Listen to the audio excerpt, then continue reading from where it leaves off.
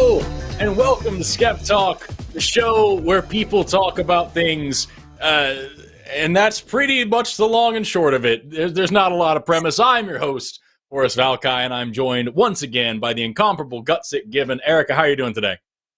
That's me. I'm ready to talk skeptically about a variety of topics. It's going to be an exciting show. We've had so many people asking for you to come back, and like our episode was so much fun, and so many people loved it. And now, we've got already a couple of callers on the line that have a couple of questions about just general. I think both the callers on the line as we have one atheist and one agnostic so far. But we would love to take any questions you have about evolution, about humans, about bioanthropology in general, about whatever the thing is that's tickling your brain right now. You've got one amazing scientist who knows so many things about human origins and about paleontology and about evolutionary biology, and you got my dumbass. So you got the two things. You got this the straight man, funny man situation going on here. Of course, I'm more of a monkeyologist when it gets right down to it. I study the monkey above all else. The monkeyologist, I love that. See, that's the thing. That's what's so frustrating about my research is that I'm studying humans the most indirect way possible, and I feel so disconnected. You know what I mean? But the most important stuff is being studied indirectly, right? You're getting such an interesting read on the ecology, the behavior. Oh, it's going to be so exciting. Everybody get hyped when Forrest publishes his My hope is that my work will help other people do better work. That's all. If I can, if my shit's right, then the methods that I produce can be used by other scientists, and then the people who actually know what they're doing can actually do it, and then I can just be back there you guys are great, love it. Oh man! Hey, before we get started, say what? I said, yeah, and don't forget to cite me while you're at it. While you've got your amazing methodology. Okay, I'm trying to go ahead. You're fine. I was just going to say, before we get started, what have you got going on that you want people to know about here at the top of the show? Some things that you can put out there that people can go find you. Oh, goodness. Nothing particularly gripping, I guess, is right on the horizon. I have a couple of different projects that have kind of been mulling around in the background for a while now. I'm really, really excited about two of them in particular, but it's going to be at least, I'm thinking, probably a month before either of them come to fruition. But in the meantime, you can catch me every Wednesday. I release a thing every Wednesday. And so, check it out. Right on. Love that. All right, cool. Well, then we've got a couple of people on the line. We're going to go and jump right into them just so we can start learning things. I'm going to start with this one because I have no idea what this person is asking about. We're going to go with, I'm guessing the name is pronounced Loch, pronounced he, him in Massachusetts, as an agnostic who wants to talk about ancestors, the Odyssey of humankind. I'm guessing that's some sort of is that a show? Is that a thing? Loch, you're on the line. How are you doing today? Hi, guys. I just want to say, first off, that I am a huge fan of both of you. I subscribe to both of your channels. I subscribe to this channel, and I love it, especially when you two are together. Your episodes are always amazing. Well, thank you so much. It's very kind of you. Ancestors, Humankind Odyssey, it's a video game. It was created by the same guy that he created Assassin's Creed. It came out 3 years ago. I only just found it. And you play as an early hominid. It is a survival game where you have to learn how to make tools, how to use tools. You carry a child around with you that helps you generate energy for your neurons, so that when you unlock a new path, you can bridge the gap with that energy. And then every generation, you get to lock in a couple of the new things you've learned to pass on to the next generation. And then you can jump forward a generation. Sounds like really cool for humans. It is very cool. Yeah, except you don't alter your body plan. I played this on stream a couple times about a year and a half ago. It's a very fun game, but it is punishing. That's what I remember about it. I started the stream and I instantly just got absolutely destroyed from across the map by a leopard. No, it wasn't a leopard. It was one of the crocodiles that lurks in the swamp biome that came up and just completely destroyed me. It's a fun game, but I mean, what's your question about it? I guess let's get to that first. So my question was like, how scientifically, I realize it's a game and that, they have to make things into game mechanics, but like, how scientifically accurate do you, a person who has studied immensely the early hominids, how accurate is the game? I realize that it has a steep learning curve. It's so hard at the beginning, but yeah. So it's a fun game. I will say that. So when you play the game, like evidently the hominin that you're starting off as is like a Sahelanthropus chidensis type critter. You begin as like this knuckle walker in a family group on like the cliffside, if memory serves.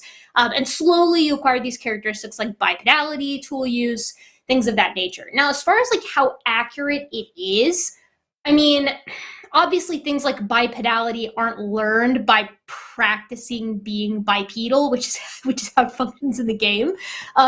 And the biggest thing that sticks out to me as far as Ancestors of Humankind Odyssey is that you start in a rainforest, right? You start in this big rainforest with these big old growth trees, and you're swinging from tree to tree, you're jumping, leaping, grabbing onto vines and things of that nature. As far as the current literature goes, it seems like our first hominins, so the first members of our lineage that have split off after that Painan hominin split, so the last common ancestor of humans and chimps, the first individual that's really getting over on that hominin side, which is going to be Sahelanthropus chidensis, as I said earlier, a guy that looks kind of like this, pretty chimpish, but you do have like the anterior foramen magnum, so it's like got more of an orthograde or upright posture. This didn't happen in the rainforest. By everything we can tell on stable isotopes and paleoenvironmental reconstruction, it looks like bipedality was triggered in a woodland environment, because most of the guys that we're finding that are bipedal and then later on, or even sort of like your habitual bipeds rather than your obligate bipeds, they're doing so in an environment that would have facilitated bipedality because of how spread out all the trees are, right? So, what happens when you take an upright animal that's upright because it's in the trees and you take away the trees? Well, they end up upright on the ground, don't they? So I would propose that's my biggest flaw with it, as far as like not including game mechanics and like making it fun and things like that. As far as like your scientific accuracy, you're probably not going to start out in the rainforest. You're going to start out in a woodland, which means, no fun swinging around and like nerfing like leopards from the trees or like wild boars or snakes from the trees, which is less fun, I guess. But, that's my 2 cents. I've never played this game. I have nothing to add whatsoever, except for the fact that I can't remember what the hell it was called, because it was during like 2.5 to 3 million years ago when Africa was getting like cooler and drier, and you get like that split with like the Australopithecines going one way and Homo going the other way, and it was like patchy woodland. There was a word for it where like the forests were going away, and you had like the savanna with like this Mosaic? like groups of trees.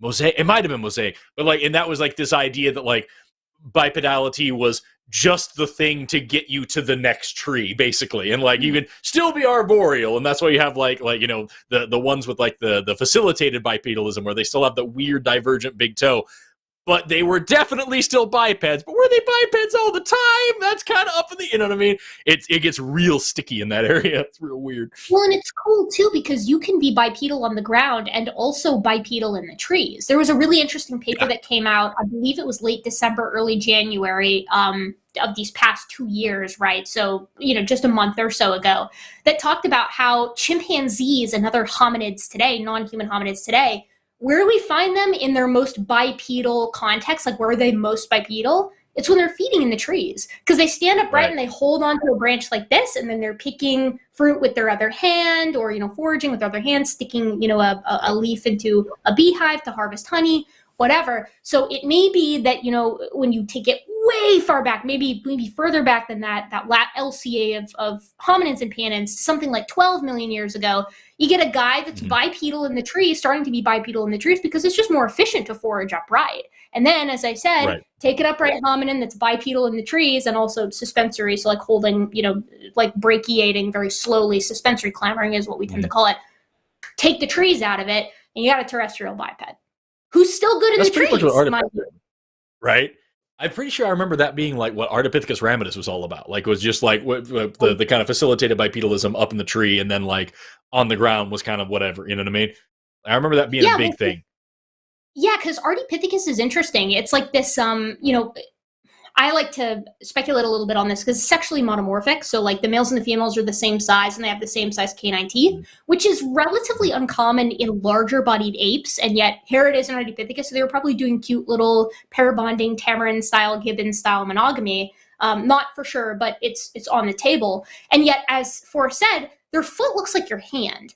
Right? So why would we say that this is a hominin? Well, because the foramen magnum, the hole at the base of the skull, is directly underneath, right? They have a bowl-shaped pelvis, much like ours, with the sagittally oriented iliac blades, and they've got a semivalgus knee. So 2.5 of the 4 hallmarks of a biped exist in a critter that's foot looks like its hand. And it's got 1 arch in its foot, unlike the 0 that chimps have or the 3 that humans have. It's cool. It's like a perfect bipedal transitional species. Is beautiful. It is absolutely beautiful. Locke, we talked for a long time about things that aren't the game, but like I hope that I hope it helps because like only you have played it, and like there's a lot of information there that's important. Does that answer your question? Does that tickle that part of your brain that needed to be tickled? It does, and you know, as a neurodivergent person, you two listening to you info dump about cool science stuff. Like hits that part of my brain when my friends tell me about their cool interests. So like I could just sit here and listen all night, and I will after I get off the call. I look forward to a 9.5-hour stream. Don't threaten us. Well, thank you so much. Thank you. All right, man. Well, take care. Have an awesome rest of your day. We're gonna move on to the next caller. Thank you so much for calling in. Coming up next, I've got a fuzz right in the middle of my chest, and I keep seeing it, and I can't. There, okay, I finally got rid of it. I didn't want to do it, but I couldn't stop messing with it, and I kind of call it out. So I've got come up on the line here is Caroline, who wants to talk about animal rights versus animal welfare. Specifically, wanted to know some stuff about zoos. Caroline, you're on the line. How are you? Hi, how you guys doing? I'm excellent. Awesome. I'm fantastic. So what exactly did you want to ask about? That's what I've got here is animal rights versus animal welfare. Cool. Yeah, so this is in reference to a show. It was you and Jimmy. You had mentioned, I think a month ago, that you guys weren't fans of zoos. And, you know, it's just been kind of eating at me because, you know, I did work at a zoo. I currently work in animal research, which, you know, to me, like they do kind of have a lot of similarities, and I wanted to see if maybe we can kind of chip away at why we believe that zoos are evil or just unethical. So let me be clear. I am fine with zoos. I love zoos. I go to zoos. Zoos are great. My main point was simply that it's undeniable that the best place for any one animal is in its natural habitat out in the wild. And zoos are awesome because they're usually used for scientific research. They usually, you know, they breed between the zoos rather than capturing from the wild. They do have actual biologists working there to like take care of things properly. I'm super cool with that. There are just some things like when you work at like, you know, when you have those zoos that are more like roadside attractions or things like that, and you kind of have some issues with like, how far are we willing to go for education versus actually just like putting a thing in a cage that doesn't need to be. It's just a fuzzy area, and I don't want to sit here and pretend like it isn't a little bit awkward to say like, oh yeah, no, it's totally fine, it's all great. But I'm never gonna like, I'm not speaking out against zoos or anything like that. And I don't have like a big issue with animal research or anything like that.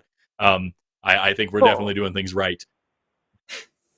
Yeah, I think, you know, so if I came across harsher than I should have, I didn't mean to. Oh no, I think that it's when you try and quip it, it's hard to put all of that information into one sentence. So I can see there's complexity. Yeah. But you know, I know that there's a lot of you know, animal rights adjacent believers in the atheist community, and you know, I know that it is a hot button topic. I just know that there's some nuance to this. Well, it's kind of it's similar to like the veganism debate, in my opinion, where it's like, yeah, no, for sure, we could always be doing things better, and so you have this choice of saying like, hey, there's a lot of nuance here, and there's a lot of good that comes out of this industry, I guess you could call it, and there are some things that could definitely be improved upon, versus we should shut all of this down and never ever be a part of this again, and anyone that's a part of this is an asshole, and like, you know what I mean? Like, yeah, sure, the meat industry needs to be fixed. It's horrendous. Also, humans evolved to eat meat, so we should keep doing that. And like the same thing with zoos. Yeah, there's been a bad history of zoos, and yeah, there are a lot of zoos out there that suck. Fuck SeaWorld in general, you know what I mean? But like, also, like, there's a huge benefit societally. It's funny you mentioned SeaWorld, though, because, you know, SeaWorld does get a lot of flack, and I think that there's a lot of opinions about, you know, having cetaceans in captivity, that, you know, you can have the opinion that having large animals that typically need a lot of space in captivity probably shouldn't be there. But SeaWorld is one of those institutions that overall their impact is, you know, it's for animal welfare, and focusing just on the bad is, I think, counterproductive. And I know that I'm going to get eaten alive in chat for that opinion, but it's just another one of those nuanced, like, you can have strong opinions about it, but still understand that there's good that comes out of it. It would be incorrect to say that there is absolutely no good that comes out of places like SeaWorld, because at the end of the day, you know, if even if they are holding these animals in bad conditions, if they are using them to teach people to be like to go out and do nature conservation, things like that, or if they're donating their profits to nature conservation, things like that, that's also good.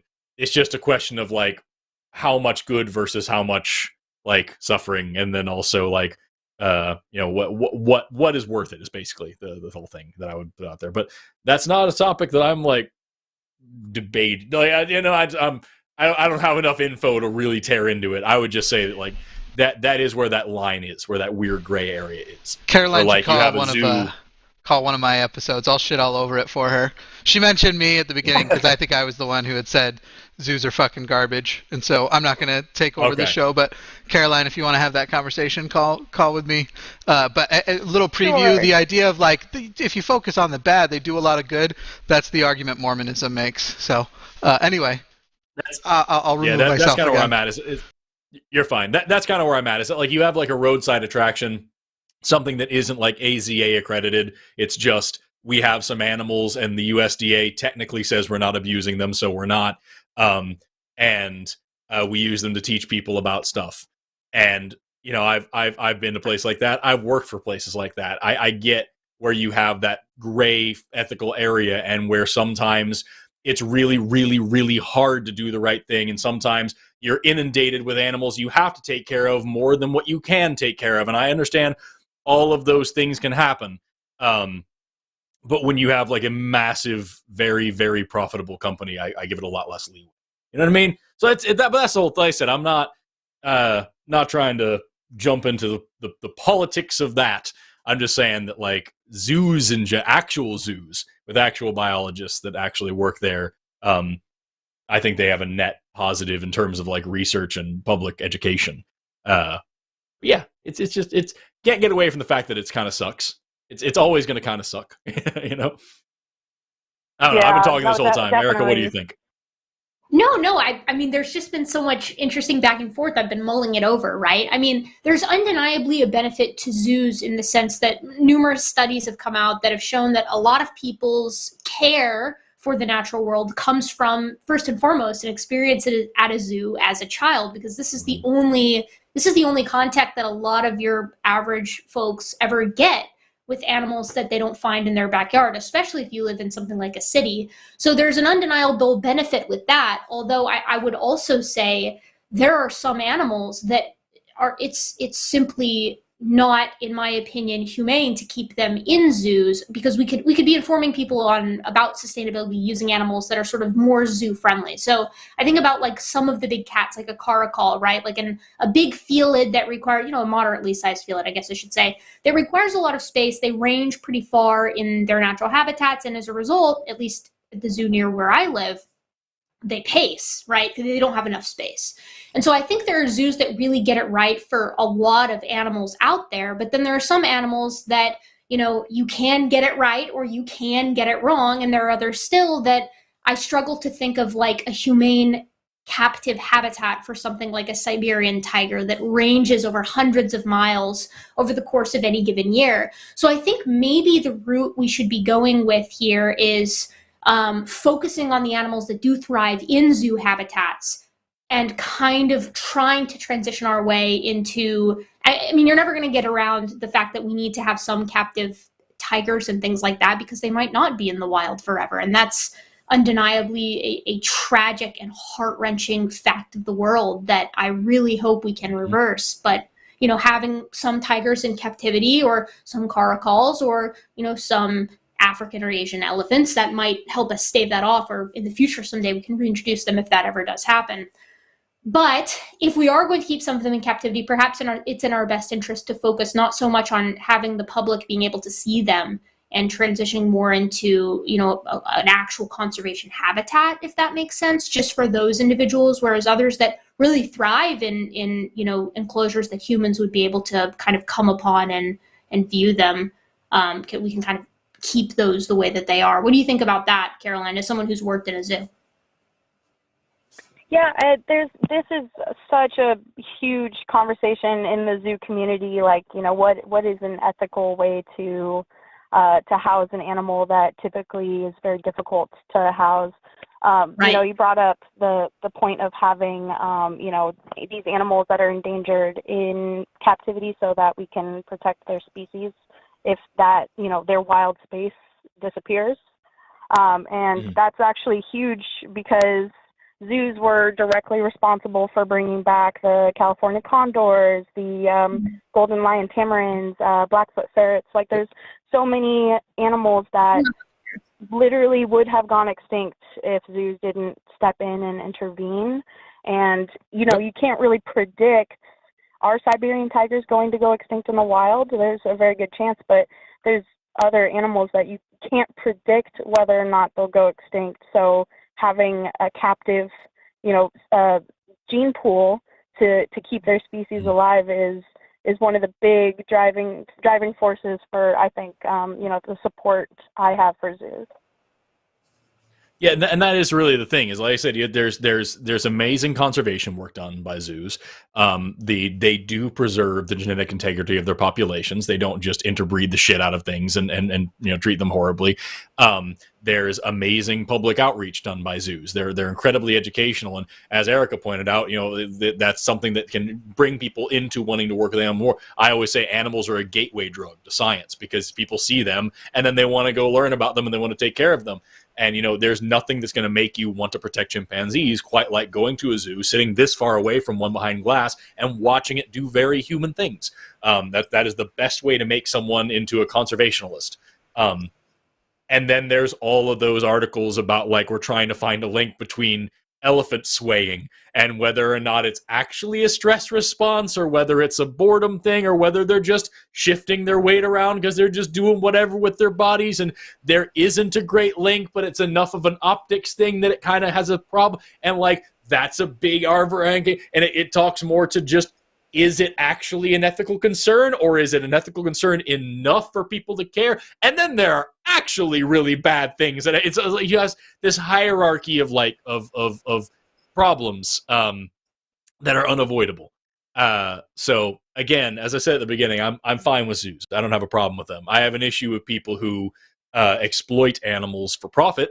But I have no problem with conservation. I have no problem with sanctuaries. I have no problem with people who use animals for education as like an ambassador situation, as long as that animal is well taken care of and doesn't mind being poked at all day long, which few of them do.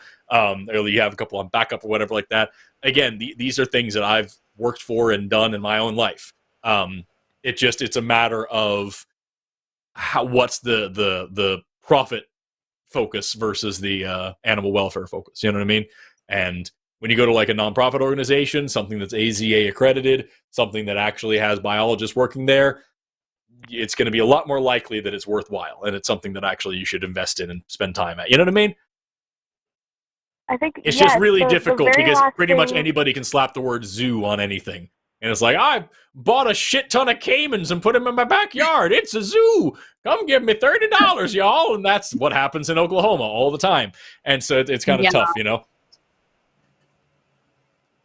Yeah, I agree with that. There's, a large debate. Even people who work at small zoos have, very strong opinions. Like, you don't need to be AZA accredited because that requires a conservation aspect, and small zoos don't necessarily have the money to contribute to conservation. Right. So it's also a big hot button topic for them. The very last thing I did want to mention just before I leave you guys to move on is I would just ask people to trust the professionals. The people who work with these animals, they trust them, they love them, they're caring for them because they love them, and they've dedicated their lives to learning about these animals. So when you see an elephant swaying in the zoo, reach out and speak with the keepers, speak with the staff, and see if you can get the words from their mouth instead of anthropomorphizing and making assumptions. Goes for all the controversial stuff. I brought up elephant swaying specifically on purpose because I did a YouTube video about me going to a zoo and seeing, and just random biology facts came to mind, and there was an elephant in it that was rocking back and forth, and the comment section was full of people saying, "Oh my God, that poor elephant! Look, he's in this tiny little enclosure. Look, he's swaying, and that means he's upset, and that means he's stressed." And I just linked, like, "Hey, by the way, that elephant had a massive enclosure. He was standing in the corner by himself. He just wanted to." And also, there is no, the literature has no definite link between swaying behavior and stress behavior. It seems a lot like there have been studies and showing, and it seems the one definitive thing that they sway more is if they have a more predictable, regimented day. If they know they're going to be fed at a certain time, it seems that they're just kind of bored and they're just waiting for a thing to happen. It's more of an, it doesn't necessarily mean they're just abused and doing this to try to self-soothe, you know what I mean? Which is what a lot of people assume. Again, because like what you just said, they're anthropomorphizing. So I brought that up on purpose because that's one that is a big optics thing that a lot of people get real fiery about that actually kind of isn't that big of a problem. And yet there are so many other things that definitely are problems that, and so it's hard. It's really hard. And it's a difficult conversation to have, but it needs to be had. It's clear you care a lot, Caroline. I think that, we are in good hands, if we will be in better hands, I guess I should say, if more people are like you on this issue and truly do give a shit and want to improve our zoos for the better. So. Yep. Most definitely. I was just drawn to speak out because I know that it is an emotional topic, and I don't think we have enough people in my position advocating for the people that do what we do. So, I just I wanted to share that unique perspective. Well, if you want to hear an entirely different perspective, I'm sure that Jimmy is vibrating right now because I know he's very much on the other side of this. So, feel free to call in and tell him this and have him scream at you, and it'll be great. I won't scream. I'm going to ruin everyone's day. Aww. It's not a matter of if zoos can be ethical. It's a matter if zoos are presently ethical, and that'll be the discussion we have if you call me. Fair enough. I don't know how much I want to be yelled at, so I will consider that. I just said I wouldn't yell. I'm much more happy talking to some biologists. I feel more at home with you guys, so I will consider your offer, Jimmy. But thanks. Literally said I wouldn't yell.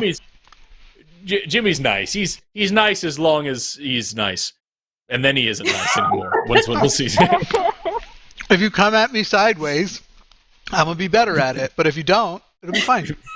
If you come at me sideways or as a zoo, no, I will have a perfectly non-yelling, rational conversation with Caroline, unless Caroline starts lying or starts appealing to fallacies and just starts being dishonest or something. It'll be fine.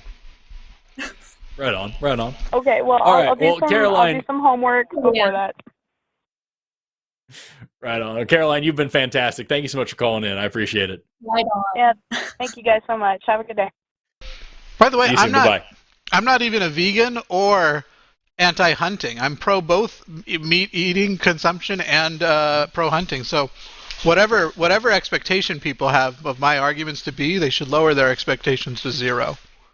Jimmy is over here doing pro hunting off camera. he's puffed up. He's ready to go. I actually have been swaying. I've been sweating. I'm also pro hunting because there's like I've never hunted. I have no intention of ever hunting, but like the evidence for like the conservational benefits of it are beyond clear. And like people like to see a deer and they're like, "Oh, Bambi, we must protect it." It's like, no, they're rats and they're overpopulating everything and they're going to starve themselves to death if we don't cull them down a lot. Yeah, that's sad though, because rats are like a lot of that. Our relationship with rats and pigs, we have to totally refigure out because they're both way smarter than dogs. They're so important, and like that, and it's like even that the problem that deer are facing right now is also our fault because we removed wolves from the populations from these communities quite a bit, and we took away all their predators because we wanted to live there, and now we have a fuckload of herbivores. You want to hear something funny? That's exactly the issue, right? Like, we wouldn't have to, like, I am also for hunting under certain conditions. And honestly, if you really want to be quite plain about it, hunting for your meat is, like, significantly more ethical than how I buy my meat a lot of the time, which is from the store, which is a product of factory farming.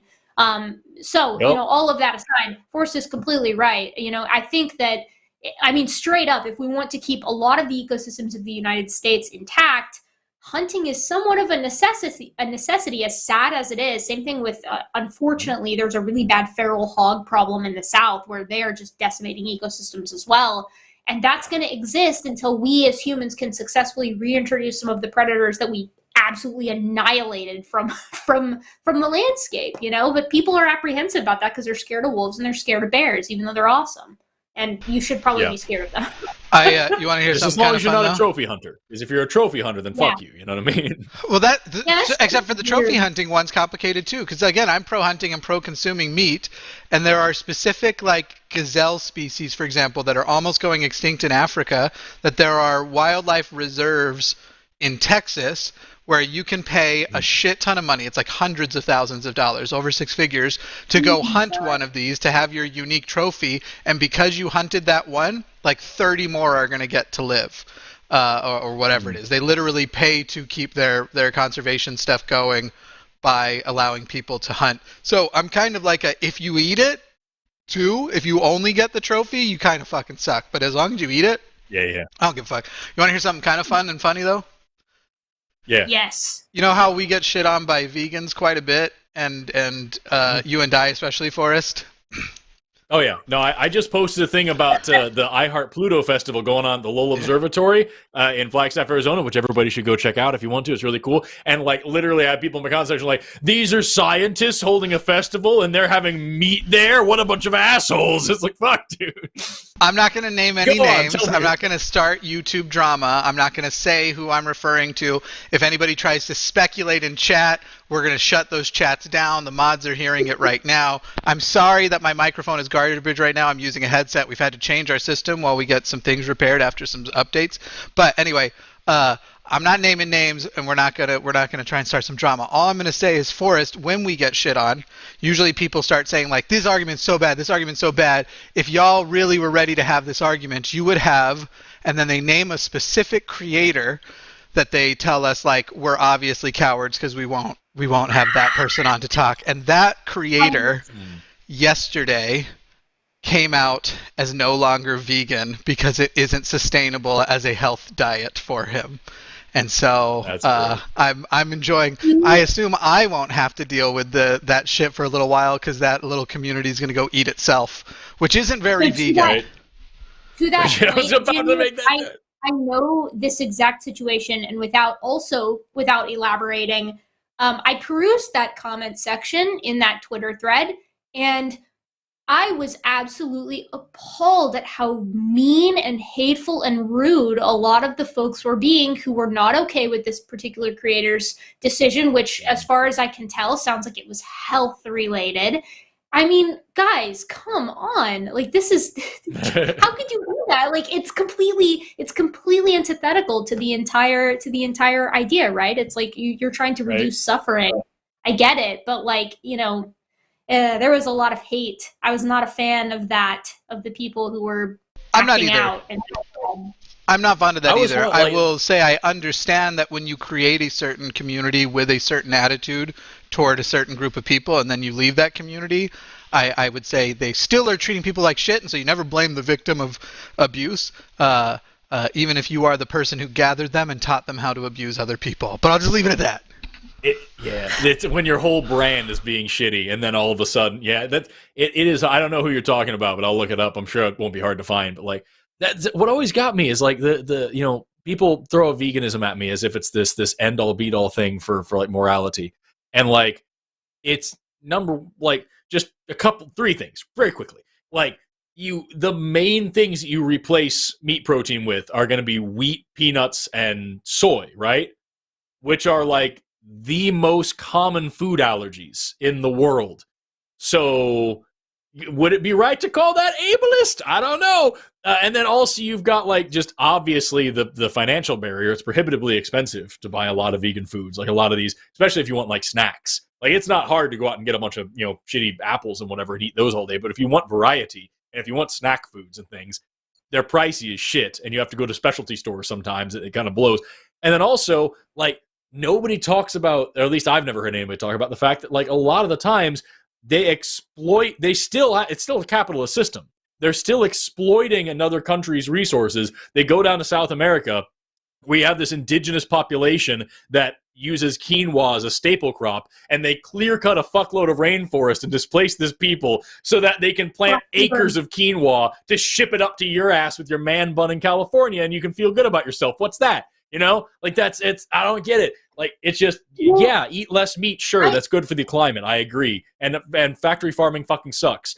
But at the end of the day... Well, it's only good for the climate if you only then source all of... Kind of like you were just mentioning, only if you then source all of your veggies locally. The amount of which your individual contribution will be, if you still go get vegetables from a regular grocery store that brought them by plane, it turns out that math doesn't add up. From what and so it's like, well, I ate this local bread made from wheat that got shipped in from the Amazon, where they decimated this area to make more wheat. Like, it's sorry. Go ahead, Erika. I'm sorry I cut you off. No. It's totally fine. I mean, we're effectively on the same page, right? Like, I had folks who it's weirdly topical, I know, but like, I had folks who were telling me, pitching veganism to me for quite some time. And like Forrest, I understand it's a bit of a fallacy from naturalism, right? But I do somewhat, it resonates with me that, humans, we did evolve to eat meat. In fact, it was likely a very big step in leading us to where we are today. All of that aside, I understand that that's fallacious. So let's talk about actual utilitarian change making here, right?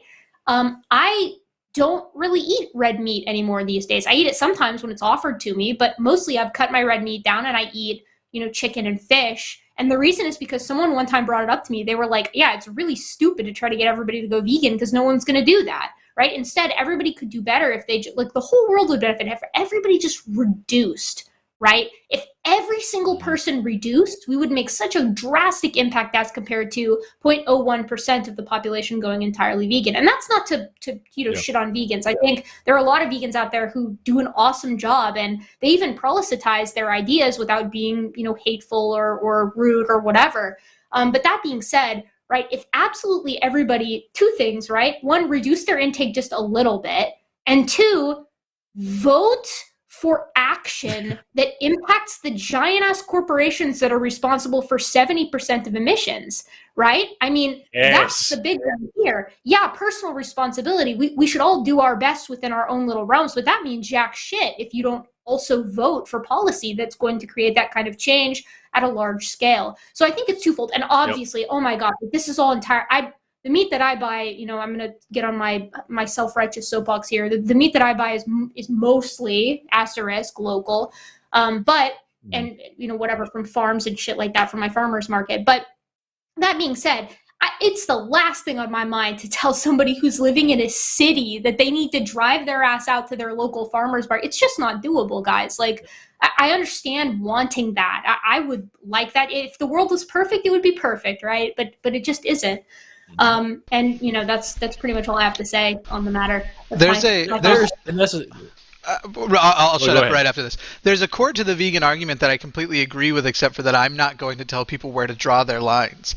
So that's the big difference. I think that the concept of evaluating your relationship based on how comfortable you are with a certain amount of sentience in an animal is very admirable to do. And so kind of like you said, you've reduced your red meat. I've basically, I'm striving to live a mammal-free diet. I'm not succeeding completely yet, but I'm getting close, and it's way different than it was a year ago, because having now spent so much time with rats, having spent so much time with pigs back when I worked on a ranch as a literal cowboy, and then sort of just addressing like the social contract we have with dogs and how naturally crazy it feels that we eat dogs or we don't eat dogs, how naturally crazy it would be to say, I want to eat a dog. We'd all go, oh my God, you're disgusting. And then to understand that pigs are basically 3-year-old humans, like they're, as far as the complexity of their brains, and rats are way smarter than dogs. If somebody said they wanted to eat a dog, it wouldn't matter to me at all. We have way too many fucking dogs.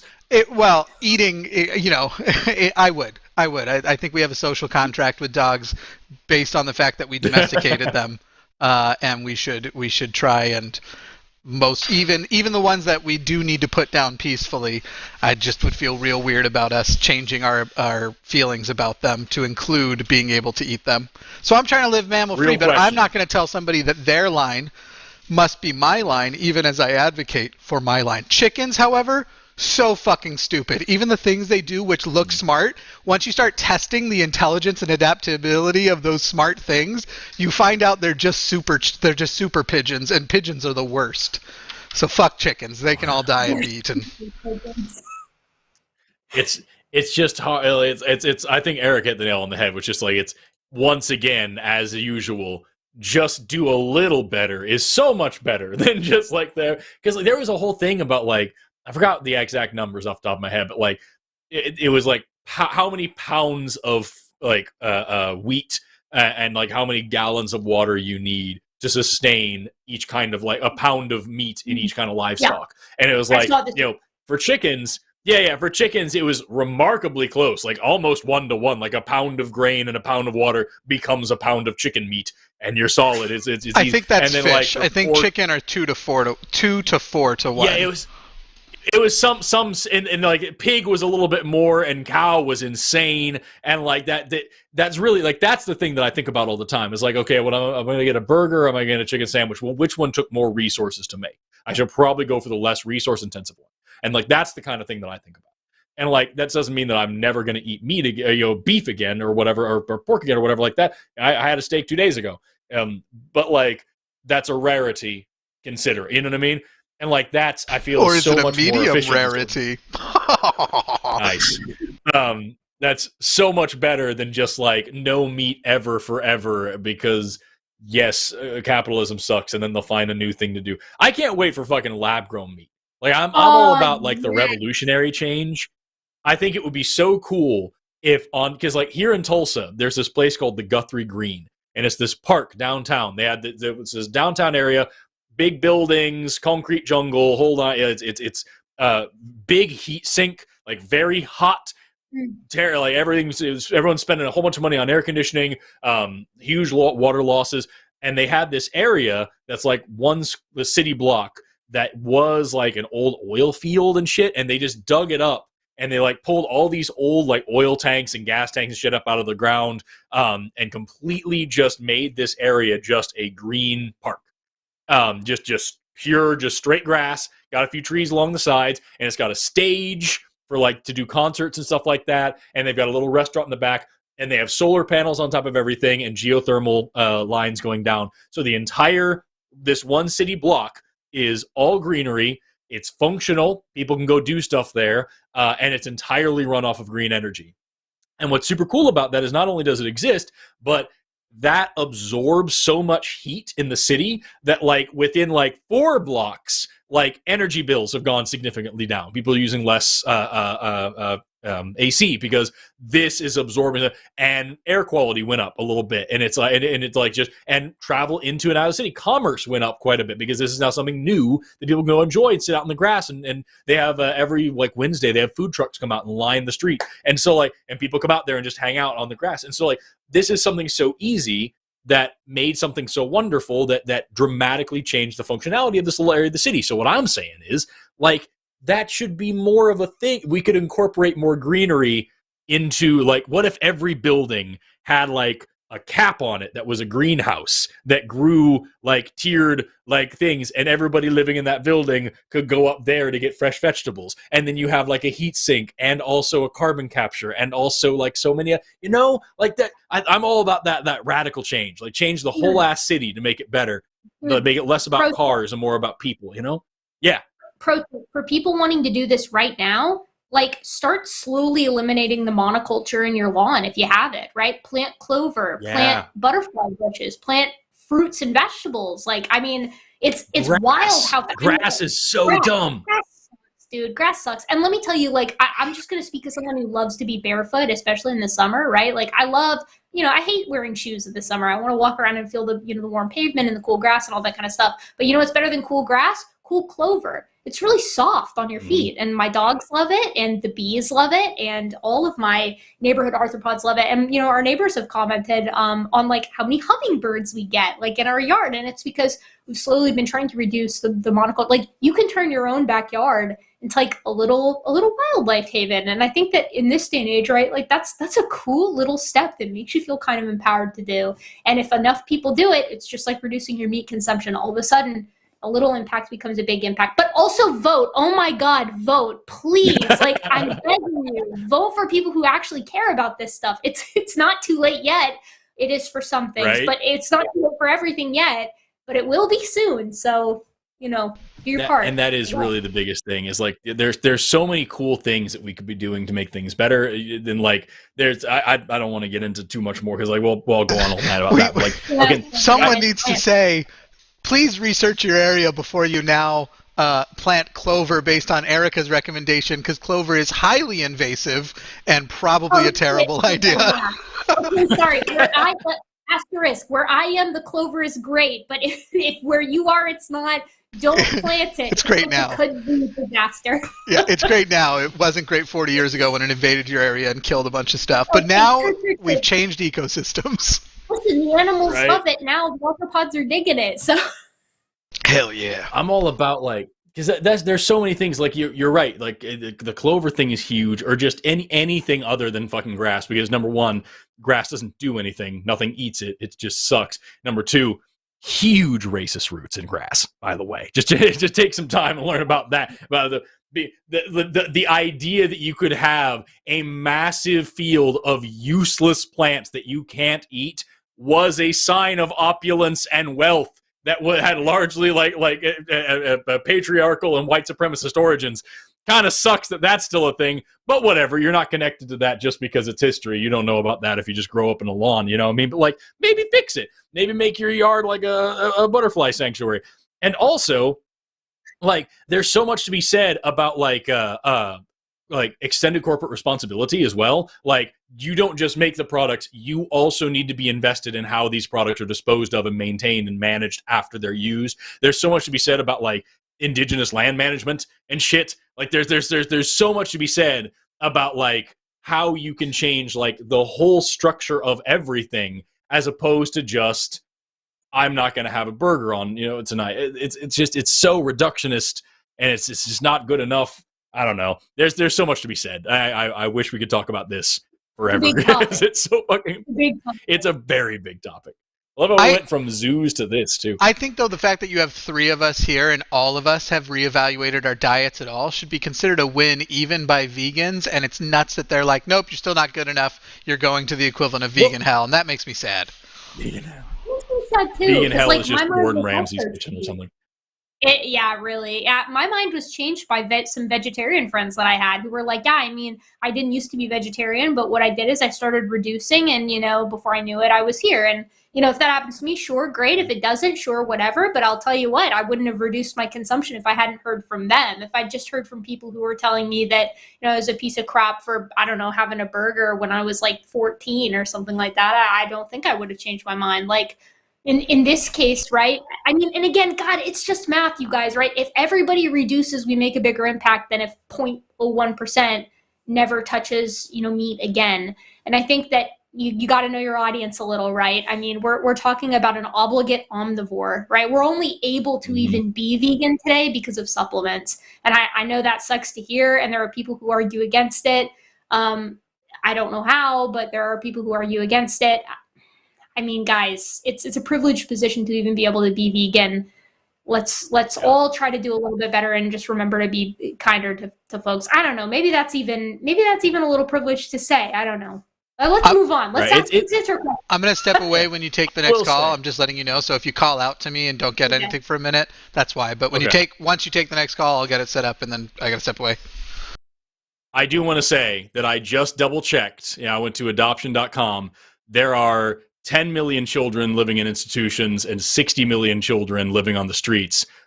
We don't have a meat problem. You know what I'm saying? Like we could, like, we have resources we're not exploiting is all I'm saying. You know what I mean? Like, and it's right there. If we want to cut down on beef, we have 60 million children. It'd be very easy. It's just a modest proposal for you to consider. Just think about it. Right? That's all I'm saying. Just think about it. Proposal. Just like pork. If you weren't the guy who said you don't care if people eat dogs, this joke would be more obviously a joke. Yeah. Oh my God. So with that, God, that's so fucking stupid. But watch that one be the thing that gets clipped too. With that, we do have several people on the line, and I saw a lot of people in the chat saying that, like, hey, it's the atheists can't call in. We usually leave 2 lines open for atheists, and they are currently filled. And then we jump on the theist calls as well, because that's kind of the point of the network, is to help people deconstruct. And with that in mind, I'm actually going to skip over a couple of people really quickly and go to the name they gave is Mr. Yum Yum, he, him in Canada, who is a theist, who says that he does not believe in evolution. Mr. Yum Yum, can I call you Yum? How are you? You're on the line. Yes, how are you guys doing? Well. Can you hear me? I'm awesome, man. Yes, I can hear you just fine. Perfect. I'm not really a specialist in biology or science, but I am a reasonable person, and I believe that if you're reasonable, you should be a Christian. Okay, cool. So let's talk about it then. What's your major objection with evolution? I think it's totally ridiculous. That's basically it. I'm a skeptic as it relates to believing that we came from. I don't know. What do you guys believe? We came from what? Well, that's actually what I was going to ask you before we started. I was just going to ask, can you please just give me a quick definition of what evolution actually is, so we know, like, if we're talking about the same thing? Well, I think it's changed throughout the years, so I don't know what's the modern understanding of it. Give me a quick synopsis. That we what is evolution and how does it work? We came from lower forms of lower life forms, basically, and evolved. And what do you mean by came from? Okay, that we are somehow connected or linked genetically to lower life forms. So Mr. Yum Yum, all right, go ahead. Of course, I mean, I was just going to ask a simple question, right? Like, do you think or accept that dogs descend from wolves or come from wolves? Good question. I would say they're kind of linked, yeah. How do you think we know that? I believe it because the Bible says so. That's basically why I believe it. Oh, does the Bible say at some point that dogs descend from wolves? No, it says that everything are brought forth by their kinds. So dogs, I would say, okay, yeah. So basically that. Yeah, sure. Okay, so I believe the Bible is the inherent word of God, so that's why I believe anything in the Bible is the truth, because I believe we can demonstrate what's written inside of the Bible to be true. So we'll come back to that. I guarantee it. Yeah. To sort of elaborate on that. If the Bible said, just out of pure curiosity, right? If the Bible said something like, 2 + 2 = 5, would you accept that because it said so in the Bible? Would you say, something is our interpretation, or would you how far would you go with if the Bible says it must be true? No. If it says something, first of all, the Bible doesn't make any unreasonable claims. So everything in the Bible, my position is Scripture, the Word of God is totally reasonable and is consistent with reality. So, the Word of God Just to finalize. It seemed like Erika's claim was. It seemed like Erika's question was, do you think that the Bible is true because you've read through the Bible and you find things to be true? Or are you saying it's true, I don't care what it says, even if I find out later it says something crazy, it has to be true? No, my position, please carefully pay attention to what I'm saying. The Word of God is subjugates our reality to its will. So basically everything in our reality is dictated by what's written in Scripture. So that's my point. Okay, so to elaborate on that then, how do you know your interpretation is correct? Well, I know I'm talking to a woman. No matter how I am determined to interpret that in different ways, it won't change that I'm speaking to a woman right now. So things that are clear, what I'm asking, I don't Mr. have Yum to Yum, interpret. is like, yeah, but what I'm asking is like, there are more Christians in the United States and in the West today that accept evolution, more Muslims that accept evolution in the West than those Christian. that don't. So, well, why not? How do you know your interpretation isn't wrong? What makes you so certain that your interpretation is correct? It's not a question of interpretation. If I say the sky is up, it's not really something I can interpret. If I say I have a right hand and a left hand, it's not something I can interpret. The Word of God is quite clear, and it's consistent all throughout. So if I say 2, 4, 6, 8, you know the pattern. I don't need to interpret the pattern for me to come and understand what the pattern is saying. So if I say 2, 4, 6, 8, I know what the next number is 10. If I say 2, 4, what's the next number? So you would, just to clarify here, to make sure that I'm understanding you correctly. Yeah, no, it would be, if you said 2, 4, the next would be 6, followed by 8. You'd follow the pattern, right? No, it wouldn't be 6. It wouldn't be 6. Or it wouldn't be 6. It could be 8 because you could be doubling each time. It could be 16. It could be 16. 2 plus 2 equals 4. 4 plus 2 equals 6. Right, and it could be squared and it could be doubled. I get that, but like, 16. So just to show you that your interpretation was wrong because you didn't have enough information. My interpretation is not wrong because I know that I need to access all the information correctly to come to a reasonable conclusion. So I just showed you why your assessment of a situation is wrong while mine is not. So you're arguing that because you've got, what, a witness, that's what, because God claims to be the witness and thus has recorded all of this in the Word of God, that you've got sort of the inside scoop. Would that be a fair characterization? No, I didn't say nothing about an inside scoop. I just gave you a clear example. I said 2, 4, and I asked you what the next number was, and you said 6, and I told you were wrong because you didn't have enough information to come to a conclusion. I just told you that the Word of God, if the Word of God is from God, it has to be consistent all throughout, and simple things like right, left, up, down, the Word of God is clear, so there's nothing to interpret. Cool. So I want to ask you a different question. Oh, sorry. Go ahead. Yeah, go ahead. No, Forrest. I mean, what I was going to say is that doesn't sound very different than what I was asking, right? Because like what I was asking is, you know, are you privy to more information than I am because you've got, you know, the Word of God? That's really what I was asking. It seems to be very analogous to what it is. I read the Bible, and I'm sure you haven't read it like I read it. So I have more information as it relates to this issue, of course. Okay. So you want to take this because I was going to take it in a very different direction, but I don't think that that's as applicable now as it was when I first started asking questions. So by all means. Yeah, no, it's totally fine. I do want to jump. Just to let you know, my name is Mr. Dietary, and the people in the chat, they got the 7-day cycle argument in the chat. So yeah, they're right. They got me right. Yum Yum, aka Mr. Dietary. So go ahead, sir. It's a 7-day cycle guy. Yeah, that's fine. I'm not terribly interested in it. Yeah, I'm not terribly interested in it for a lot of reasons. If we get there, we get there. But I mean, it's kind of whatever. But I want to jump back to the original thing because you said that you don't believe in evolution. You think it's ridiculous. And when we asked you to define evolution, you said that it's that we're all somehow connected to things. And I just wanted to kind of dig into that just a tiny bit more. When you say that we're somehow connected, could you just expound a little bit on like how are we connected to other life forms? Just put it like this. Or how do you think that we think? We come. Okay. What I understand, because like I said, this is not my area of expertise. From my understanding is that we have evolved from lower life forms. Whatever that entails or all the minutia related to that, I don't know.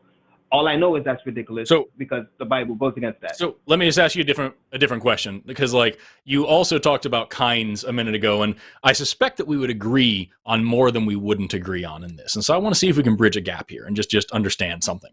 So I'm just going to ask you 3 basic ideas. I promise I'm not trying to like give you some logic trap here. I just want to see if you understand these 3 basic things about biology here. Cool. No problem. So number 1, do you understand or do you agree with gene theory that DNA exists and that it's broken up into chunks called genes, and that those genes are what code for the things that your body is and does, and those are passed on from parent to offspring? That's gene theory. Do you agree with that?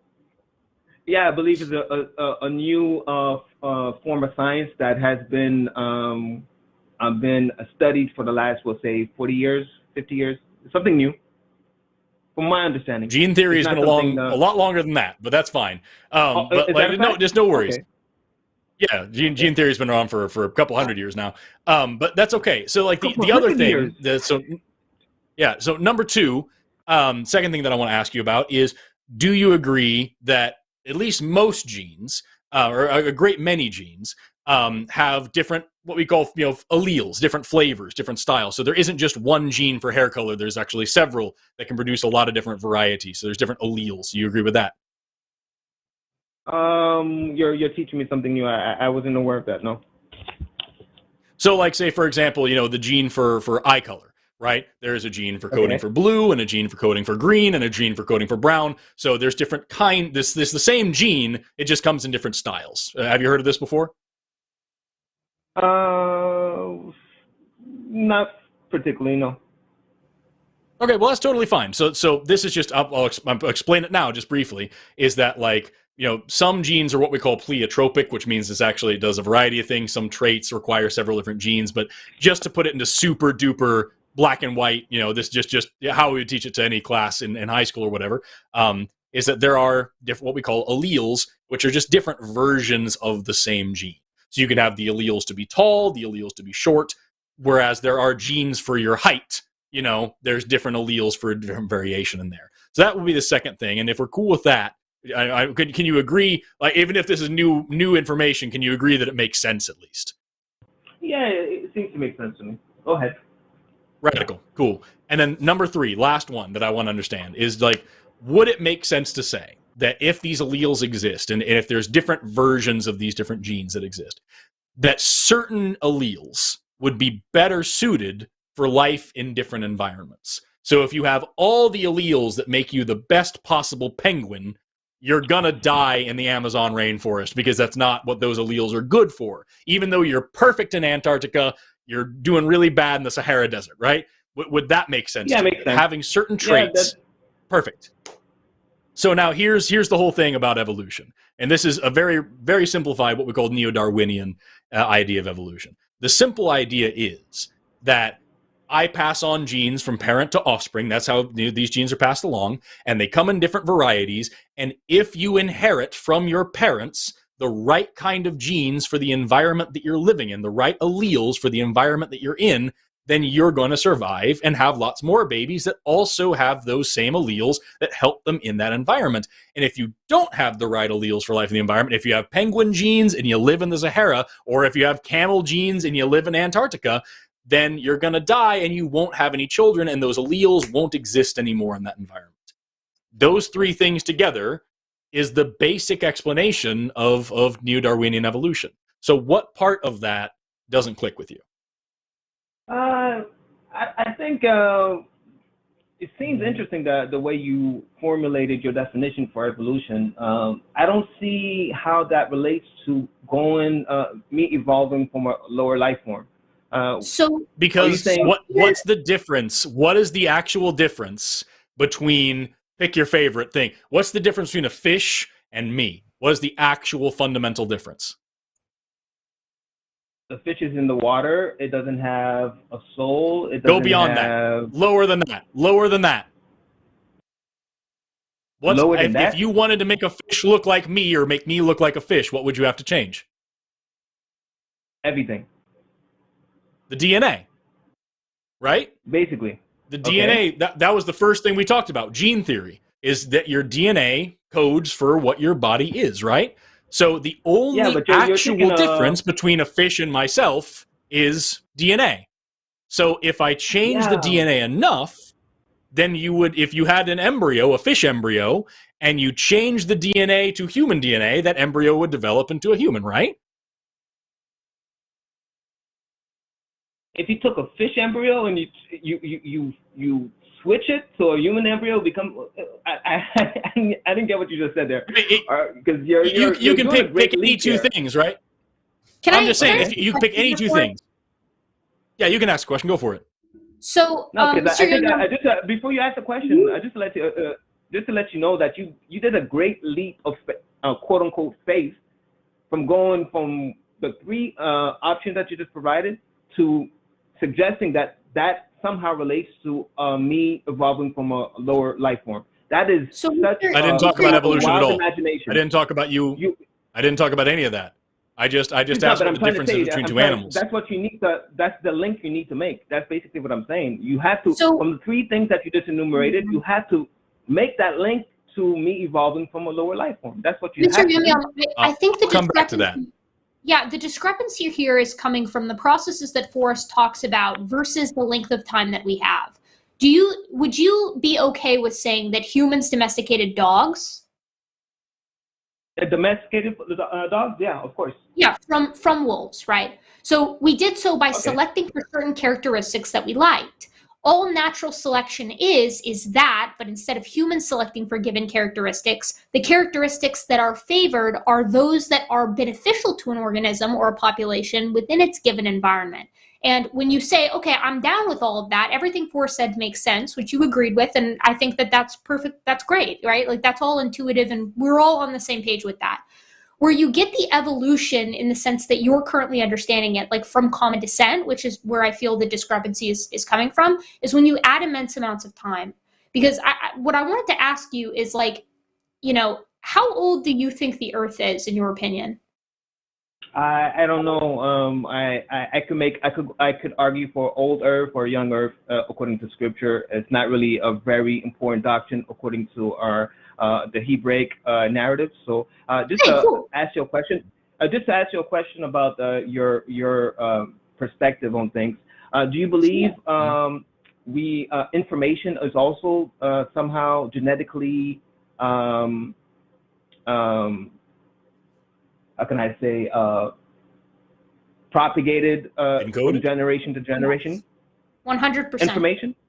Yes. I'm talking about intellectual information, like let me give an example. A beaver is able to create a dam without being taught. Yeah. By so their parents. Instincts are genetically good. That was genetically. Yes. Instincts. In fact, we can actually find those genes, and if you go in and knock them out, the organism will be incapable of carrying out the task for which that instinct was related to genetically. So you can go in and plink out, like, you can go kill a certain gene in an organism when it's developing in utero, and if it's related to a certain instinct, that instinct will not be inherent in that organism anymore. We've done this in the lab. Now I know I've seen you in a couple of debates, madam. Did you just say we could remove a gene that removes, you could remove a gene that is somehow associated to information on how to build a dam? Where did you get this information? What study are you referring to? Yeah, for instinct, Mr. Yum Yum. Like, you can knock out genes that are imperative to instinct. You can do this in baby rats for their instinct for caring for their young, for their instinct for recognizing their mother. We've done this with rats, fruit flies, many things in the lab. Why are you calling it? First of all, I don't even know why you're qualifying it as an instinct, because the word instinct is not really something that is concrete as a definition. But how you suggesting that being able to create a dam is an instinct? That's already the word instinct. I don't even know where you got it from or why you would qualify it as such.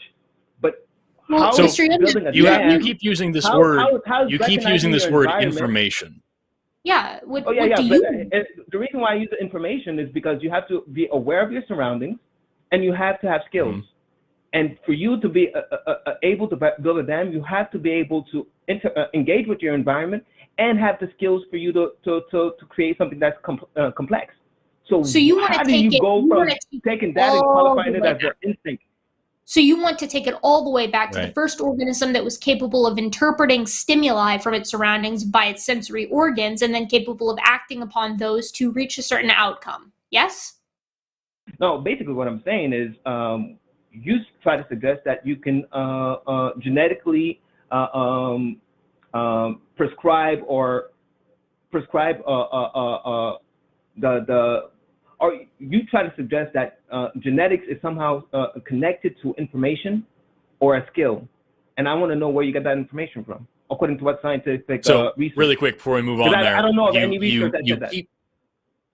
So three things now because of what you just said there.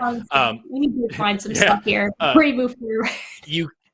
You keep using the word information, and I'm not sure why you're using that word, because what we're talking about is instinct. It's a behavior that is genetically encoded. So yeah, they are interacting with their environment and they are making something complex. That's just a behavior, the same way that tool making is a behavior that humans do, the same way that, barking at an intruder in your lawn is a behavior that dogs do, that they have instinctually within them. That's something that's encoded in their DNA to behave that way. And what Erika pointed out a minute ago is that hold on, because we're getting there. We're getting there. You got to wait. Is that, so I don't know why you're using this word information in this way, because that's just not appropriate for this. We're talking about, like, it's not as if it's something that they, pass on from parent to offspring, like, here, child, read this book about how to build a dam. That's not what this is. This is just a behavior that they do. And you also said this is something you're not familiar with. I'm not trying to lord over you here or anything. I just want to know, have you ever actually studied biology at like a collegiate level and learned about this stuff? Or have you just learned from creationist websites? No. How about you educate me or provide me a research? First of all, tell me why you call it. I'm not asking to be like, you don't know shit. I'm asking you so I know what kind of person I'm talking to and whether or not you saying... I'm willing to play the role of somebody who knows nothing, and I'm going to act like you know everything, and I need you to provide me that research, please, because I never heard of that research. First of all, why you call it an instinct, number one. Number two, because that's the name of what we're talking about. Can you give me remember the claim that was made, we could remove a gene that somehow that's linked to... All right, so I muted Mr. Yum Yum, and I'm jumping in with this. You need to shut up when the hosts are talking. It has been every time, especially Erika, you talk over her more than you talk over Forrest. Boy, I wonder why. When the hosts are talking and they're finishing a statement, you need to stop with this, no, whatever bullshit. You need to sit there and listen and then respond and stop putting words in their mouth and have a respectful back and forth. Otherwise, I'm going to come in and be real disrespectful. I'm going to unmute you now. Shut up when the hosts are talking. I'm sorry, is this Jimmy who was talking? It was Jimmy, yes. He was frustrated. It was Jimmy, yeah, because he was very frustrated. That certified retard. Right. Well done, you absolute fuckface. Not only did you come on here and basically you were dishonest and gave a different name so that nobody would flag you and nobody would figure out that you are the same asshole who calls in with the same stupid stuff. You should be humiliated by your performance tonight. You did not give a single... You basically sat there and went, hey guys, none of your arguments satisfy my standard. And my standard is as stupid as it gets. And you were trying to get these A-level scientists to speak to your, at best, D-level, and I might be being generous, apologetics. Everybody who listened to this call is less intelligent for having heard your voice. Go fuck yourself. You don't get to drop slurs on my channel. Eat my ass. Yeah, it sucks because I felt like we were almost to the point where we were gonna get somewhere. I don't think we would have gotten anywhere with him, but we could have actually covered some interesting stuff. And then dude just can't help himself but to throw around slurs. It sucks. Well, I mean, the thing is, obviously he's got to bust in with the slurs just to really show how tough and powerful and masculine he is. But I mean, Jesus Christ, right. I don't. clearly the problem is, one, it's definitional, but two, it's conceptual, right? Because obviously the only difference from what you explained to Mr. Yum Yum and what he refuses to accept is periods of time, right? You're talking about natural selection acting on natural variation, which is brought about through mutation. If you wind back the clock, let's start with life 3.8 billion years ago, you're going to get a hell of a lot of variety. I mean, that's all it is. That's like him accepting that and then not accepting common descent is like saying I accept gravity when I drop a pencil from 3 feet above the ground, but I don't accept it when I drop it from 18 feet above the ground. I mean, it's just a matter of scale. So 2 plus 2 plus 2 is 6, but there's no evidence that 2 plus 2 plus 2 plus 2 plus 2 is 10. That's bullshit. That's crazy. Yeah, right? Yeah. Like, well, where's the It's line? real Like, bad. you know what I mean? Yeah, God. And then, yeah, I mean, you know, the defense mechanism of the frightened bigot is, of course, you know, spewing slurs as if you're, you know, a horned lizard spewing its blood to scare a predator. By the way, in response, not to being told initially to shut the fuck up, not to being told you're an idiot, which I have been saying silently on my end, it was in response to you are not respecting the other people, you are speaking over them, you are constantly cutting them off. I'm not even talking about like where he starts speaking and you decide you want to ask a different question and you start to ask a question and you can't get it in. I'm talking you are in the middle of your turn to talk and you would go, no, and it was literally like, hey, theist. Well, because we were surprised. getting off script for him. You know what I mean? Exactly. That's the thing. We were he going was away from the desperately script. trying to pull you back to his script. And the thing is like you two are. The call was a little frustrating because on my end, I'm like, y'all are trying to bring him up to your level, which he is incapable of. Like the debate you're having is again A-level science versus D-level apologetics. I'm an idiot, and I can argue with D-level apologetics all day long. It's worse than that, right? Because it's not that he's incapable, he doesn't want to. I mean, I truly think there are very few people out there who are incapable of understanding what Forrest explained and then applying that over a long time scale. Boom, you get genetic diversity, cool. Like, it's hard to be that dumb. It's very easy to not want to know. And that's the concern that I have for Mr. Yum Yum. I don't think he gave a shit. I don't think he wanted to know. If he did, then he would have been, first of all, he would have been upfront with his definitions. I mean, this is like a classic move, right? It's like tweak and change the goalposts and the definitions as you move along so you never get caught in a trap. I mean, we were one step away from, well, of course I accept microevolution. Macroevolution is what I don't like. I mean, it's the Kent classic, isn't it? It's a Ray Comfort move too. Oh, do you not understand this thing that I've been saying to everyone? Okay, go ahead. You go ahead and educate me. And then you tell him, he's like, oh, well, now I know. And a week later, you can be talking to the same person who'll say the same wrong thing. Ray Comfort, did you all see the name tag change I made for him after I found out he was... I did. I saw Jesus it. Christ, I did. And like I wanted to get into like he was talking about instinct as if that isn't a real thing. And like, I really wanted to like get into the Baldwin effect with him and just let him know that exists. And like, actually, no, there are ways that behavior is encoded into DNA. And not only are there the way they've been so well studied that we have names for them. And like, it's not that crazy of a thing because it seemed like it was like completely out of his gourd that like you can change DNA and change behavior. That's ridiculous. That's like basics. Absolutely. That's so basic, it's intuitive to the degree that people have understood that since we domesticated dogs 40,000 years ago from wolves.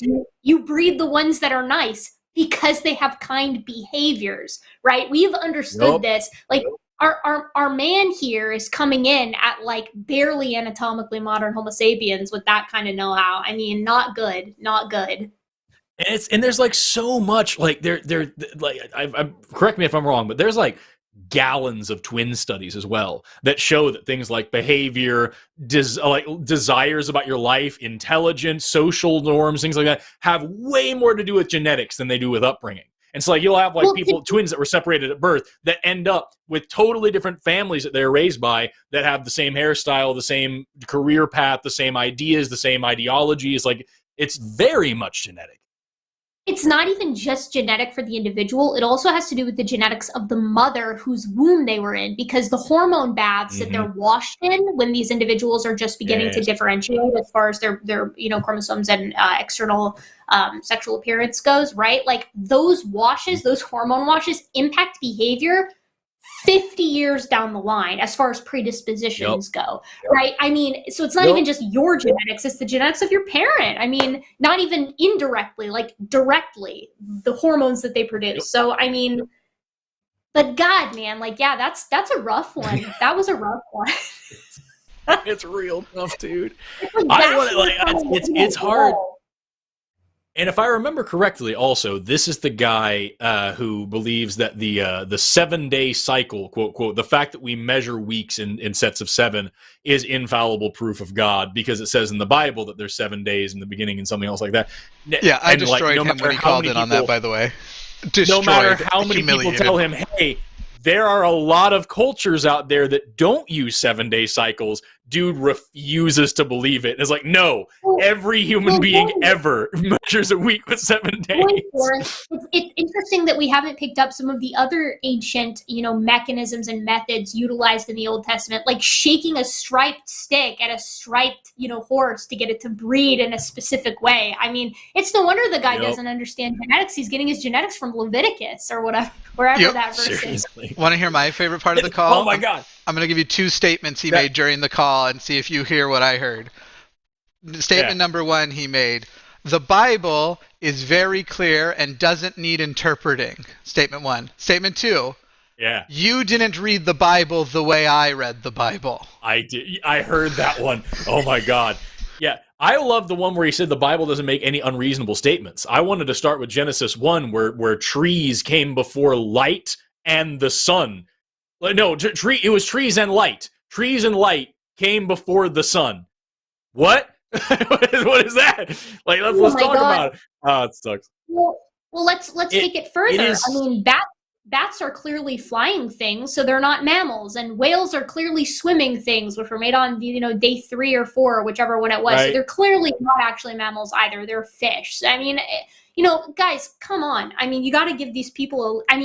For one, it's just dumb in and of itself, but give the ancient people more credit than that. I mean, they understood that most of this stuff is allegorical. At least that's the hermeneutics as I understand it. I mean, but even then, it's a stretch, right? Like, I mean, isn't there one too that says pi is 3? There's a verse that talks about how pi is 3, not 3.14. It's talking about like the radius of the and then there's another one. Yeah, there's that one, and then I think there's one that says like grasshoppers only have 4 legs or some weird shit like that. Like there's so much, and there's a goddamn unicorn and a talking donkey, and like there's so much. Like, man, it's rough. The word for the firmament, right? Like rakia, it's the same word for like hard metal. So these folks, and I mean, like, God, cut them a little bit of slack. They lived thousands of years ago, but they believed, that there was a hard firmament indeed that was over the ground, and that the pillars of the earth held it up. And what is it? Is it Sheoth that's below the underworld, the Hebrew underworld? Whatever. You're telling me, I don't know. Their cosmology is very strange according to like what we understand today. But you know who it wasn't strange to? All their neighbors, because they all pull from the same sort of ancestral understanding, at least as far as the anthropology goes. So, I mean, I don't know. I'm just going to finish it with this. I don't think Mr. Yum Yum was a good faith actor. Let's put it that way. No! Really? What gave him away? It's too mean. It's too mean, Erika. How dare you? What of the dozens of things could have given him away? His clever ruse. Right? Oh, man. It is fun. And like what kills me also is the fact that like that was our only theist caller we've got. Like we've been doing this show for how long now have we been on? Since a little after 6. We've been on for over an hour. We had a couple call and drop, unfortunately. Oh, that sucks. Because like we always, every time we do SkepTalk, we have theists call in to yell about things and about how evolution and to God and to Jesus and you've got 2 people here who do this for a living. Where are the calls? Like, I've got atheists on the line. I got plenty of atheists on the line. Well, because they don't want to know. they don't want to know, right? Like you see this, and just as like a sidebar, get on my soapbox for like 30 seconds, right? Like they do this, the creationists in general do this. They run these tests that they have peer-reviewed internally. Answers in Genesis is classic for this with their work with Jeffrey Tompkins, all those buffoons, right? But then they don't actually want anybody else to peer review it because they don't care if it's true or not. I'm pretty convinced of that. They're so sure that they're going to be vindicated by everything else down the line that whether or not it holds any water in the present is of no consequence to them, which is why they don't actually test things for robusticity. They test them for marketability. How good does it sound to the average guy in the pews? That's what we're going for here, folks. And it is, it should be greatly concerning to everyone out there. One last quick thing about this guy before we move on, because I've got a caller that has been waiting for a long time, and I want to get on to him. But like he was saying that I know without having to interpret that I'm talking to a woman. But real quick there, did you think that was going to go a totally different way? It's like, I know I'm talking to a woman. Like, I was so ready for him to be like, I know you won't understand, because I was so ready for it. I was ready for that as well. I mean, shit, dude. Like, I've not had my karyotype done. I'm pretty sure, like, my chromosomes have an idea, but I don't know. People are surprised by that all the time when they get their 23andMe done. But yeah, I did think that was going down the, what do they call themselves? Complementarian. How dare a duplicitous femoid find themselves on SkepTalk? I have a friend she's a PhD evolutionary biologist over on the East Coast. I won't shout her out because I don't know if she wants this out there, but she was doing a thing about, like, she was talking about sex being non-binary and like how it's kind of this fuzzy gradient and everything. She's in this controversy of today. And she was like, this is one of the reasons why when I'm teaching my undergrad students about genetics, we do karyotypes on like strawberries and shit. We do not do the students because they might find out they're intersex, and that is not the time to get into that. It is not, right? Like, that's like this is the scholastic equivalent of bringing your ancestry or 23andMe, score to your fucking family reunion to your family reunion where you then reveal that, like, you're not actually your dad's kid, right? Like, this is, you just don't, it's not the time. Like, this is a personal endeavor that people should go on their own. Did you just apologize for swearing? Yeah, I mean, I try to, I don't know. I try to keep my online persona less cooler now than my IRL persona. Why are you fucking just cussing all up on this channel? Like, Jesus fucking Christ. Fucking swear, Erika. Fuck. Family friendly, non-R-rated, of course. I mean, and here I am. I'm mucking it up like the sailor mouth, the potty mouth that I am. And I'm out of beer. Oh, man. Seltzer, and you're drunk. You're just drunk and cursing on the. Here I am, inebriated on the tube. We've got somebody who's been waiting on the line for about an hour with a really good question, and I put this off for a second because you and this is gonna be a long one, dude. I hope you're buckled in. We've got John, pronouns he, him, calling in from South Carolina, who wants to ask: is there any evidence of morality evolving? John, you're on the line. How are you doing today? Hey, I'm great. How are you, Forrest? Hi, Erika. I'm freaking awesome. This is something that Erika and I have already talked about off camera at length, and so, like, I'm stoked to death to talk about it now. John, would you like to elaborate on your question? You've been waiting so patiently, so please tell us what exactly you wanted to know. Yeah, that's great. I've been trying to get in touch for a while to ask you. I'm a fairly new atheist, so my congratulations. New, 2 years. 2 years, so not totally new, but grew up seriously lacking in any science education. So just kind of learned what evolution was a few years ago, and since then, I'm fascinated by it all. So first, thanks to you two, because y'all inspired a lot more fascination in the subject. Well, thank you so much. But yeah, so I'm curious, is there any, do we have any clues of an evolving sense of morality among those certain species in a fossil record? Yeah. Oh, Erika, do you want to go first? I want to clarify that. Yeah, I want to first kind of give a little clause for that I might not even be thinking the wrong thing. So feel free to correct whatever I'm saying wrong in it. No. Oh my God, no. You're coming at this from the perfect perspective. Absolutely.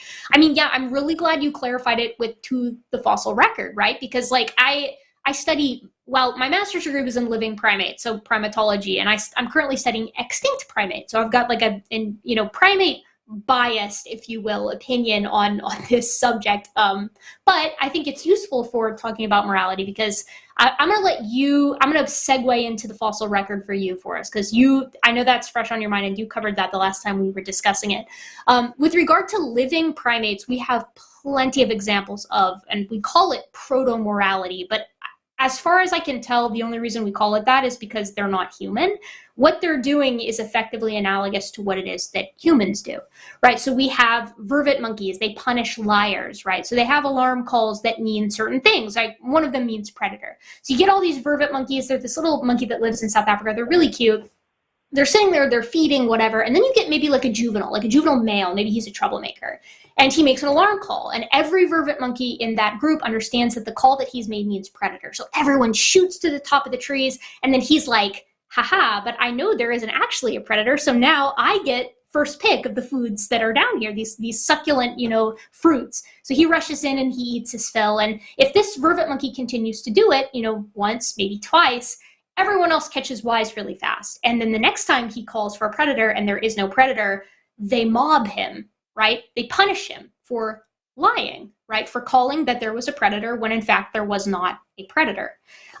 We see chimpanzees play politics constantly. This goes for panins in general. So every variety of chimpanzee as well as bonobos, they scheme, right? They'll groom. Grooming is like the currency, the social currency in chimpanzees. So if you're grooming someone, it means that you like them. So you'll get a chimpanzee who's grooming an individual who they ostensibly do not like. And they're grooming them for a very particular reason, right? To lure them into a false sense of security because we've observed them grooming rivals. And then in that very same day, the individual who is grooming this, perhaps he's the alpha male of the troop, will then lead a coup against him, pulling with him other males who are subordinate males, and indeed some of the females along with him to completely overthrow this individual who is in a high position in the hierarchy, right?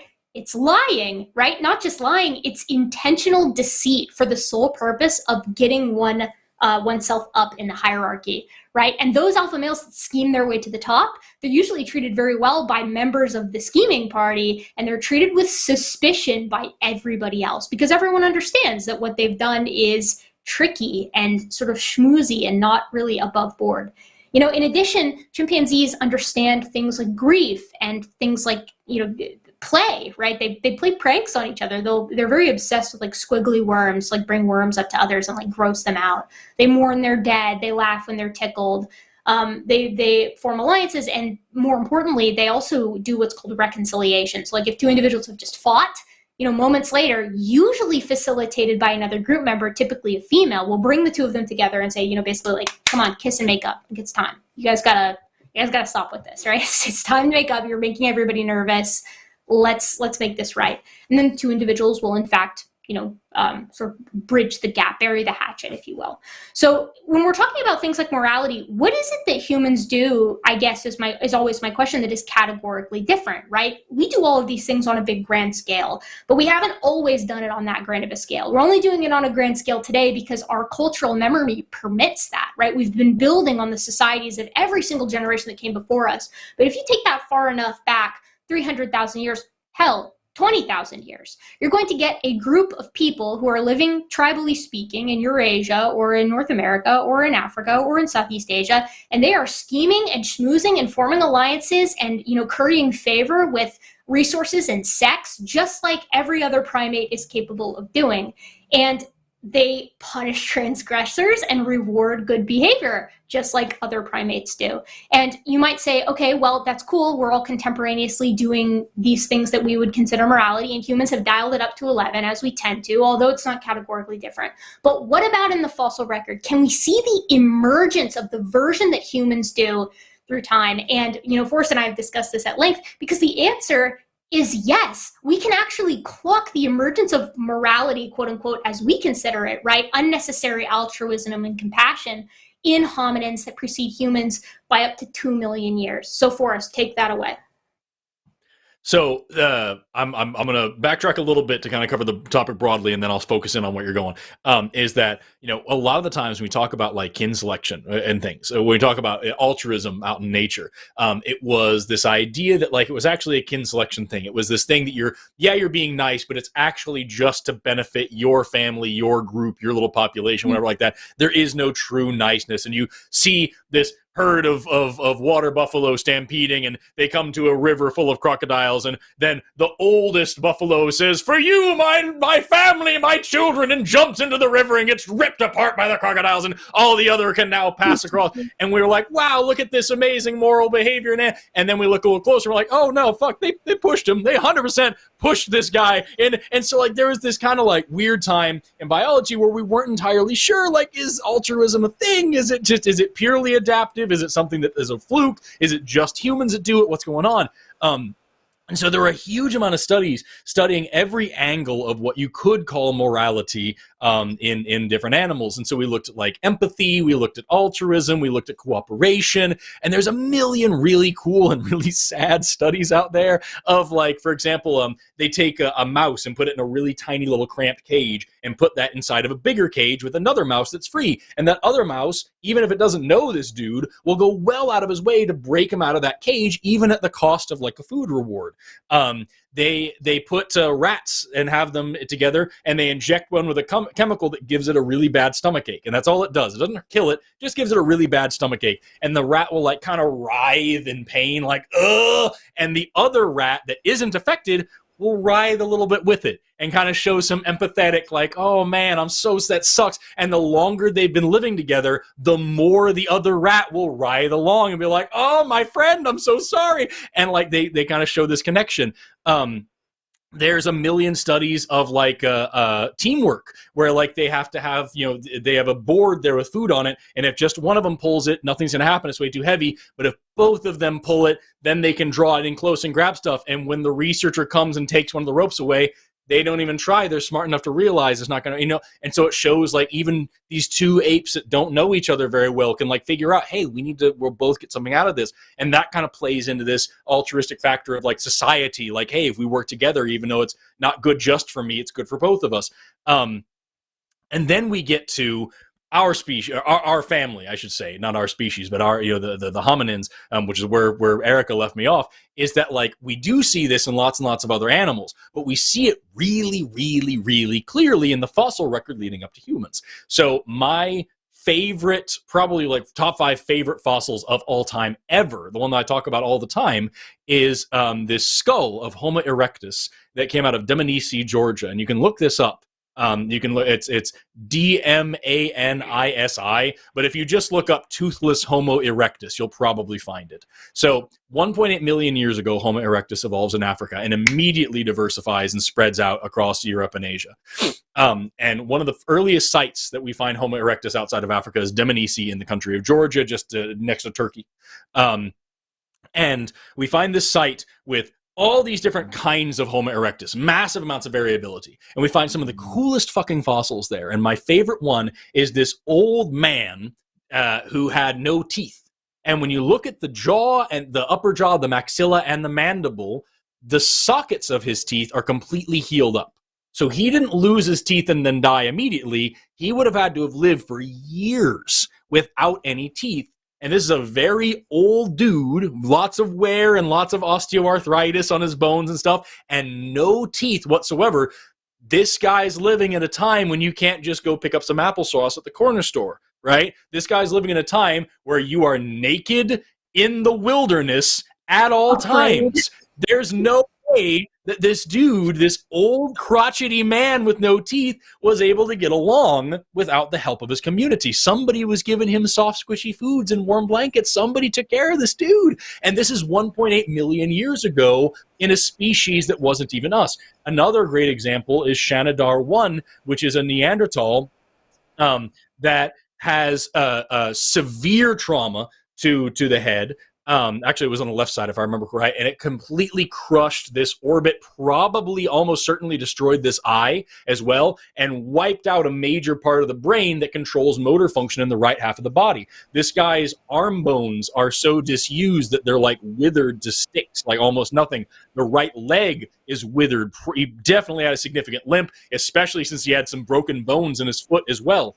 So this guy has a severe limp, useless, functionless arm, severe head trauma, and lives for a long time. All these things are completely healed, and this dude lived to a relatively old age, like well into adulthood. And so, again, this is strong evidence of a community, of community investment in somebody. And you look at it from a strictly evolutionary, this survival of the fittest standpoint, like this human couldn't have possibly contributed to the tribe. But that's not the point. They loved him. He contributed by being there. He contributed because he was alive. And that was important. And this is in the same species that wore makeup, that made flutes, that made jewelry, that did cave paintings, that buried their dead in shoals of flowers. We have the amazing burial sites where we find all this pollen. It looks like they covered this dude in flowers to bury it. Like, not the same guy, it's a different guy, but like that. We find all these things, and it takes you out of that, dumbass idea of like, you must be useful for the group, otherwise you can't live here. Clearly, humans haven't been that way for at least a couple million years. And then you look at today, and you look at other hominin species, and you look at the concepts of society that we see around us. And there's a really, really famous example. There's this amazing primatologist and neurobiologist named Robert Sapolsky, who I cite all the time because, like many, many, many, many biologists, he's my hero. It's a shame the dude doesn't do social media, so he can't watch shows like ours where I constantly stroke his ego. But he did this amazing research in Kenya on baboons. So he studies these olive baboons. And he monitors this big troop of baboons, and they are your average run-of-the-mill everyday baboons, just like any other baboons. There's a big, mean male that runs everything in the group and dominates over everybody, and then there's the lower level males that spend most of their time just grooming and kind of being there, and the big, strong males dominate everybody. Just totally off the rack baboons. And then one day, there's this tourist attraction, and the tourist attraction has a big shipment of meat, and they throw the meat away because it's infected with tuberculosis. So they throw all this meat away in the dumpster outside. Baboons see free meat. They go eat it, and of course, the big, tough, strong males get the first pick, and they eat all the meat and leave very little for anybody else. And then all of a sudden, all of those big, strong males die of tuberculosis. And so you have now this shift where suddenly this troop is twice as many females as males, and the males that are left aren't the big brutes. They're the ones that spend all their time grooming and socializing. And like Erika said, grooming is the thing you do to make friends. It is social capital. And so rather than beating up on somebody and getting your way and dominating and having all the harem to yourself, these are the guys that are just picking bugs and singing songs, and everybody's happy. And so you ask any biologist, any primatologist, what's going to happen next? I say, well, of course, the biggest, strongest of the males that are left will now take charge and rise up through the ranks. But that isn't what happens. They end up just continuously just being each other and just taking care of each other. Stress hormones in the population drop to next to nothing. Everybody's just fine. There aren't any assholes around anymore. And other baboons come into the troop and diffuse in because they intertwine a little bit. Other big, strong males come in and try to be big, strong males, and they beat the hell out of them and say, we don't do that shit here. We're a different kind of society. And overnight, this baboon society completely changes to something that you would never expect from that species, and it persists until all of those baboons die off, and then the troop in the next generation is back to normal. And this raises this question of, if baboons can do this by accident, isn't it reasonable to say that humans have done it on purpose over the past several millions of years? And that's kind of, especially since humans are the only ones that have oral tradition. They can pass on, my grandfather taught me this. Other apes can't do this. So if I can sit here and tell you, my grandmother taught me a lot about education and the value of education, and that made me who I am today, which is true, that changes now the way that the society plays out around something that not my parents taught me, but my grandparents and their parents taught them. And if we can do that with something like, say, oh shit, hey, it turns out if we don't beat the hell out of each other and we actually take care of each other and we value cooperation and friendship and love and empathy and compassion, things tend to work better. We have this unique, awesome opportunity to do that. And we've gone so far in the past few million years. It's unbelievable how far we've come. And now this is where you get to the soapbox stage and you're like, now we can continue doing that and be like, hey, we learned that everybody needs food, water, and shelter. Why do those cost money? And that's kind of cool. That's the direction you go in there when you're a crazy leftist like me. Does that answer your question? Do you have any more on that? Because that's the whole direction I would go. I'd say it gets me 3/4 of the way to my answer. Oh, perfect. Hey, that's great. That's great. Especially the baboon story at the end. I guess because Erika, from what you were talking about, like I'm with you and I get it, seeing other species have a sense of moral, what we would call morals, seeing that, but I was really curious, like if it would even be possible to see it evolve in that species. Well, I don't even know that. I don't know that that's totally, like, if you take us, for instance, if you take me here in the American South, if you looked at our species, you wouldn't necessarily see the evolution of morality because, last from a slave isn't going to leave on a slave isn't going to leave a fossil record. But I'm just curious: is there a way?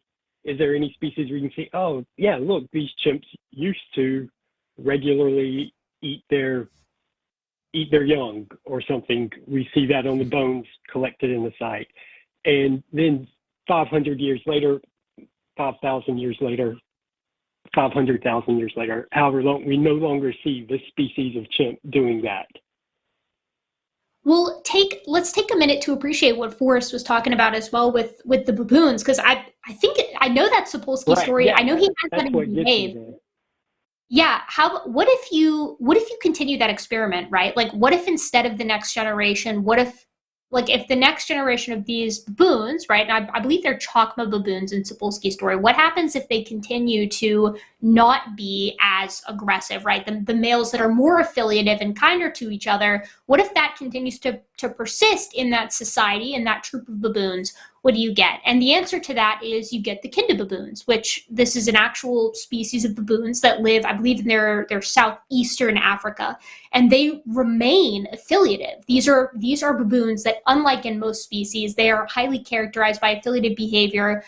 Most species of Papuans, I guess I should say, so baboons, they're characterized by male-female relationships that aren't necessarily sexual in nature, right? So these guys, most baboons, you should know, they're male dispersing. So the males leave their troop when they reach a certain age, and they have to go to a new troop and basically schmooze their way in.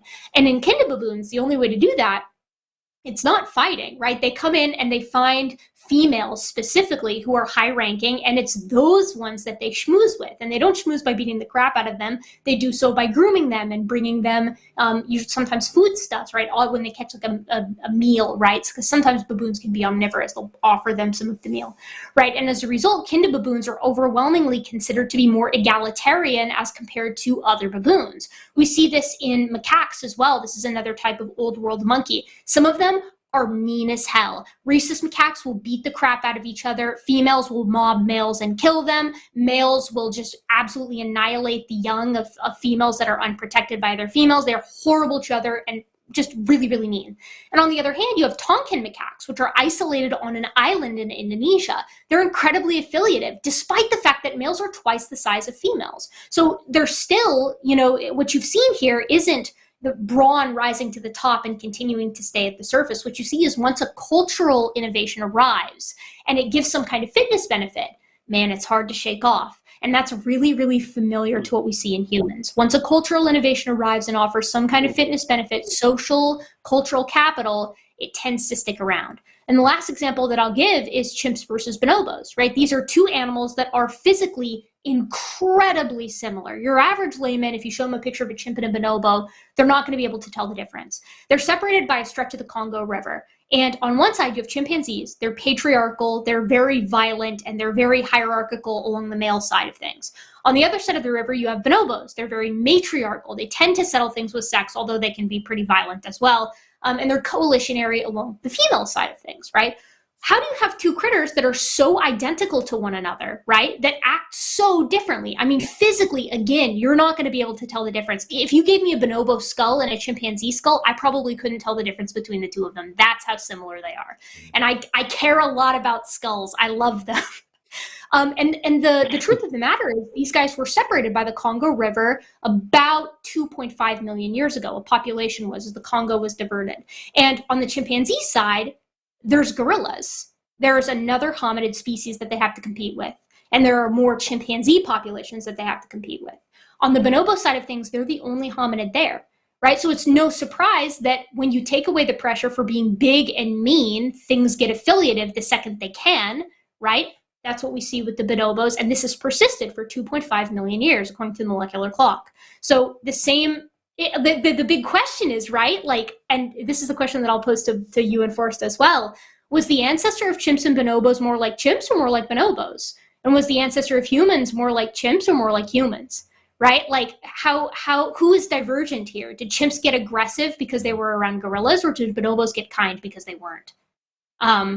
And like, that's just to kind of reiterate and underscore what Forrest said. Culture is everything. Tradition is everything in humans. And it's really the ones who come in and shake it up that can really change things for the better, not just in the short term, but in the long term. It is really crazy because like that's the biggest thing that people tend to forget is that evolution, you know, it's divergent. It isn't always divergent in this way. You know what I mean? You have, you know, when you talk about divergent evolution, it usually comes up as like there was some allopatric event where like this mountain or river was driven between this population. They were separated in some way, or like there was some serious mutation where one of them started developing this kind of limb or that kind of whatever. But like it can also be behavioral evolution. It can also be, you know, these guys started acting a little bit differently and then they became eventually reproductively isolated. Because, like, remember, there's no actual definition. Yeah. And that's the thing. Remember, there's no actual definition of a species. There's no one solid way to define what a species is. However, one of the ways that we talk about, like, reproductive barriers, which is the most common way we talk about species, is there's pre-zygotic or post-zygotic. Post-zygotic barriers are things like, you know, the offspring is infertile or whatever like that. Pre-zygotic barriers are things like mechanical barrier, literally things don't fit together properly, or you can have chromosomal differences where like you can't make a fertilized egg, or you can have behavioral differences. And generally speaking, when you talk about behavioral differences, it means things like, oh, well, they're, you know, one goes into mating season at a different time than the other ones. They're temporally isolated this way. But it could also just be this guy's a dick and I don't want to have any kids with him. You know what I mean? And so, like, you have to put on the best display. This is why you have, like, you know, extreme sexual selection in, like, you know, say, for example, Birds of Paradise. If you don't put on the right kind of dance or get me enough blue things, you're not going to have any babies. And it can also go towards, when you talk about hominins, like, you know, look at today's culture. You know what I mean? If I were, you know, going around being a jerk and hitting people and not being cooperative and nice, probably wouldn't have met my lady. Like, it probably wouldn't have worked out that well. And so, and surely there's somebody out there for that. But like, it's when you look at these populations of apes, small groups, much different than humans with dating apps and the whole world at their fingertips. Yeah, there's absolutely a behavioral advantage to, you know, participating in the culture. And if that culture changes, you better change with it. And there you have, you know, the evolution of what you could call proto-morality in these animals. Yeah, there's a whole bunch to talk about there. And like, that would be a whole other hour of conversation. Tell me we got you the last of the third there. Yeah, I'm good. I feel good. Awesome. That's great. Hell yeah. Thank you for waiting so long, and thank you for listening to us ramble. No problem. Thank you so much, man. Thank you. Awesome Take care, question. Dude.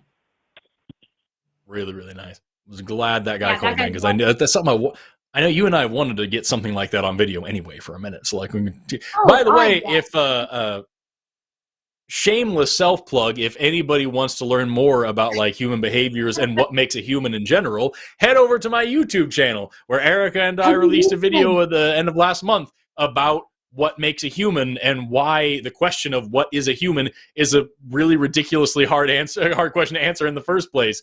So yeah, check that out if you want to learn more about not exactly this topic. I talk about the fossils that I mentioned, but like all of like human taxonomy a little bit more as well. It's a good video. And I'm not just saying that because I'm in. It was a tight video. It was really good. Hey Forrest, do you have time this Sunday at 7 p.m. to do a Zoom call with our patrons? Is that a convenient Sunday time for you? At 7? Yeah. Let me double check. This Sunday would be the 19th? Yes. Probably. Is that a thing I can now tell people to become a patron so they can come to our Zoom on Sunday? At 7 p.m.? Yeah. He'll make time. I'll figure something out. Yeah, I can make that Just work. volunteering for his time. You can do it, right, Forrest? You can make that time. You can make that work? Yeah. It's not like we said it live on air, so now people are expecting it. So like I'll have time to plan it, you know. I meant to ask before the show, and then we didn't have time. So anyway, patreon.com/calltheline. It supports the hosts, it supports the shows, it supports future production. If you join at any level, it starts at $5 a month. This Sunday at 7 p.m. Central Time, we'll be doing a Zoom call with Forrest. We did one last month with myself and Matt, and I think we've learned what things we need to do on the Zoom call to make sure it's not chaos, because a lot of people do show up, and so it'll be good. And then the other thing, we're starting a Super Chat game tonight. It's going to be awesome. It's going to be hilarious. I really hope people participate because I'm really looking forward to it. This is the way it's going to work. People will send a Super Chat. If you can either indicate who it's for, or one of the two will decide they want it. And then a 30-second clock will be put up. The Super Chat will include a topic. So, for example, I used as the example, the topic is evolution. And then it will also include 3 words. So in the example, the words are candy, butt, and spork. So Forrest will have to, in 30 seconds, explain the topic of evolution, and he must use the words candy, butt, and spork in that 30 seconds. And it's going to be a fun improv game that's going to be very enjoyable, and his face is making it all worth it. And now you're all finding out I did not warn him about this new thing. No. So you didn't. You usually, when you work for a person, they'd be like, "Hey, I want to try this new idea on the show that you are live in front of thousands of people on." Funnier this way. Like, do you want to try it? I'm sorry, Jimmy. You want Forrest to explain something in 30 seconds?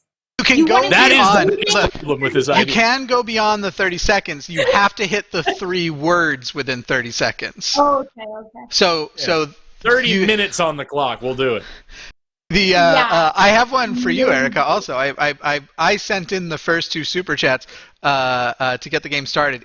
I think it's going to be fucking hilarious. I thought of this in bed, and I was like, oh my god, why haven't we done this already? It does require at least a $10 super chat. So the 2 that I have lined up is Forest, topic, evolution, words, candy, butt, spork. And you're getting like warning. Most of these will be right off the top. The one I have for Erika, topic Gibbon mating rituals. The words are clap, cheeks, and scooter. Why do hers retain? Scooter's gonna be hard. No, wait, I got it. I gave her clap cheeks as the easy one, and then I put scooter in there. Candy but spork. I've got that. I don't know about this. I think we're gonna see a lot of post hoc rationalizing today, where you're gonna get those words out, candy, butt, spork, and then you're gonna be like, all right, now that I've said how they're connected, let me figure out how they're actually connected and explain it all right now. I just imagine. All the 4 people who just sent in super chats, fuck you. Like, wow, cool. This is gonna be fun. Don't. I worry that there are going to be some people who are like, I'm not going to send a chat. They clearly don't want to play this. They do want to play. They're very scared is all. I think. I could be wrong. They're terrified.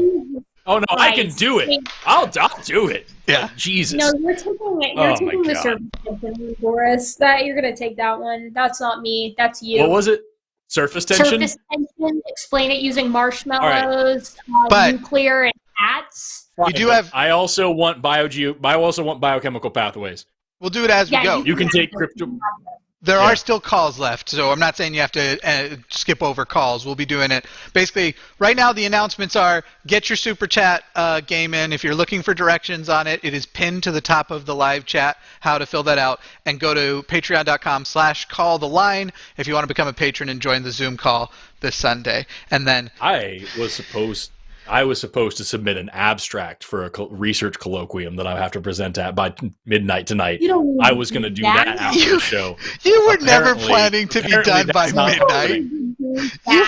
You were never planning to be done by midnight. Don't try to make me feel bad. You invited Erika on, and we're planning to be... Look, here's the thing. I put the 30-second timer on. You can be done promptly. That's up to you. And by the way, we will take other super chats. If we get too many in, we'll up the at a certain point we'll go, okay, from here forward it's got to be $20 if we get tons in. It's fine. I'm into it. How many calls are we doing? We've got 2 people on the line right now. It's up to you, man. Are those the last 2 calls we're taking? Yeah, I have calls capped unless you wanted more. I've cleared my evening. We could go for the next 12 hours if you want. I would be down for another Theus if Erika is. Yeah, sure. Cool. All right. Well, I'm going to jump into this guy next. This is a Robert, pronouns he, him, wants to talk about the beginning of life. Robert, you're on the line. How are you doing today? Hello. I've spoken to you before. Do you remember me at all? I'll try to refresh your memory. I apologize. I've talked to so many people. I don't. That's all right. You speak to quite a number of people. Hey, Robert, Robert, real quick, are you on speakerphone or something? Because it's like you're popping bubble wrap every time you say a word. Okay. What should I am using my iPhone. Are you on speakerphone, or are you just talking into the ear? I'm on speaker. So let's take it off speakerphone and put it up to your ear. Oh, this will do it. How's that? So far, way better. Like night and day. That's a lot better, yeah. Okay, fine. Then I'll keep it this way. How does that sound? Thank you. Better. Okay. Thanks, man. Okay. I recommend, the last time I called, I'd asked a question about speciation, and I recommended several books.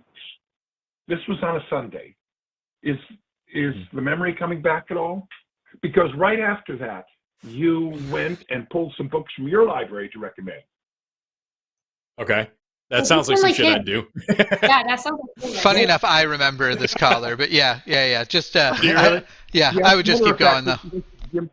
Yeah, you complimented me, Jimmy. Okay, Aww. cool. Yeah. Yeah, you actually said something complimentary. Why is someone acting like that's a surprise? I am super nice. I'm like... What the fuck? What is this? No, because I mentioned the books, and then I asked some questions about speciation. Is memory coming back at all, Forrest?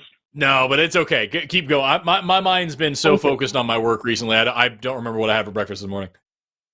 Okay.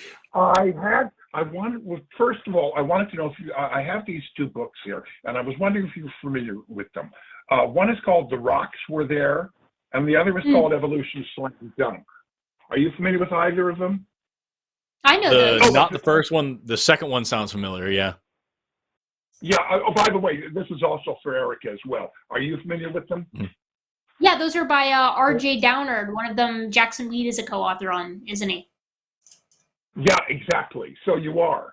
Because, I mean, I've read through the book. Some of it's a bit more technical than I'm equipped to handle, but they're really excellent. They go through all the creation of scientists and debunk everything in great detail. Oh yeah, I know it's a labor of love by both of them, and RJ is very talkative, so I'm surprised it managed to stay under 2,000 or 2,000 pages. Yeah, but they're really like The Rocks Were There is over 700 small print pages. Oh yeah, which I went through, and of course learned a lot in sort of a negative way. You know, like where these people. For example, there's a disquietingly large number of pages given to Stephen Meyer. Oh yeah. I'm sure Andrew Snelling's in there a lot. Tompkins is in there. Behe's in there. All the guys. Yeah, Tompkins, ton of pages. Oh, if I ever meet Jeffrey Tompkins in person, we're gonna have to have a conversation. He's on the top of my list as far as people who needs to have a stern conversation about genetics. And the guy's I think he's a plant geneticist, but he's a mess. Yeah, exactly. And I mean, it's really detailed. As far as biology is concerned, it really supplants Talk Origins. It far supplants. Right on. Well, they're in my Amazon cart now, so I'll look at these later whenever I have the time. Okay. They're hefty for it. They're hefty. Here is my question. Having, read a lot, biology, and I'm not a scientist, I'm not a biologist. So, as I once told you, when I don't know, I ask the people who know a lot more about the subject than I do. And there's a pattern I've been noticing. What you just described, by the way, was a lesson in how not to be a creationist. When I don't know, I ask someone who knows. Oh my God, that's how? I know. That's the way I am. I don't know everything. And what is my but when it comes to like specific topics requiring the expertise, I'm not going to read some creationist, for example, on evolution. I don't care, unless that person has the scientific credentials. Yeah. Okay.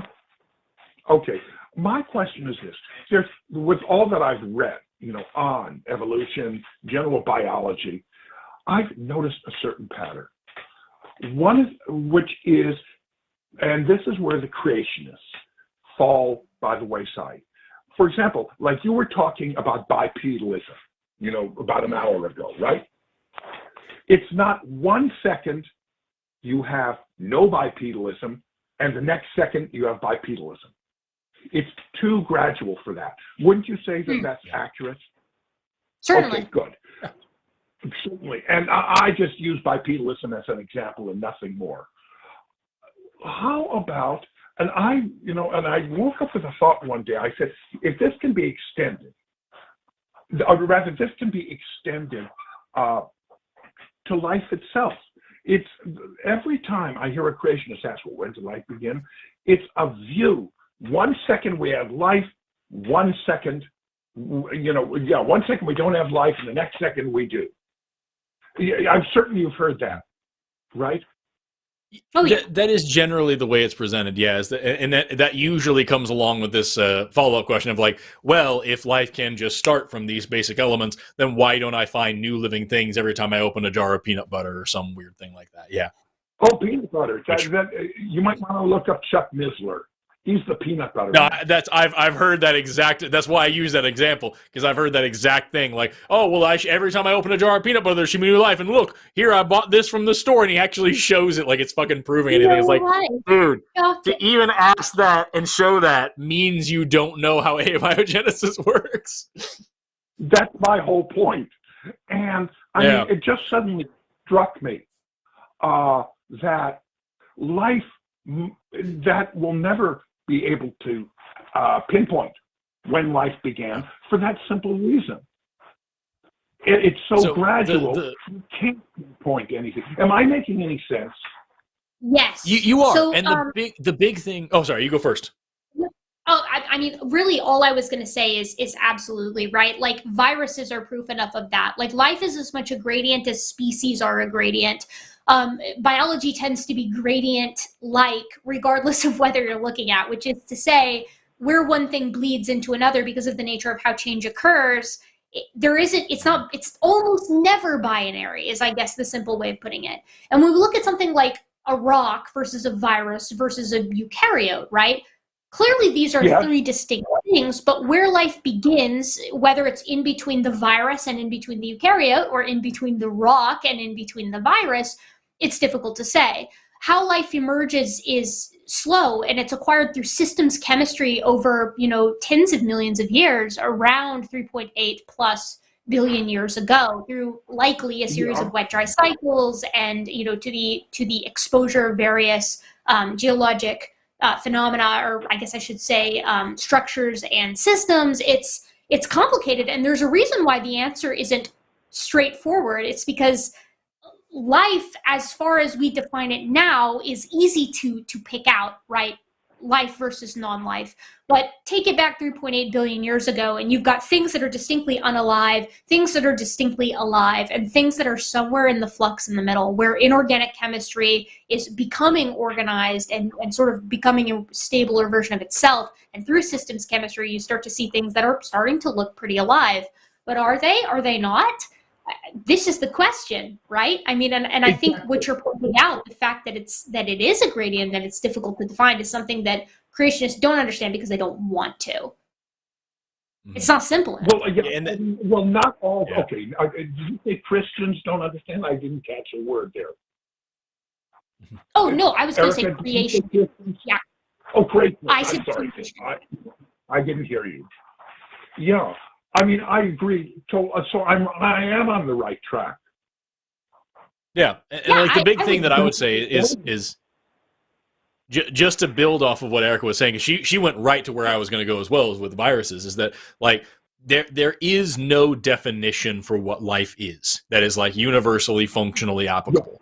Yeah. So instead of saying life is this thing, what we have is a list of 7 qualifications to say that something is probably, definitely, almost certainly alive. And those 7 things that life is they have to have form and function. They can't just be an amorphous blob. Even things you think of as amorphous blobs like slime molds are very, very organized. They have to have growth and development. They can't just pop into existence and pop back out. So they have to have set life stages. They have to have homeostasis. They have to be able to maintain an internal environment that's separate from the external environment. They have to reproduce. They have to make more of themselves. That's like the main hallmark of life, and that's why evolution is possible. They have to convert energy. So they have to be able to take in energy somehow, whether it's through eating, through chemosynthesis, through photosynthesis, whatever it may be. They have to respond to stimuli. They can't be completely numb. There's something, somewhere or another, even on a cellular level, they have to respond to their environment around them. And finally, they have to evolve. Evolution is the one hallmark that all life is a result of. And when you listen to that list, you immediately realize, like, number one, reproduction. If I don't have kids, does that mean that I'm not alive? No. So, like, this is kind of just a thing that life tends to do. And it's more of a population thing than same thing with evolution. Individuals don't evolve. Populations do. So how would you say I had to evolve to be alive? That doesn't really track. It has to be more like you came from evolution and therefore blah, blah, blah. It's like, with cell theory, the third premise of cell theory is that all cells come from pre-existing cells. Well, what does that say about abiogenesis, right? And so, or the law of biogenesis, that life comes from life, and creationists love to point that out as well. Like, well, it's your law that life comes from life. So how do I? Right, that's what we're talking about now. Damn it! And so, when we look at these things, we find a lot of, just like with every other thing in biology, there's a million caveats, and there's a millions if and except and but and unless and until and all these things that go along with it. That really matters. So as far as when life started, which of those 7 qualifications are the most important, if any, are the most important? Viruses do 2, maybe 2.5 of those things, and they're definitely not alive. However, there are plenty of other organisms that don't do a few of those things, and they definitely are. These early proto-cells, like, surely they would have had to have reproduced, so we got that, but what about growth and development? Can we really call it that? Would that binary fission, did they have a growth stage, or was it just, like a growth stage of a cell where it's mainly about whether you're copying DNA or not, and there aren't a lot of other little things going on there? Response to stimuli, how important was that early on? How big of a deal was homeostasis? Were they able to exist in equilibrium with their environment? It really depends on where you draw the line and what a living thing was, and when something counts as living. But no matter what, we can definitely say that life started, and looking between here and here, it wasn't and then it was. But that middle is so fucking weird and fuzzy and gray. It's really difficult to draw a solid line, just like with anything else. Yeah, exactly. And one of the things that bothers me very, very much, about what I call them, creationists, is that they view everything in straight lines. Yes. It's either this or that. That really bothers me because there is no basis for them to think, that everything happened in a straight line. Mm-hmm. Am I correct? Yeah, absolutely. And that's only a Sith deals in absolutes, and like creationists shouldn't think this way, but they do, and it makes no sense. Well, I always. I'm sorry. I didn't mean to interrupt you. No, please, what were you go going to ahead. say? No, you go. Oh, I go. Okay. Because every time I say, well, you've assumed a straight line, why couldn't it be circular? Mm-hmm. And I'm not making a claim. You understand that. I'm just simply asking a question. Yeah. Nobody can answer it. Why do they assume a straight line? Because that's the way dogma works.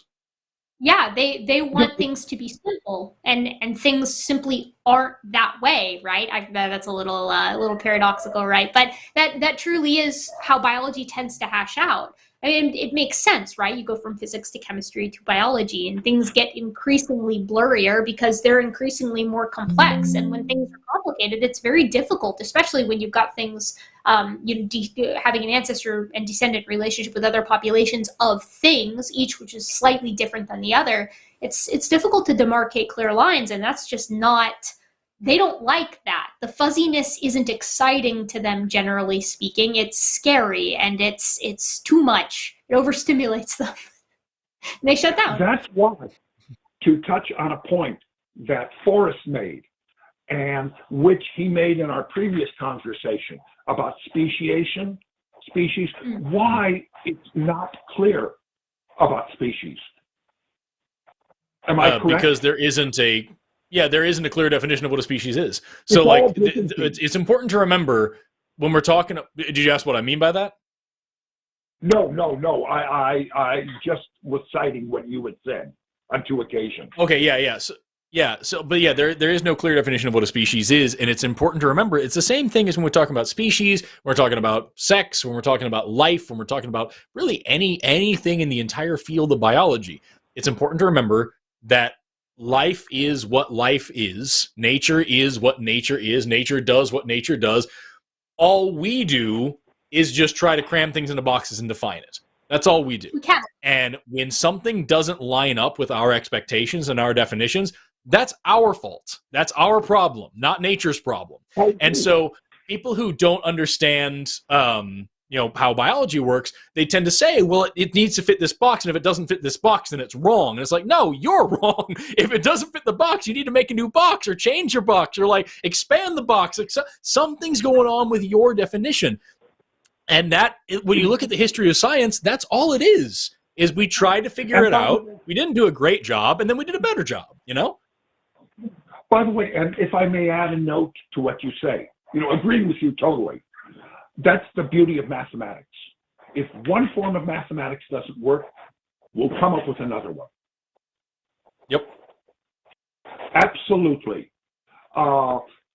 Calculus is one excellent example, where it describes things which, shall we say, other types of math do not describe. Because the older math is, shall we say, a more static form, whereas calculus and beyond is a more, I call it active or movement.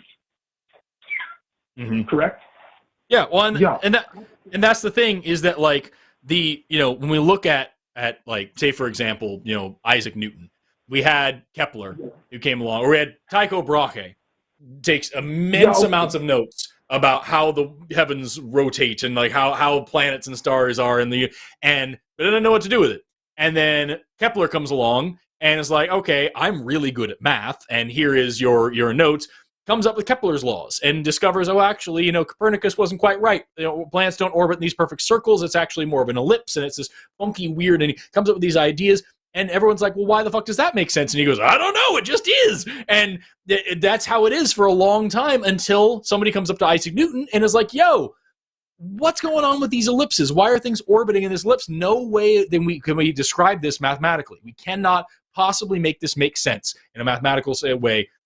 What are these ellipses all about? And Isaac Newton's like, yo, give me a minute, locks himself in his attic for like a month, comes back, it's like, it's not an ellipse, it's actually a conic section. It's a slice of a cone, and that's the shape you're seeing. And everyone's like, wow, that's really cool. How'd you figure that out? And Newton's like, oh yeah, I invented integral and differential calculus. Later, nerds, I'm going to go stick shit in my eyeball to try to understand colors. And then he turned 26 and made us all feel incredibly inferior about our lives. So like, that's the history of science, is we had a system for understanding things, and then that system didn't work. And so we made a new system. And that shouldn't be scary, but for creationists, it very much is. And then after about age 30, he became utterly religious. And how many great discoveries are there afterwards? Not that there needed to be any. Right. I mean, what he did was amazing. Oh, But Robert, he you don't seemed to- appreciate his incredible contributions to the field of alchemy? Yeah, that is true. That is true. And you know, as far as the when you read his works, there are more, shall we say, supernatural or alchemistic and religious works than there are scientific or mathematical ones. Right?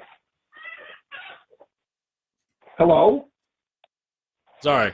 Hello? I'm sorry. Yes, we're here. Sorry. There are far more. I didn't hear your question. And they're all junk. Yeah, it cut out on my end. What? I said you just cut out Hello? a little on my end for that part. I'm sorry. I said when you compare, the body of his entire work, most of it's religious, the greater proportion. Mm-hmm. He stopped the science at an early age. And I think Yeah. I think that's. I don't know Newton as well as I know some of the bio guys, but if memory serves, yeah, he does. He spends a lot of his early life doing a lot of mathematics, and then he's like, now it's time to go into my second form, that of alchemy and biblical divination and numerology, and he kind of throws himself into that. And yeah, I don't think the second half of the career went quite so well as the first, at least with regard to longevity. I mean, I'm not using numerology in my everyday life. It wasn't Newton was very much, he was very devoutly religious, and that was a huge part of his thing. He was trying to figure out the mathematics of the Bible. He studied the shit out of the New Testament and predicted the dates of the apocalypse and all sorts of other things. That was his big thing he was on, yeah. What a wild guy. And he was then wild. made He was his absolutely wild. teaching. He was with the tax department for a while, if I remember correctly. Yeah, he was all over the place, dude. But here's the thing, which people don't realize. I'm sure you've both taken calculus. Yeah. That's normally used, which is worldwide, is not Newton's. Mm-hmm. It's Leibniz. Yeah, it's much more interesting than that. But hey, I've got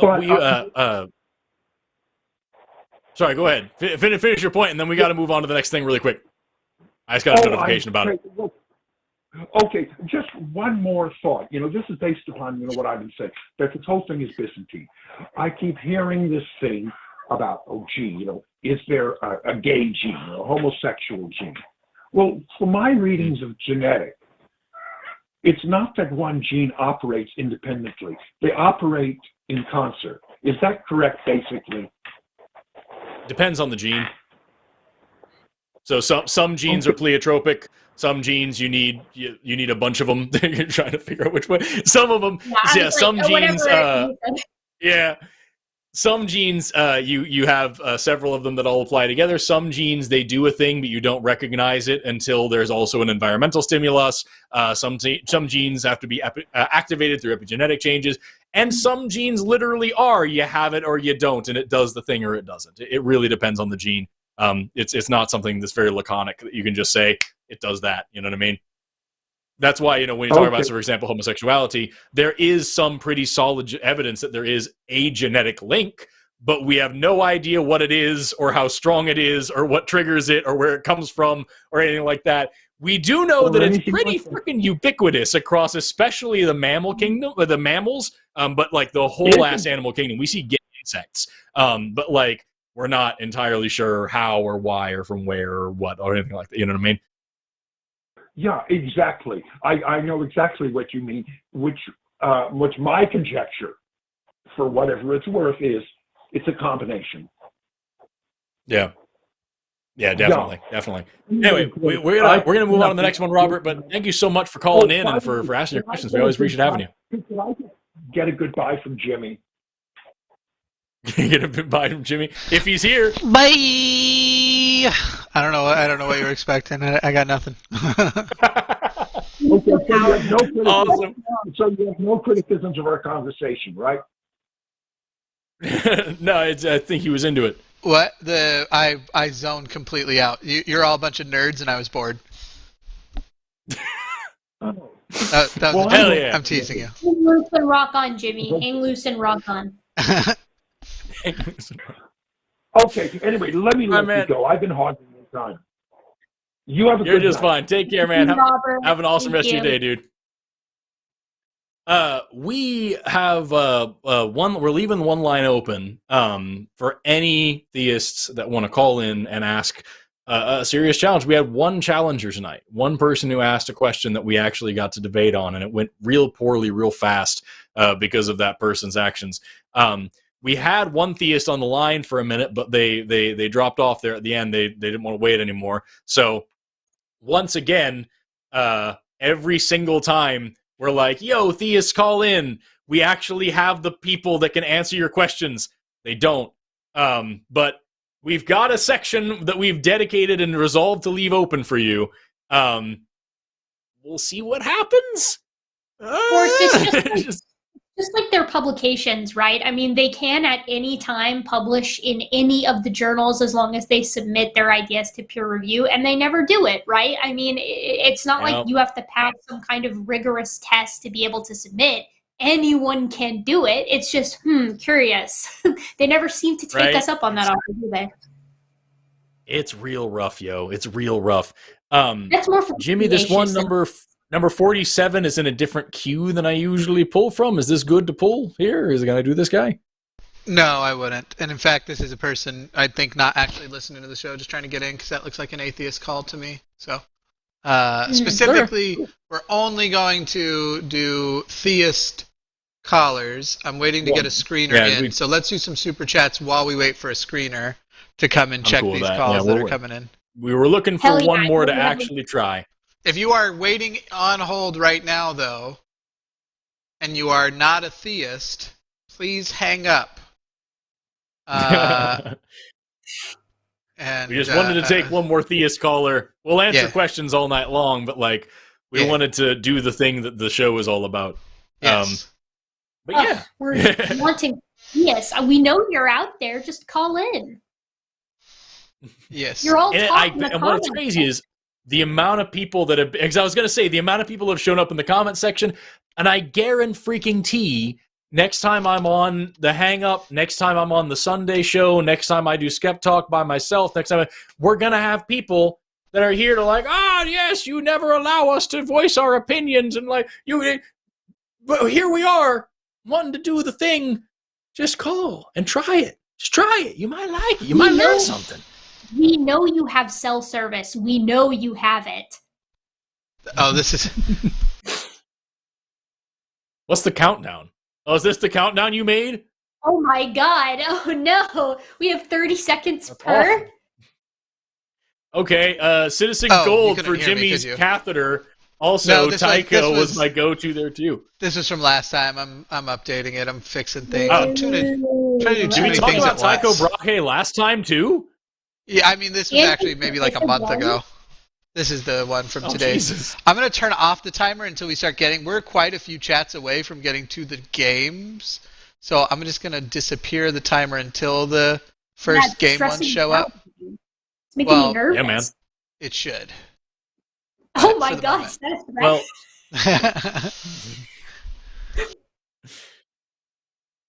if that's the case, and I don't remember why somebody wrote about Tycho Brahe last time. Apparently, I've talked about him before, but yeah, Tycho Brahe died because he refused to go to the bathroom at a dinner party, and his bladder broke, and it was sad times. It's a sad time for science.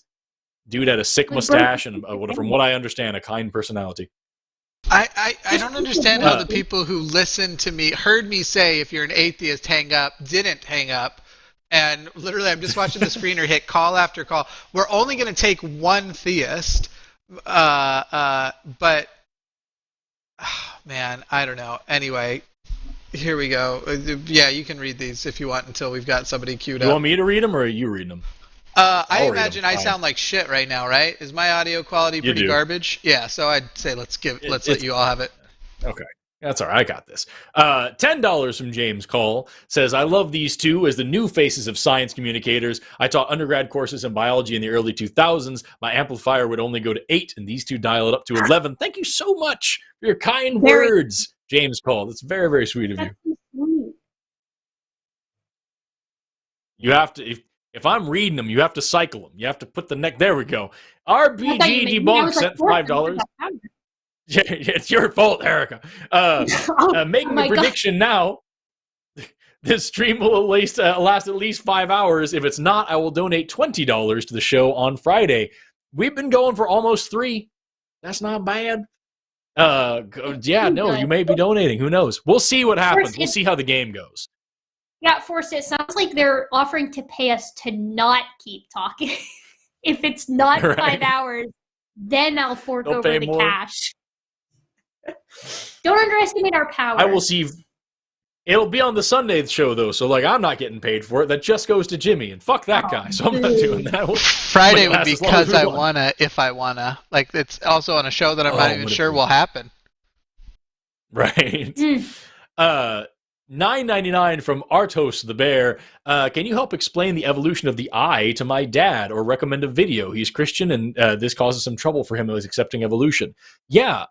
So I would say 2 things very quickly. Number 1, 3 things, shorter things. Number 1 is that a lot of creationists like to say that even Darwin said that the evolution of the eye is inconceivable. No, he fucking didn't. He said that it sounds crazy, but actually here's how it happened. You just have to read literally the next sentence in the book after that part. Number 2 is that what Darwin said in that book was that if we can see numerous gradations of eyes from simple to more complex out in nature, and every single one of them benefits the host, and they kind of go this way, then it would be pretty easy to assume that those existed also in a temporal order as well, and that is indeed exactly what we see.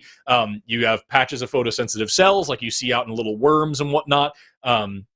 Certain annelid species have those guys, and then that's a little patch of cells kind of just caves in, starts to invaginate, it starts to dip into itself, and now you can see which direction the light's coming from. We see cup eyes in lots of species. The deeper that cup, the more definition you have, and then you start to get a little a pinhole here. The smaller the opening of the eye, the more resolution you get. If you wear contacts or glasses, take them off and make a tiny little hole with your fingers and look through them, and you'll still be able to see pretty well, because the smaller the hole, the better the resolution. That's true. We see pinhole camera eyes and things like Nautiluses and stuff like that. And then you need to slap a lens on there, get a lens that can, actually focus the light. And then you start to get a lens that can be shaped by muscle and deform, kind of like you slap a cornea over the top to protect everything. You get fluid in the middle, like step by step by step. You can actually look up like evolution of eye gradient. You can see not only all of these steps, but also animals that have them today. And so even if we went along with what Darwin was saying, we still see it, and it works really well. And then finally, the third thing is, even if we didn't know how eyes evolved, wouldn't do shit for speaking against evolution, because just not knowing a thing isn't a good enough reason to accept magic. So there's a few things that we don't know exactly how they evolved, and yet we still know evolution works all the rest of the time, and that's important. That was everything for me. Do you have anything you wanted to add? No, I think that's a perfect example. You went exactly where I was going to go. I was going to say, we see these steps in extant life, right? Like we see each subsequent step for the evolution of the complex eye that we see in humans, which, by the way, is the imperfect version of what we see in a lot of mollusks, which they have their retina on, not backwards, which is the sort of ideal condition because they don't have a blind spot. But we see the steps to both of these different types of eyes, because eyes have indeed evolved more than once. And we see them all along the chain towards mammals, all along the chain towards mollusks. And indeed, we see them all along the chain towards things like arthropods with their sort of compound eye that we see, right? And these steps exist, of course, as Forrest said, temporally, so through time, and they exist horizontally. So today we find these steps still existing because they still provide a fitness benefit towards organisms as opposed towards sort of the previous version, which is cool. It's freaking awesome, dude. It's freaking awesome. $9.99 again from Artos the Bear says, how would you respond to the kid in a barn abortion argument? I'm pro-choice, debating it with someone right now. I don't know what that is. Have you heard of the kid in a barn argument? No, I know look the it up really violinist. quick. This guy's yeah, I know the violinist, barn. but not this one. And I only know that because of philosophy too. Yeah, I this guy sent $10 and I don't want to dismiss it, but I've never heard that before. I'm gonna kid check in a the barn chat argument. if anybody's talking about Yeah, it. if anybody in the chat knows what this is, the kid in a barn argument, please throw it at us and we'll read it, and we'll respond to it. I Just have be to succinct assume, just based on the fact that Google has no hits of that, I really have to assume that this is something that Bear heard locally and assumed it was a something that was been shared around. The kid in a barn I imagine has to be some metaphor for a fetus in the womb, and whether or not you are obligated to keep them in the barn. I don't fucking know. Jesus Christ. Maybe Artos. I got Cookie says it's a lady who's stranded in a barn with kid that's not hers. Is she obligated to feed it or not? So if you were trapped in a barn with a child that wasn't yours, would it be your responsibility to take care of that child? I would say, like, ethically, yeah, you should care for other human beings, period. But, like, as far as, like, that kid deciding that you will take care of them, no. That's not. It's also not really comparable, because it's like maybe if the kid in the barn and you have food and the kid doesn't, and if you give the kid food, tremendous harm comes to your body as a result of you not having it or something. Like, these aren't comparable metaphors. This is an example of when stupid people need metaphors to engage so they can remove the nuance from a situation. And that's what I would tell your friend that you're debating there, Bear. This is a stupid metaphor. If the kid was in a barn hooked up to a dialysis machine that had to be filtered through your blood in order for it to work, and also you eating is the only way that the kid can eat as well, and so you have to eat for two, like, you know, this to make it comparable is weird. I don't know. I don't like it. Well, the additional layer is the legal layer as well, right? Like, would it be kind of you to feed the child? Yeah, totally. Is it right for some random guy to come in and put a gun to your head and say, you will feed this child, right? And maybe you're 12 and you have to feed this child. Then you get into some dicey territory, don't you? Mm-hmm. Absolutely. It's really tricky. Artis the Bear sending money after money. $10 to say, I have an autoimmune disease. Currently, it's not curable. I'm very sorry to hear that. Is it reasonable to hope for a cure to genetic disease in the next 30 to 40 years? Man, I don't want to give anybody any false hope. I am beyond impressed with how far gene therapies have come, especially with the advent of CRISPR. But I am not even close to qualified to give a timeline on anything. Dude, however, I can tell you, there's several things that I'm nervous about that I'm like, but hopefully. I'll go out on a limb. I mean, I think that medicine is one of the very few, things, along with most of technology, but I guess I should say technology is one of the very few things that in human history, it has just been gangbusters exponential constantly, right? Like, look at where we are medicine-wise and technologically speaking, just with our creature comforts now versus 15 years ago. Is there reason to hope? Absolutely, there's reason to hope. Is there any assurance we can offer you? No, but there's no assurance we can offer anybody about the future, about anything. But hell yeah, there's reason to hope. Science is awesome, and we've got the best minds in the world doing their damnedest to get us there. So yeah, hope on. Yeah. I've got a couple of friends who are geneticists that are way, way, way smarter than I'll ever be, and the shit that they talk about being able to do is just mind-blowing. They're so smart, dude. Yeah, we've got some good minds on it. So $4.99 from Shane Torres, who says, y'all have done so much for me in my understanding of evolution. I'm glad we were able to help. Sincerely, thank you so much for all you do. Question, go-to way to discredit creation. I'll let you go first on that one. Cool. Oh, mine's easy, but it's kind of a twofer, right? So, because it depends on the type of creationism. For young Earth creationism, it's the heat problem every time, right? Like Noah's Ark, which is necessary for young Earth creationism, right? It's necessary because they have to use it to explain the geologic column in the context of a 6,000-year Earth.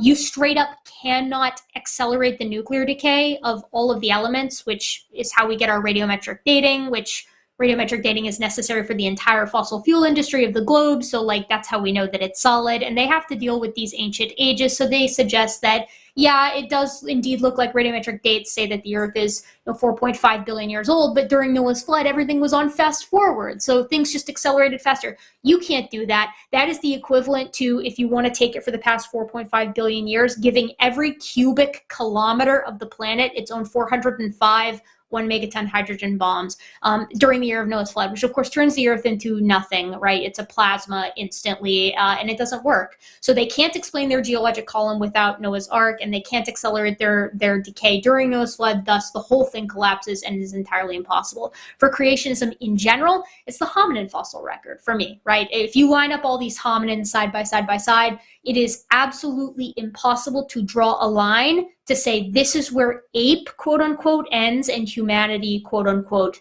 begins. You just can't do it. And this is because, as we've said earlier in the show, life is one big, massive, messy gradient, and humans are no exception to this. And so as a result, it gets very difficult to say that humans are this unique creation set apart from everything else, and indeed set apart from nature as a whole, and instead paints a very realistic and very well-supported picture of us as another player in this grand game. So those are my two for both young Earth creationism and creationism in general.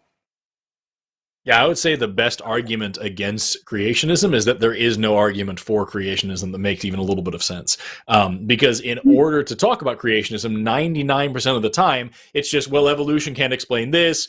Well, the age of the Earth can't explain this. Well, and number one, they're wrong. But as I said a minute ago, when we were talking about the evolution of the eye, even if you could completely debunk all of evolution, even if you threw out everything we knew about radiometric dating, even if we had to admit entirely, we have no explanation for the age of the Earth. We have no explanation for biodiversity. We have no science whatsoever. You haven't done a single thing to back up your claims in creationism. You have to prove that there is a creator, that creator is capable of creating things like the planet Earth, that the creator did create things like the planet Earth, and then you need to talk about how before we can even get to the point where we say, okay, yeah, now we can start taking this conversation seriously. So, like, we can sit here all day and like debunk this creationist claim and give evidence for this evolutionary claim, but at the end of the day, all you have to do is give us some actual damn evidence, and then we can have the conversation. When you put your God on my dissection table, we'll talk. That's right, exactly. That's how we make a living. Gosh. That's how we make a living. Yeah, no, that's the thing, man. When you put your God on my dissection table, we'll talk about it. But until then, you have to, like, you have not done a single thing. You have all your work cut out for you. And by the way, I should point out that here we are once again talking about creationism. Not a single creationist will call in and actually ask us the questions. $6.67 from Jana July, who asks, well, roommate and I witnessed a faucet turn on by itself. They think it's a ghost. What's a scientific way I could approach this? Also, any hypotheses? I would simply ask yourself if there are any potential explanations. Start with the other hypotheses: buildup of water pressure, a loose washer somewhere in there. The thing's kind of old, and how old is the faucet? How shittily was the faucet installed? I have also had things turn on by themselves. Usually it's a problem with the plumbing, not a problem with the supernatural world. And then ask yourself about, what we call Occam's razor. I hear hoofbeats. Is it horses or is it a stampede of giraffes? It could be either one, but which one is it probably, Is it more likely that there's this stampede outside my hallway, or did somebody leave the TV on and there's a Western movie going? You know what I mean? So it's just a matter of, is there a reasonable explanation, and how likely is that reasonable explanation versus how likely is the supernatural one? I don't know if you have more to add on that. No, I think that's perfect. I was going to say, wasn't it David Hume who said something about like it's either the laws of nature have been suspended or I made a mistake, and like that's something. What's going on?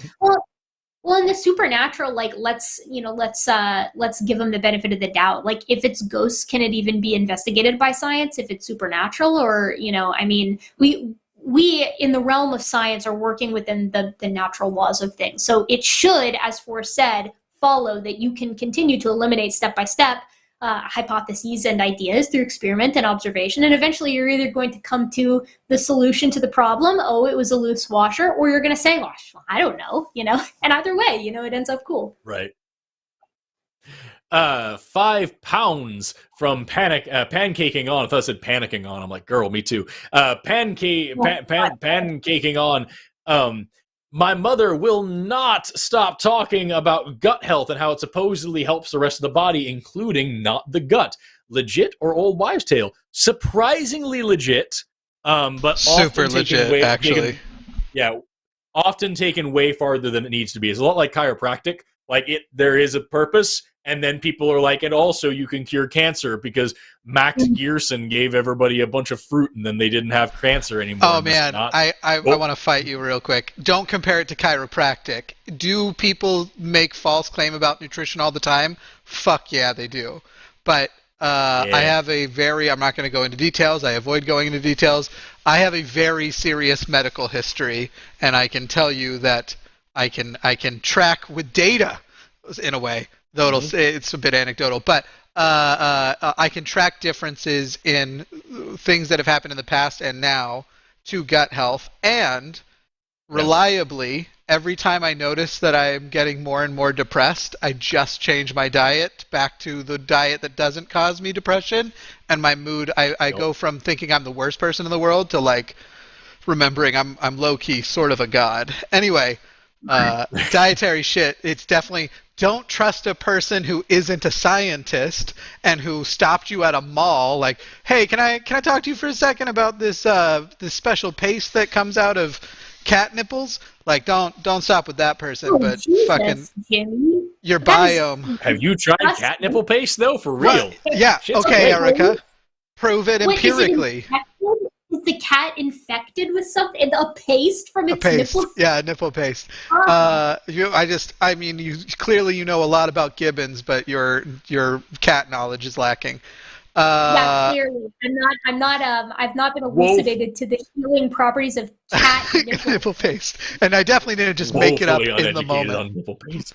That gut health shit is like intensely important. Like the whole thing is like when you do sorry, you go first. Go for it. No. I mean, I was just going to say, like, there's this a weird and simple connection you can draw. Like the area, your neural system obviously has the most neurons in your body, but the second system that has the most is actually the gastrointestinal system, even when accounting for the size of it as compared to other systems of the body and other organ systems. And I think that makes a lot of sense, given when we first evolved from something, like Pacaya, something that is just like, a little slip of a lancelet, right? What you see first is the evolution of the gut, right? Like you're a deuterostome or you're a protostome, right? Like you've got the gut tube that defines an entire distinction of animals, even before you get into the neurology of it. But the nodal cord, right, the nerve cord and the nodal cord, as well as the gut tube, these things evolve part and parcel together, right, in these very simplistic organisms before the evolution of even very rudimentary sensory stuff. So it's not surprising to me that there is quite a bit, especially when you look at like the sympathetic versus the parasympathetic nervous system and where these things interplay with each other. It's not surprising at all to me that these two things are very interrelated. The extent to which they're interrelated, man, I have absolutely no idea. As Jimmy just said, there's a lot of folks who have gotten a lot out of watching their diet and coordinating it with, their mood and things like that. And indeed, your gut health is super important, right? Yeah. Very clearly. There is research beyond my anecdote. It's sort of like, my anecdote was meant to be like, hey, I get migraines and I took this medication and my migraines improved. That's the anecdote part, where there's the research that backs up the medication, and my anecdote is that was consistent. I'm not saying everybody's depression can be solved by, in fact, I would say the opposite. There's clearly people who can't have their depression solved by diet, but it is pretty incredible how much is tied to our gut health. And then some things are just obvious. Like, if you don't treat your lactose intolerance, you will spend more time in the bathroom. You will spend more time having bathroom anxiety about with this place that I'm going, will they have a bathroom that I can use or whatever? And you will miss out on more in life, and you will experience more pain than you would if you were treating your thing. And so the psychological effect of just not taking lactate pills because you still love cheese and milk, it's sort of obvious in a way.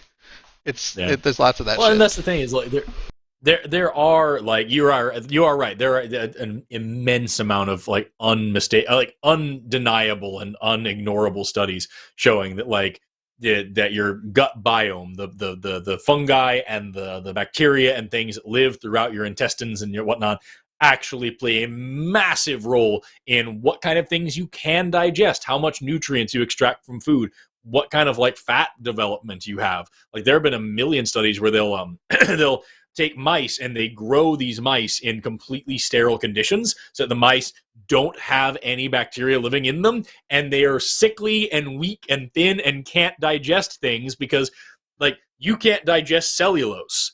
When you eat a salad, the bacteria in your guts eat it again and then poop it out, and then what they break down, the cellulose, that's what you digest and derive actual nutritional value from. And so, like, they'll take these mice and they can't keep any weight on, they can't get anything, and then they do a fecal transplant where they'll take poop from another mouse that was raised out in the wild and shove it up the asses of the first mouse and introduce the gut bacteria from this other mouse there. And not only do the mice now are able to digest food properly, but they acquire many of the physical characteristics of the other mouse. If you take an obese mouse and take their poop and do a fecal transplant, this mouse will now become obese. And if you take a lean, svelte, little athletic mouse and do the same thing, this mouse will now become muscular and athletic. It's insane how much it actually affects your body. The little creatures, the little buddies living up in your guts. If you want to learn more about that, I strongly recommend this book here. This is not only about this, but all sorts of other things. This is called The Secret Life of Fat by Dr. Sylvia Tara. She opens this book by talking about, like, how she struggled with weight problems her whole life, and how, like, she would literally, like, eat half a candy bar and gain a pound, and, like, what the fuck. And then she was in her PhD program, and her friend was she was at a bar with her friend. She was, like, sparingly, like, trying to only eat half of her salad so as not to gain any weight. And her friend, who was skinnier than her, was eating a huge burrito and drinking a beer and all this other stuff. And she's like, what the fuck is going on? And that encouraged her to do this research and write this book. And she talks all about, like, genetics and microbiota and all sorts of other factors that go into fat development, and how fat as an organ is a really cool thing. But just, if you're interested in this, there's a few chapters in this book that pertain to that are really fucking cool. So look that shit up. Fat is dope.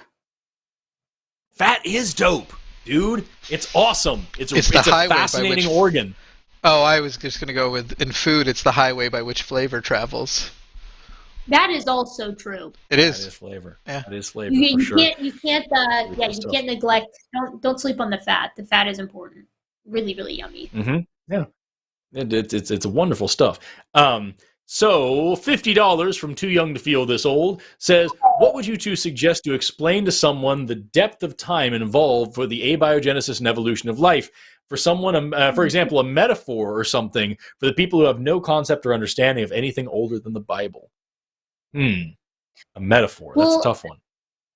Well, okay, so I'm in a class right now on mass extinctions, and the way that it was put to me was, if you imagine the origin of the universe, right, 13 odd billion years ago, like a calendar, like a single calendar year, right? The solar system forms at the beginning of September, and at the end of September, when September ends, which is when most people wake up, right? That's when you have the origin of life. So when the Earth forms, you see life form very shortly after that, right? The Earth has been around for like 4.5 billion years. Life shows up around 3.8 billion years ago, and that's just when it's really starting to leave evidence of itself. So it may or may not be a little bit older than that even. But you continue to take that onward, right? So life starts in September. Human civilization starts 21 seconds before midnight on the new year.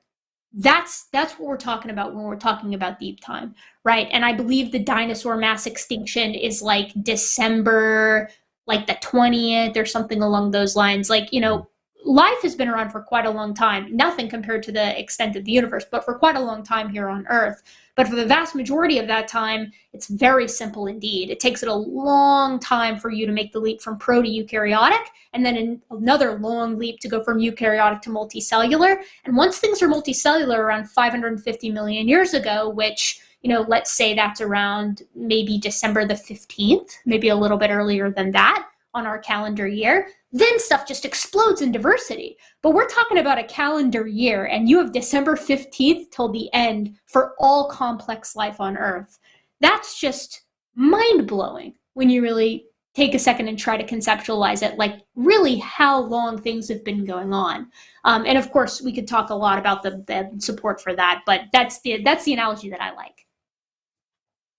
I remember, first of all, nice Green Day reference. Well, I remember there was like a video.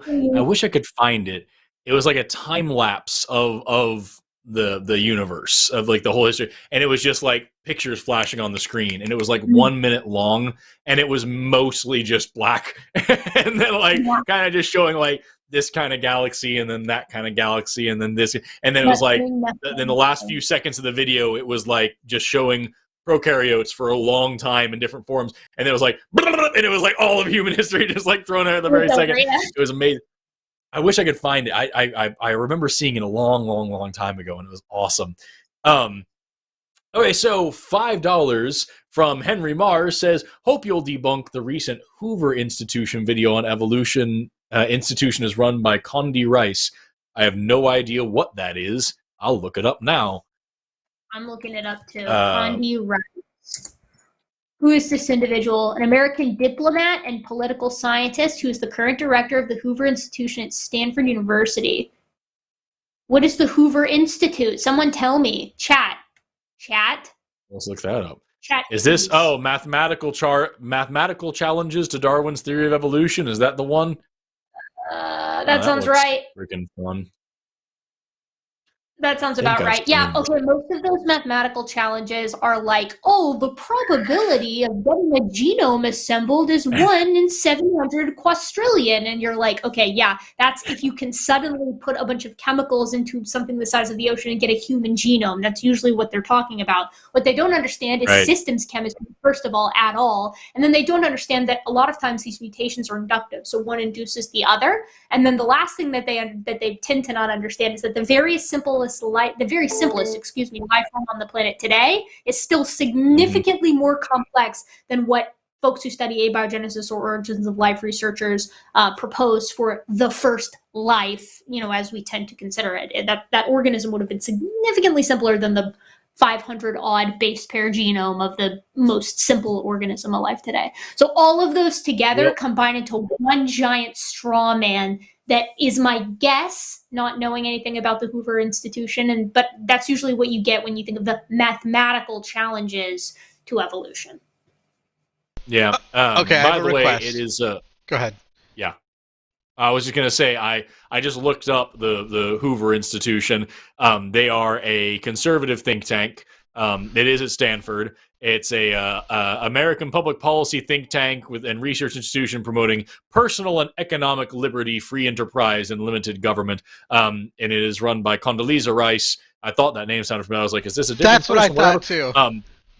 Yeah, and I looked up this video, the mathematical challenges Darwin's theory of evolution. I haven't even played the video, but a thumbnail here, it's 4 guys sitting around in a circle. One of those 4 is Stephen Meyer. And and so this is a economic policy conservative think tank that is gathering together to try to use math to challenge biology, and it's run by people who are intelligent design advocates.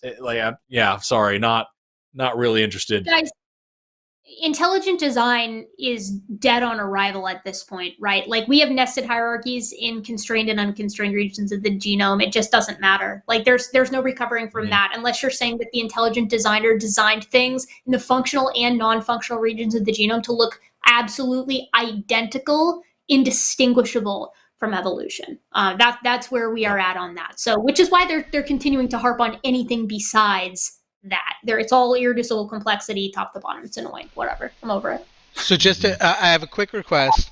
I generally am only going to request promptness if something is just taking way too long or we have to wrap up a show. The only reason I'm going to suggest it now is I really want to get to this game, and we are still like, oh man, it's looking like we're like 20 to 30 chats away from the first when I initially put the game up. So like a little bit of promptness would be expedient. Yeah. Sorry, Mom. I just want to play this game. I'm so excited for it. Golden Calf says, "What's your favorite non-hominid ancestral ape?" I fucking love Paranthropus boisei. I think they're adorable. And there was just that new paper that just came out recently where they found like the new like butchery site that was probably Paranthropus cutting up hippo bones, which is fucking nuts because they're not supposed to be able to do that, but here they are doing it. It's the right time. They're in the right time when stone tools like that were already happening, but them doing it is nuts. So yeah, Paranthropus boisei. I think they're awesome. Yeah. I'm sorry, I'm going to add this real quick too. We are going to up the threshold for all super chats, not just the game, to $10 from here forward. If you already put a $5 one in before now, we'll still get to yours, but from this moment forward, it's $10 and up. Okay, so my favorite non-hominid, I'm assuming when they say hominid here, they mean non-hominin, but maybe they mean just not on that. I don't know exactly. I'm just going to give several. So my favorite Miocene ape is probably Oreopithecus, because I think it's got a fun name, and it's also a very dumb ape for the time period that it's living in. Its brain is little bitty, and it's probably because it's undergone island dwarfism, and it's basically become like a folivore. So I think it's really cute, and I like to imagine sweet little Oreopithecus just doing its best on the island. As far as hominins, I love Ardipithecus ramidus. I think it's cute. I like to imagine these big, chunky, pair-bonded gibbons living on the African savanna. I think that is absolutely adorable. So I'm going to sign myself off there. I'm going to keep it brief. And you know, Jimmy, how cruel of you to put this constraint on me for this question. Especially on this one, right? I agree. Do you know how much I want to talk for 2 hours about how my favorite bands in top 5 include Green Day and Panic at the Disco, and you've referenced both today? That's true. I am referencing both. And you know what? I know I have a My Chemical Romance shirt somewhere in the next room as well, so I could bring that into the picture as well and really ruin your day. But we don't have the time. Let's just keep going. Isn't the main difference between, like, because gibbons are lesser apes, and that always confounded me. Like, why the fuck did we have a whole other subclassification just for gibbons? But don't they have butt pads still? Even though they don't have a tail anymore? You know we're not allowed to talk about this. Why would you ask that? I could get on my soapbox about gibbons being lesser apes for literal hours, but yes, they have ischial colossity. So let's just call that a day. I just thought it might be a quick little conversation we could throw in there, you know, just for whatever. Yeah. I don't know. Yeah, they're awesome. If anybody gives us a $10 or more super chat, we'll talk more about gibbons' butt pads and why they matter. Their butt pads are really cute. They will be able to be worked into. That as incentive to you to maybe super chat that, because their butt pads are really cute. Look up gibbon ischial callosities or Siamang's tail tuft. They're adorable. You don't know the restraint that I'm utilizing right now. Several of the game super chats will give the opportunity. I'll weasel it in. Fair enough. Yeah. $9.99 from Matthew Coleridge. When a doctor is a doctor, does the doctor doing the doctoring, the doctor being doctored, want to be doctored, or does the doctor doing the doctoring, the doctor as he wants to doctor? Pardon me. Or does the doctor doing the doctoring doctor as he wants to doctor? So to clarify, does the doctor doing the doctoring doctor as the doctor being doctored wants to be doctored, or does the doctor doing the doctoring doctor as he wants to doctor? I would say that the doctor doctoring would doctor the way that they want to doctor, because you can't doctor yourself. So a doctor can't self-doctor So it's really important, even if they know what's going on, that the doctor doctoring doctors as the doctor chose to doctor. I would say so. The word doctor means absolutely nothing to me right now. I've heard it too many times. Which is weird. Since you're trying to get one. It's going to be awkward if that word. 1999 from I got the blues. Well, I hope you feel better. Erika, you were interviewed recently about how intelligent design is falsifiable. I'm an old woman raised fundy in Texas with no understanding of science. If you can make it as simple as possible, I'd appreciate it. Thanks. Yes, I've got this. I can do this in less than a minute. Okay, so there are a lot of organisms. There's a lot of biodiversity on the tree of life. Before genetics was actually discovered, or I guess sort of contextualized, people like Carl Linnaeus and before him looked at the tree of life and were able to categorize things by how similar or how different they were. When genetics came along, this confirmed the interrelatedness of organisms, sometimes on the basis of their morphologic or physical similarity, but moreover, it utilized genetics to sort of draw these relationships. And the reason why genetics is useful for that is because genetics is inherited, right? So a parent and a daughter can share a link through their genetics. It is an indelible stamp of the relationships between organism A and B based on how similar they are on their genomes, because genomes are passed from parent to offspring all throughout time, all throughout history, all the way back to when life first emerged on the planet. So when genetics came about, the people who proposed intelligent design, and this is especially around the Kitzmüller versus Dover trial in 2005, were in a serious pickle, because what it showed is that humans are very, very similar to chimpanzees, more so genetically speaking in our coding and non-coding DNA than lions are to tigers or African elephants are to Asian elephants. So they came up with a solution. They said, yes, they look similar. Yes, their genetics are similar, but that's because of common design, not common descent. That's what they said. They said the genetics only look similar because genes code for physical characteristics, and thus we would expect two things that look roughly similar to have the same genome. But then people kept sequencing the genomes of humans, of E. coli, of chimpanzees, of various funguses, what have you. And what they figured out is that a lot of the genome is non-functional. So here we have a problem. Creationists can explain away, intelligent design advocates can explain away nested hierarchies, that is to say the interrelatedness of organisms as a result of common design, if the genes that are nested and related do something.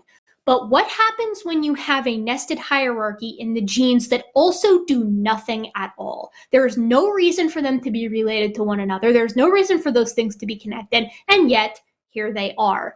Right? So intelligent design advocates put this hypothesis forward without even knowing it, and then they were subsequently falsified when it was found that not only is there a nested hierarchy in the DNA that does nothing at all, similar to the DNA that does do stuff, but it's the same nested hierarchy. So what do you do when you have things related in the areas of DNA that do nothing at all?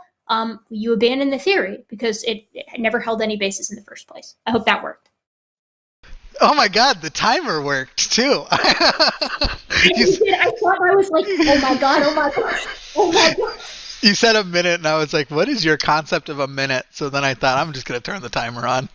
It was probably like 3 minutes, yeah, but I did good. I liked it. I was only teasing. Yeah. What was it? Okay. I'll send the next. Bloop, bloop. Looks like we closed the lines as well. Yeah, I got tired of waiting. Got tired of paying and waiting. Yeah. $4.99 from Beskeptical. Trenchcoat hypothesis for our bipedalism. Discuss. I don't know what that is. Do you mean that one of us had to sit on the other one's shoulders in order to look old enough to go to the theater? Is that what that's all about? That one of us had to go buy beer, and so we had to evolve bipedalism to get there? I'm looking it up. I'm actually just one Gibbon in a skin suit trench coat, so, I mean, it works for me. Yeah, the internet says nothing, and so I'm assuming that this was silly. No, I found it. And I found it. Yeah, bipedalism proposes, okay, I'm going to have to find it a little farther, but it's that we developed bipedal to display something, but I got to... Oh, okay. So this might be similar to the aposematism idea of bipedalism. So it's you stand up in order to make yourself look bigger to predators. No, right? to display one's genitalia is the trench coat hypothesis. It's literally like people who flash people. Coat. Yeah. Gotcha. Well, bro, that only works for female selection. How will males select? There's less to work with there. Right. Plus we grow, pubic hair, which covers up a lot of that stuff. So it's kind of not really going to work. Okay, yeah, excellent point. Yeah, the one place that would need to be hairless in order for this hypothesis to work is in fact covered with hair. Yeah, it's kind of not doing it for me. I don't know. It seems to me like this is way driven into like the people who take sexual selection to the extreme when talking about human evolution, because this one and like also like the partitioning hypothesis, the idea that we evolved upright postures so that men could go out and get resources and carry them back to their wives. Like, you know what I mean? Like, does that really track? Does it really make sense? Are there any quadrupeds with opposable thumbs like us? Yes. Oh. Wild. Because I would have wondered about that. Like, did we develop it because less strain on your opposable thumbs gave you way more? Because opposable thumbs is like the second greatest thing besides developing a brain, if it seems. They're pretty tight. They're good, and they're great for making tools, which is why most things with opposable thumbs, at least in the primate order, tend to make tools using them. Like when you've got there's a difference between opposable thumbs and a precision grip, and things with a precision grip, like us, chimpanzees, capuchins to a lesser extent, tend to utilize tools in our environment. So there is a point, but it's just not limited to us, if that makes sense. I'm an opposable thumb tool. I've heard that before, Jimmy. From Forrest.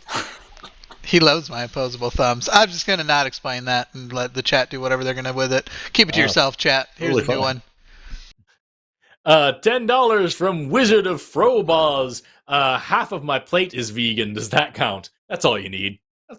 Yes. Just cut down. It is, take into account the fact that like America is bizarre in the fact that we think we need meat with every single meal. Like the rest of the world doesn't do that. Like that's kind of odd. And a little bizarre. There's other sources of protein.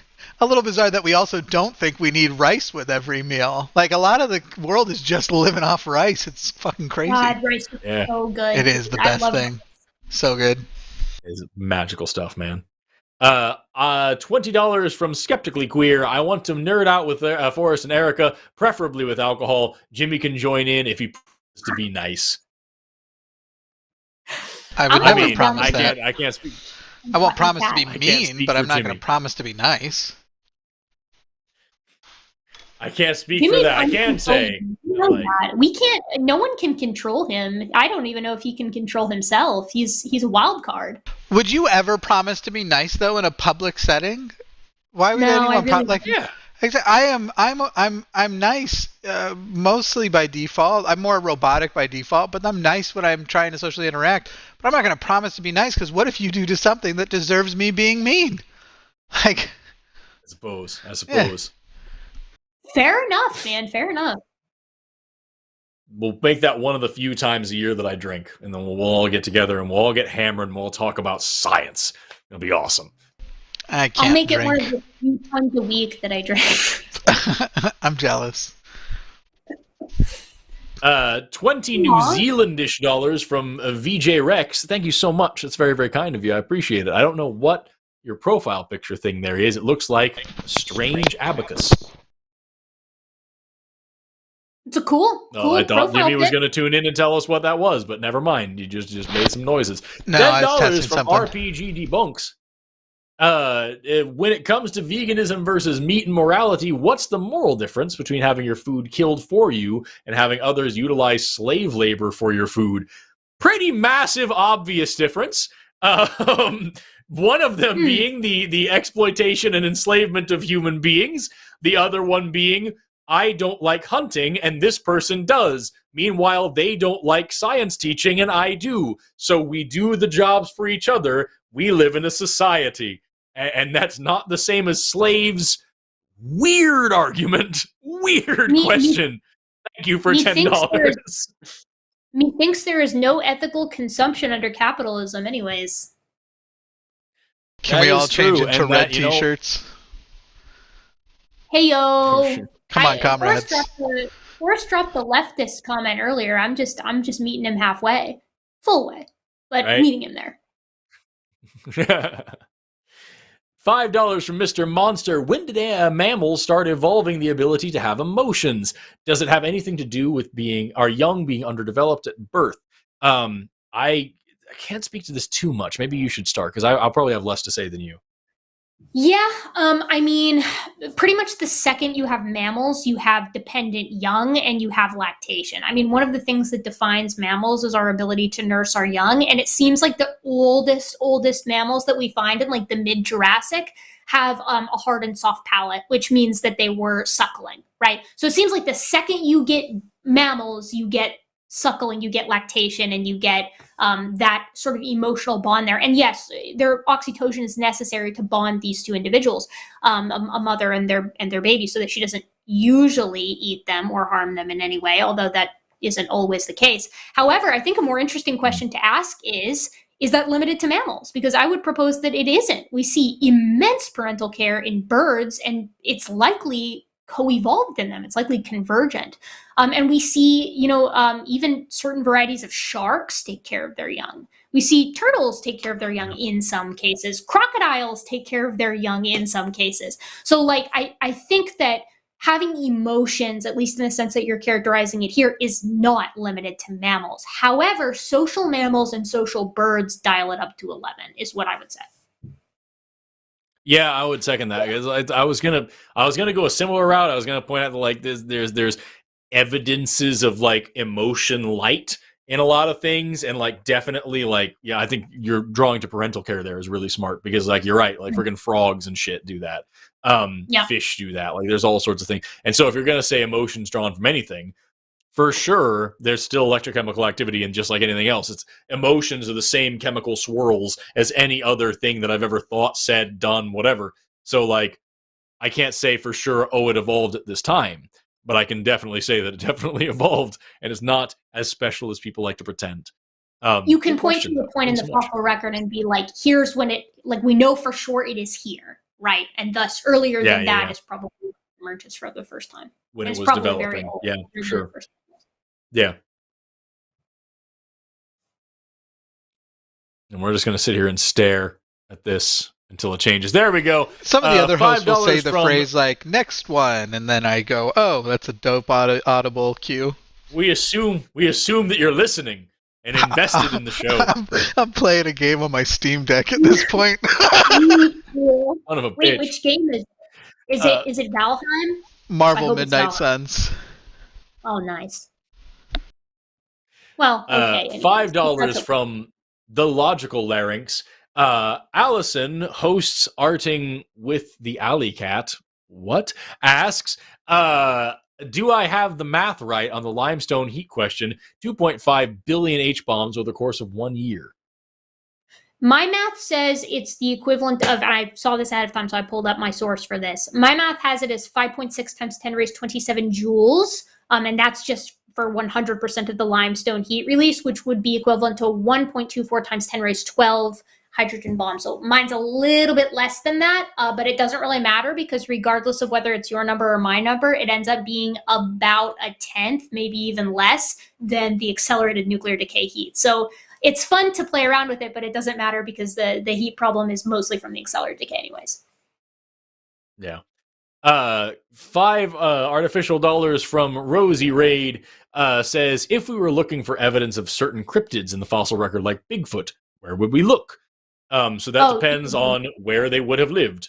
If you talk about most of the big fossil finds, we're like, okay, so the Earth was the landmass on Earth was in this shape at this time, and these were the conditions under which this thing would have lived. Therefore, we can track that pattern and say that it would probably be here now. As far as Bigfoot, China. You look in China and you find him. He's called Gigantopithecus blackie. No, Forrest, bad take.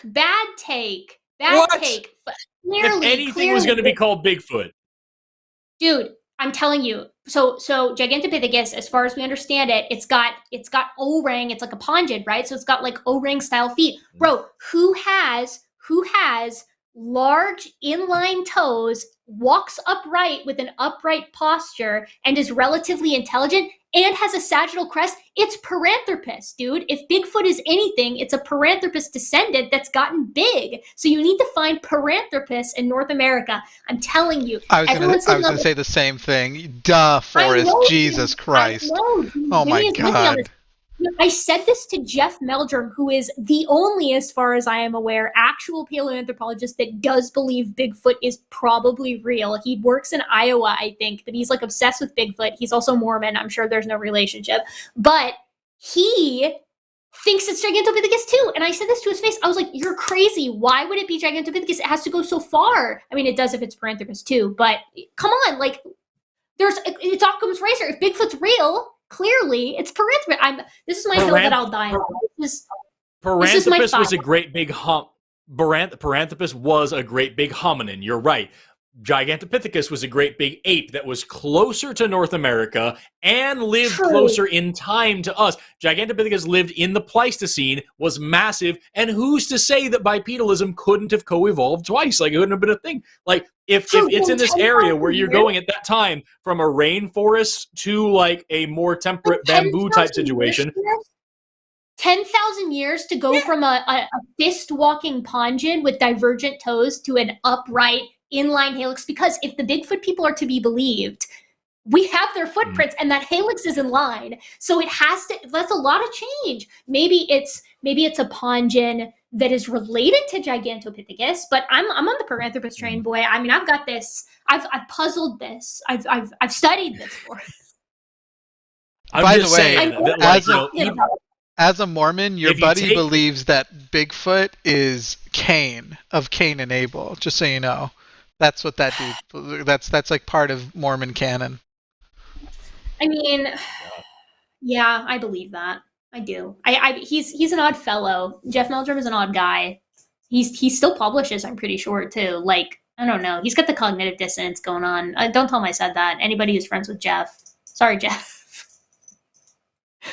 If you take the inline helix out of there, if you take the big toe out of there, and you assume that the footprints aren't credible, if we assume that the Bigfoot footprints aren't credible, then we could, like, you know, other great apes, even pongins, are gonna walk upright for short distances of time when they need to, and especially orangutans are really, really good mimics of human behavior. You see those in Borneo that are like sawing shit and hammering shit and washing socks and everything like that. You're telling me they wouldn't try to walk to the corner store when they saw us do it? If we're taking, and you know, here's me mocking you a little. If we want to take the foot out of Bigfoot, Forrest, then sure, it could be Gigantopithecus. But I mean, really, the important thing is Bigfoot probably isn't real. But I could play this game all day. Bigfoot is real. He lived behind my apartment. I saw him. You let me a hairdryer. Yeah. He's very blurry naturally. Yeah, I forgot who said that, but yeah, like he's just a blurry creature. Yeah. The camera work is perfect. He's just a blurry guy. He just looks like that. I love the Paranthropus. I've never heard that before, and I love that. $20 from VJ Rex to show us his cool ass abacus again. Thank you so much. I appreciate that. And the next slide, please. Jimmy's on his Steam Deck. And it's God damn. $5 from Too Young to Feel This Old. As a former chicken farmer, chickens are evil little creatures. I'm going to eat as many of them as I wish. Love that. I used to care for many chickens as well, and they are rambunctious little assholes. Love them. They peck a lot. They do. I had this one named Ethel that had to like get up in my business. She would just hang out on my leg, and I'd just hang out there and read in my backyard with Ethel all day long. It said there, I'm reading Lucretius. That's like very. We named all of our chickens. We named all of our chickens after old ladies. So we had Ethel, Myrtle, Gertrude, Gretchen, Adelaide. We had all of our old lady chickens. There was not a Bertha. We didn't have one big enough. If I had like a big cinnamon queen, oh hell yeah. I name them after the seasonings I'm going to use. This is lemon pepper. This is barbecue. This is garlic herb.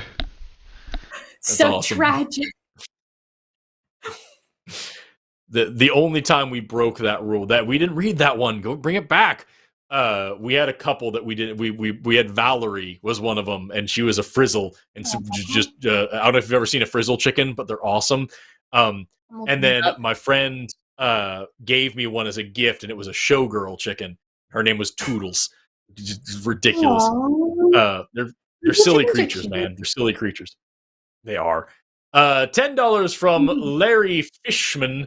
Tonight's episode brought to you by Undiagnosed Autism. The number's 404. The letters FUJIMMY, and donations from viewers like me.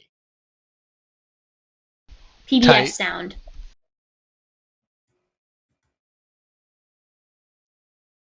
$9.99 from Microseptic. This question is geared to Erika. What can you tell me about estrus and menstrual cycles in primate evolution? When did the evolutionary change appear in primates that now experience menstruation? Oh, I can go into that too. Surely they want that pronounced microskeptic, right? I know that they missed they put a C instead of the K, but there wouldn't be a C or a K in septic. That's you added you took a C out in microseptic. Nah. Oh my God. Nah, this is such a good question. I'm going to try to be brief. Okay, so humans and a couple of other primates, most primates are weird in that they're either going to have either conspicuous or non-conspicuous estrus. This means that when they're in estrus, that is to say they can conceive a child, there is a physical change to the female's outward appearance that a male can pick up on, and it's usually then that he's actually interested in the female. We call this tumescence in like panins, for instance. And in baboons, they get the big red butts, right? Like this is the classic sexual advertisement on the case of the females. Now, if you're a female, sometimes it's in your best interest if you're in a very big group where there are a lot of very rambunctious males to advertise when you're fertile, because you'll mate with a lot of males. They tend to be, the old-timey term we use for this is promiscuous. And that way, when you have your kid, no male knows whether the kid is his or not, and so they won't try to kill it. This is a defense against infanticide. However, there's a different strategy for that, which is called concealed ovulation. Concealed ovulation, unlike conspicuous estrus, is basically the opposite of that. You never advertise when you're actually, in heat or capable of conceiving. And so you mate usually those with concealed estrus tend to be monogamous, but not always. And thus the individual who you're either pair bonded with, which that's unfortunate and kind of sad because there's some cuckoldry that goes on there, or the multiple males that you tend to live with, no one knows when you eventually have the kid if it's theirs or not, and that's a separate defense against infanticide. So the question is, what is going on with humans? And I think the answer to this is really, really simple. We don't have conspicuous estrus because, in part, we stood up, right? The areas that swell on a female when they're tumescent, when they actually go through estrus and advertise that, tend to be like the labia, the anogenital region, and ours is like directly below. So when we stand up and walk around, our asses show, but if we're naked, but the anogenital region does not. So some people have actually proposed that the permanently enlarged breasts of females is actually kind of an alternative way to try to advertise sexuality as opposed to the anogenital region, which might in fact be the case.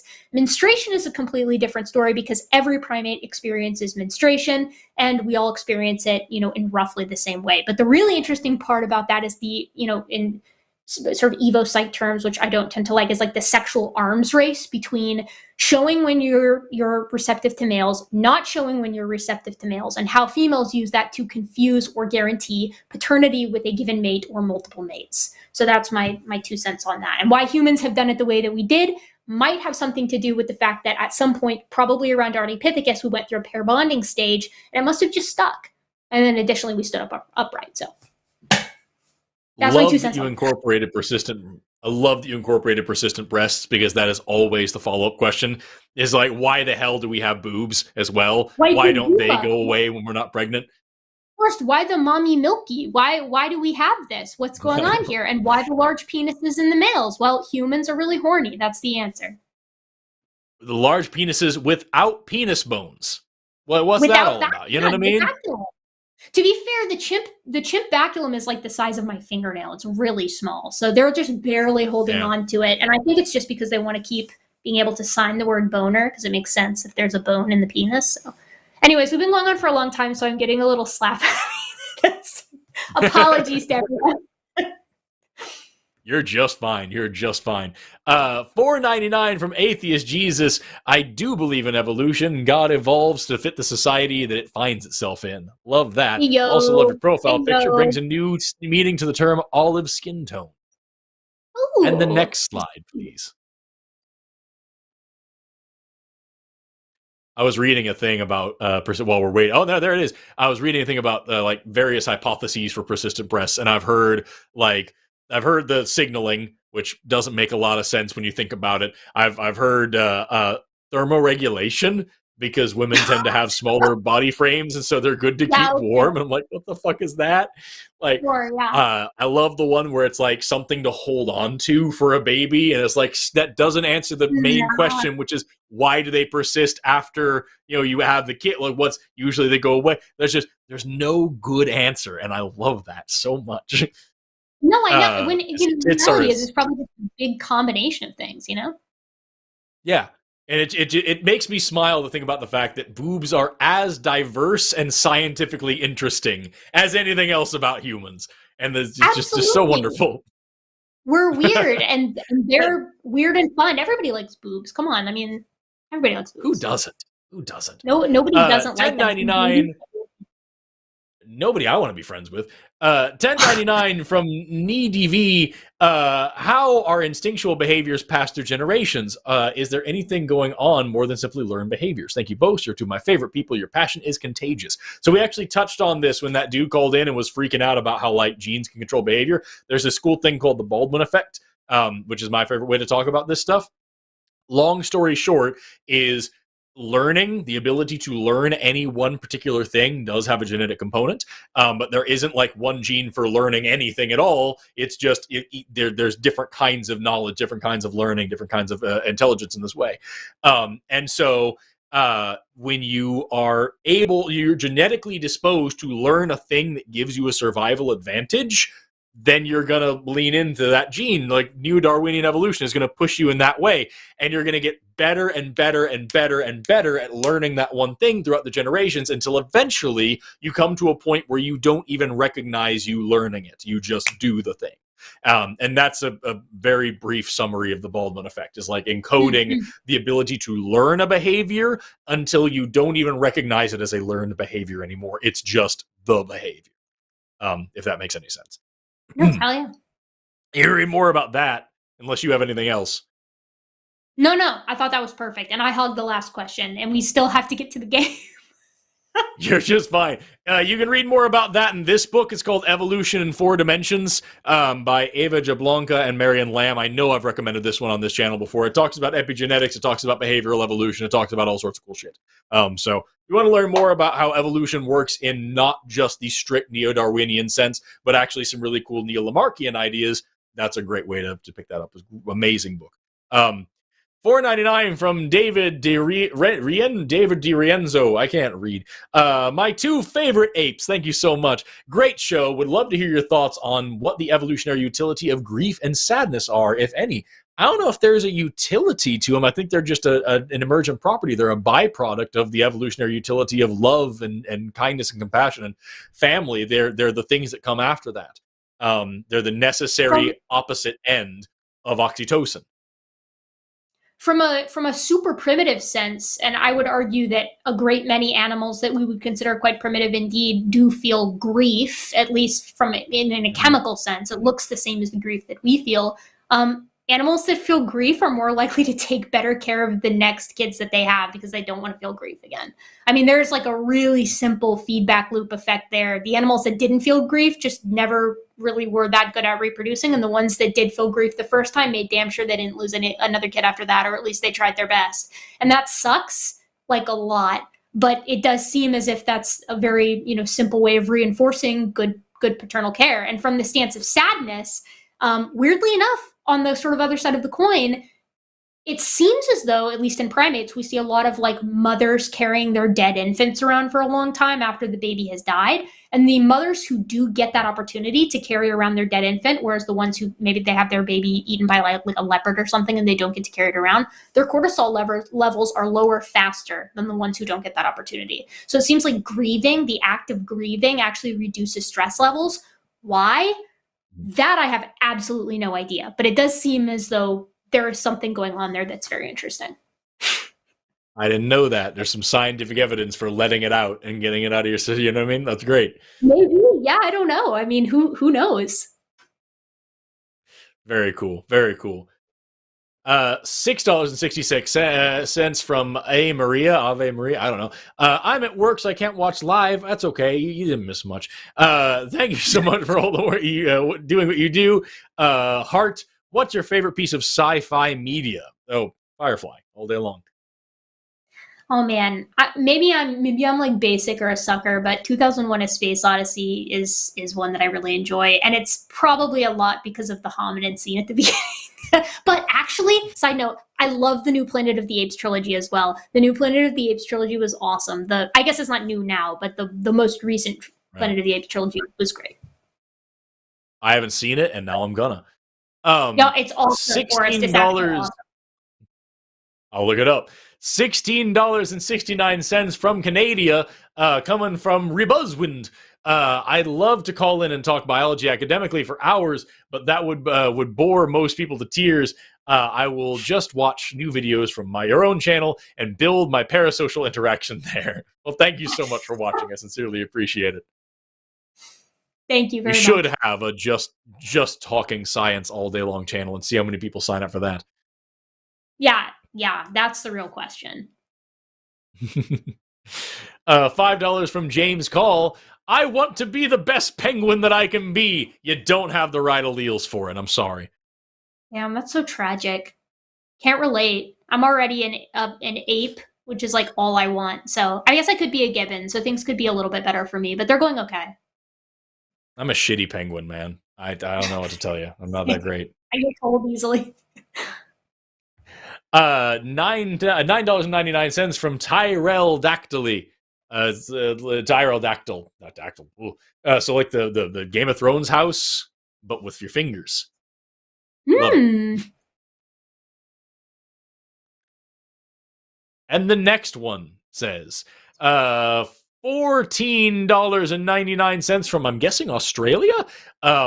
The nice kind of orc says, Erika pronounced a word that got me worried. I've been saying it wrong my whole life. I'm not. Am I not right that it's proselytized, not proselytized,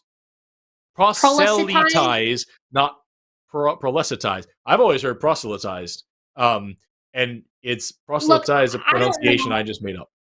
It is proselytized, just so you know. Yeah, if I said it the second way, then I was wrong. That was also like, haven't had anything to eat today, and I was at the height of my 2-beer maximum, so that I might just be an idiot. My apologies if I pronounced it wrong.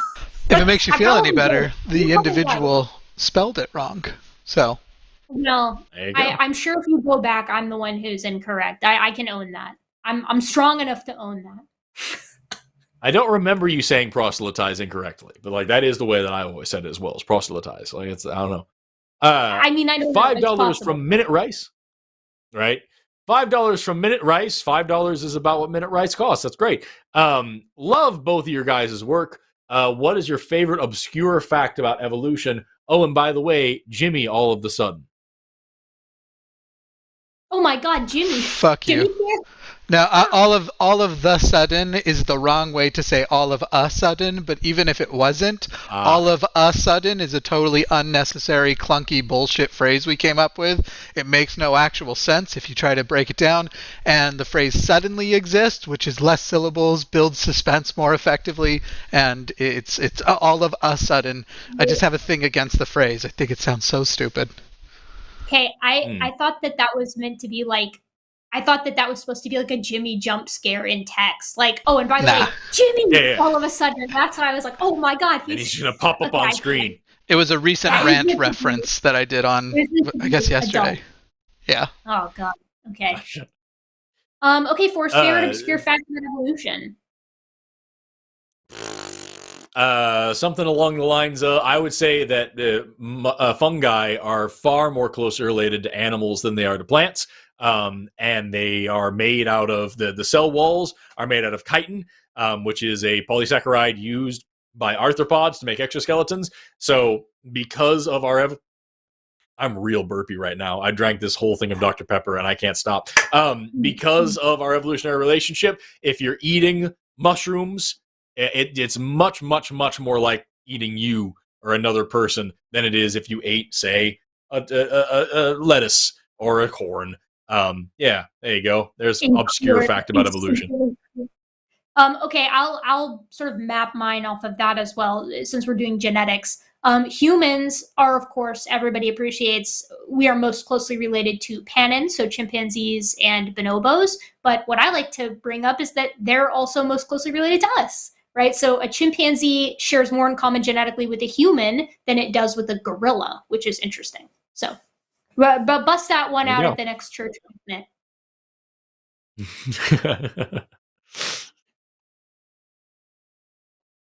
And then there was a slide that said, here we go, $10 from Mahalia, is it Iaga or Lalaga? I don't know. Mahalia Iaga, I consider profanity like an accent mark. So, Erika, I love seeing you give cockwombles a piece of your mind. Both you and Forrest make a great a get team. I want to join the mildly perturbed scientist university. Love that.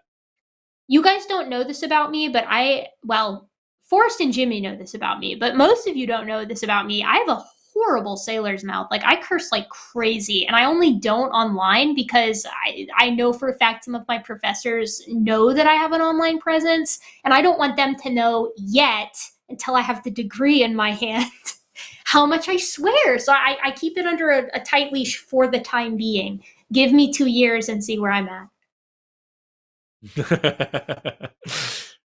I try to I'm the same way. I fuck is every third word that I say, and like God, I have to really I wrangle it in on YouTube because I want my content to be usable by a variety of people, and I know that a lot of the times, kid friendly actually just means stuffy ass old adult friendly.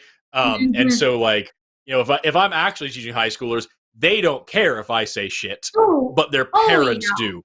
So like. I'm not going to sit there and be like super inappropriate in front of them, but it actually builds a better relationship with the students. I remember when I was in high school, we had this after school philosophy club thing that we tried to establish. And it was just like, the troubled youths, because I went to an alternative high school. And so like just the troubled youths of that high school could get together with this one teacher who was very much beloved and just kind of just talk about our lives and what we think about that. And like kind of like unregulated therapy. And I remember on the first day, we were kind of just there like, what are we going to do? What's this all about? And she walks in, takes off her lanyard and said, holy shit, that was a hard day. And immediately the tension was cut. And we were able to open up more and talk more because all of a sudden there was this wall where I have to be a certain way. And of course we weren't going overboard, but like the ability to open up in that way was so important. So like, yeah, no, I teach a middle school class and a high school class. They have a homeschool group that hires me to come do stuff. And like, I absolutely curse in front of those kids. Not all the time, not as much as I would here, but I want them to feel comfortable with me. They don't call me Mr. Valkai. They all call me Forrest because that's my fucking name. And like, I'm not going to call them Mr. and Mrs. whoever I am. Like, just, I don't know, man. I don't know. It makes them more likely to ask questions. About that. Yes, I totally, absolutely. I totally agree.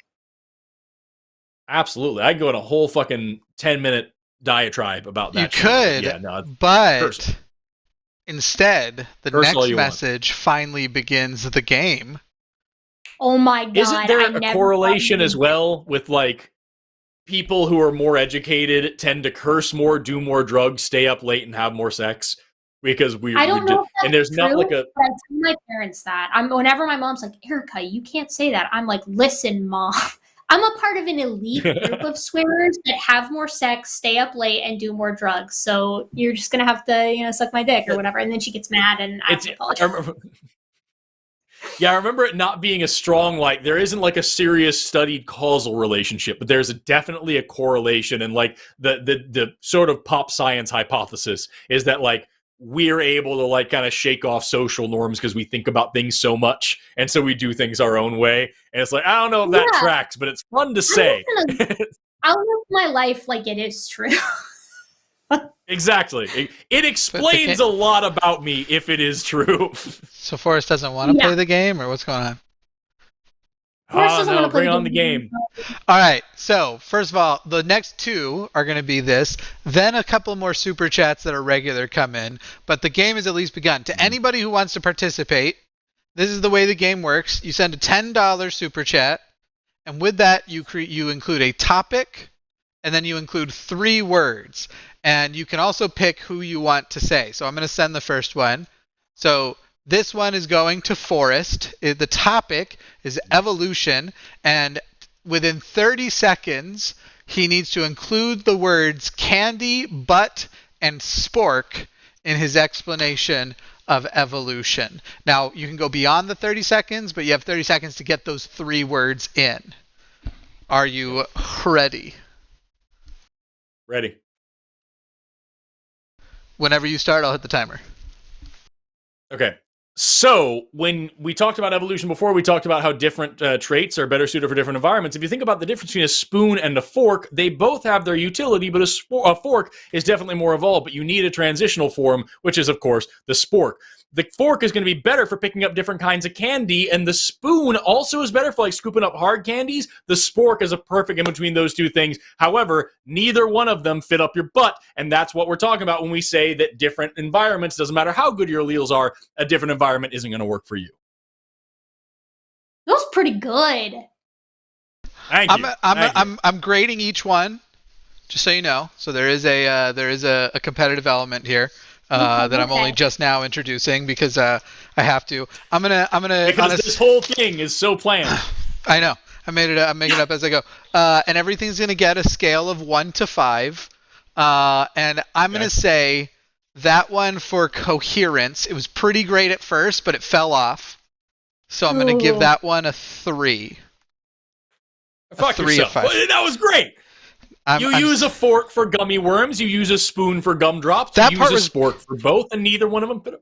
The part of the butt was the thing. You know what? I'll give you 4. I'll say you only lost 1 point because the butt wasn't. Penguins don't survive in the Sahara. The butt wasn't yes Andy enough. Forks don't fit in your butt. Yeah, you only lost 1 point. Call it a victory. That's pretty good. Fine. I would be upset too, Forrest. Don't worry. No. Erika's topic is Gibbon mating rituals. Her words are clap, cheeks, and scooters. I'll begin the timer whenever you begin. Okay. Gibbons are a very interesting primate because whenever they're trying to clap cheeks, typically what they do is they zoom to the tippy top of the nearest tree and they start to sing a beautiful song to attract a member of the opposite sex to come over and allow them to clap cheeks. As such, one of the gibbons, usually the female, will come up to the male holding the branch above her heads, and then he will scoot her over to him and then engage in intercourse, and thus new gibbons are born done. Love the wordplay. You almost got 5 points. Do you know why you only got 4? What? I'm going to give you 4.5 because you said scoot instead of, you didn't include scooter. I said scoot her over to him. That's pretty good. Okay. The pun work, that's pretty good. Okay, I'll give it back for the pun work. I'll give you a full 5. I've been thinking about that for like an hour and a half. So I've been waiting. That one's pretty okay. I'll give it back for puns. I thought for sure you were gonna say like they don't have a flashy scooter to show off, so they have to have some other mating ritual or something like that. That's great. Okay. I thought it was going to be a metaphor. The wordplay, though. I thought you were going to be like he ascends the trees like a hipster on a scooter, like implying speed in downtown. Yeah. I thought that was where you're going. That's so good. That would have been good too, but you know, I've been having that in my back pocket, so. I like that one. $20 from Cedar Edwards. $20 from Cedar Edwards. What do we know about how insect metamorphosis evolved, and how do we know it? My young Earth creationist parents are keen to know. I don't know, man. I'm not an entomologist. I'm not good at this. I know that they just recently, like within the past couple of decades, found out about imaginal discs, and they're fucking nuts. I would say just say the word Hawk's genes and start on that track, and when you're thoroughly confused, you'll feel like the rest of us who aren't entomologists.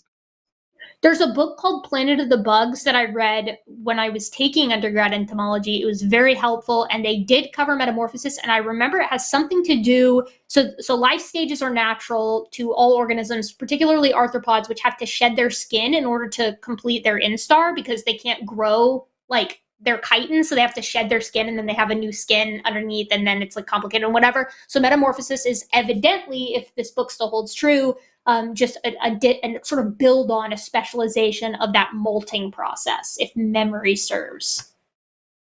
Cool. Yeah, I don't know the first thing about the process. I would, however, say the same thing that we've said a few times. Like, even if we didn't know, not an argument for creationism, but it is really freaking cool. There is a person on TikTok. Her name is Entomology Abby. I believe she's a PhD student studying entomology. Wicked smart, really, really cool. And I'm 99% sure she's Christian. I'm pretty sure she's religious. And she studies this shit. So I would send her the question, and she might be a good bridge as far as that's concerned, of like understanding the science and also finding a way to talk to your younger creationist parents about it. So Entomology Abby on the TikToks. So there's the next one is interesting because it's somebody who has sent a correction for Erika, but the correction is actually quite incorrect.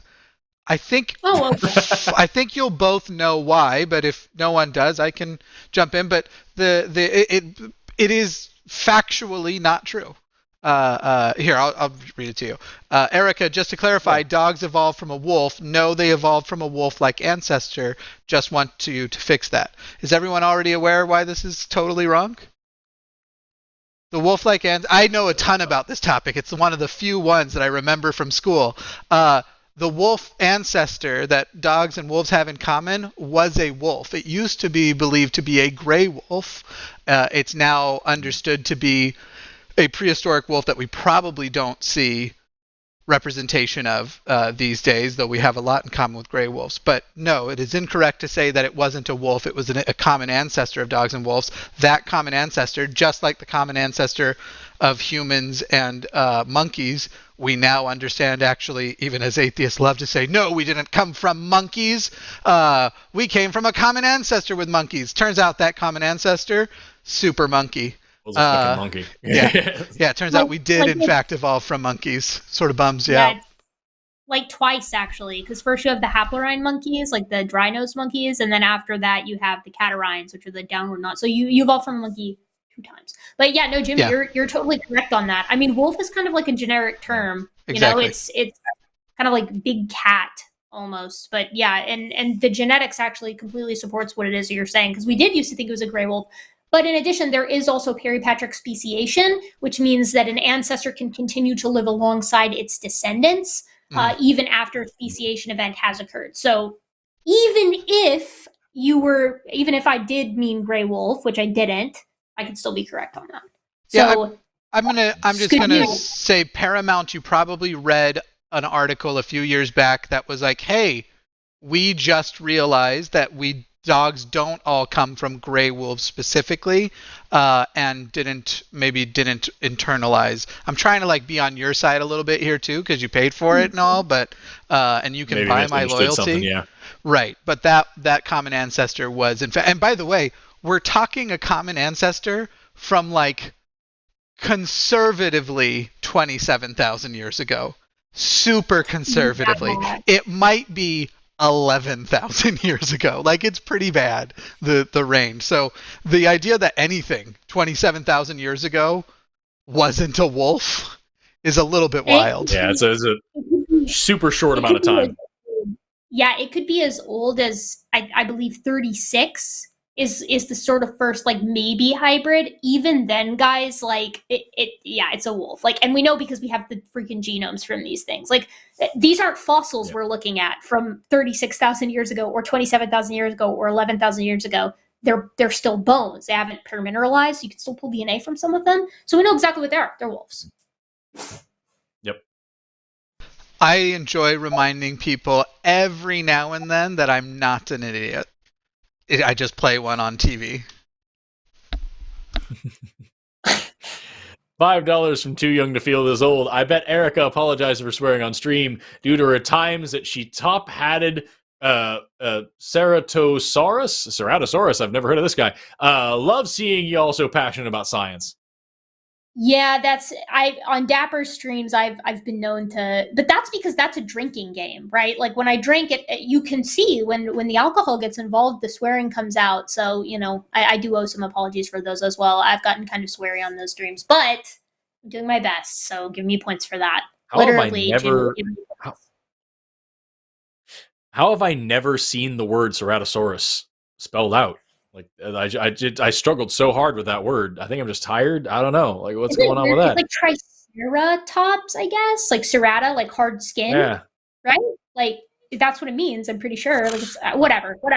I'm not a dinosaur guy. I don't know. Beats the hell out of me. I'm assuming by the scorecard that we're about to get to more of these. $20 from Matthew Claridge. I don't often see hosts on the line use evolutionary psychology in debates as an explanation for the emergence of morality, i.e. we evolved to cooperate with the species as more like, so the species is more likely to propagate. Why is this? I don't talk about evolutionary psychology because I'm not a psychologist. Just because it has the word evolutionary in it, it is not something that I study. But I have also heard lots of, sorry?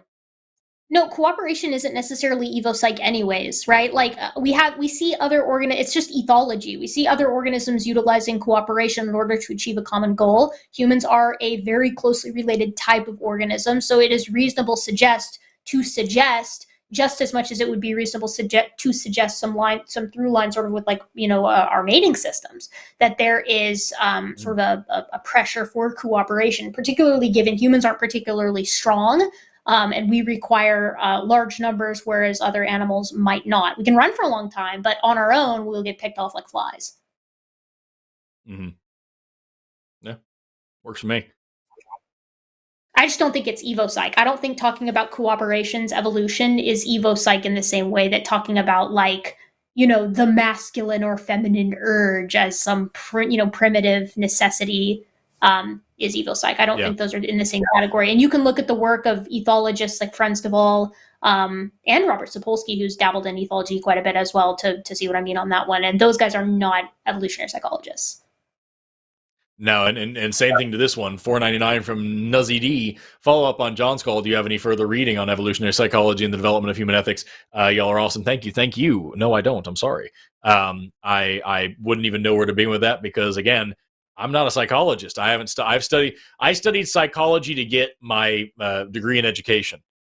I have no authority, certification, qualification whatsoever to dig into the details of any kind of psychology or like the nuance between them. So I'm sorry, I'm just not there for you, man.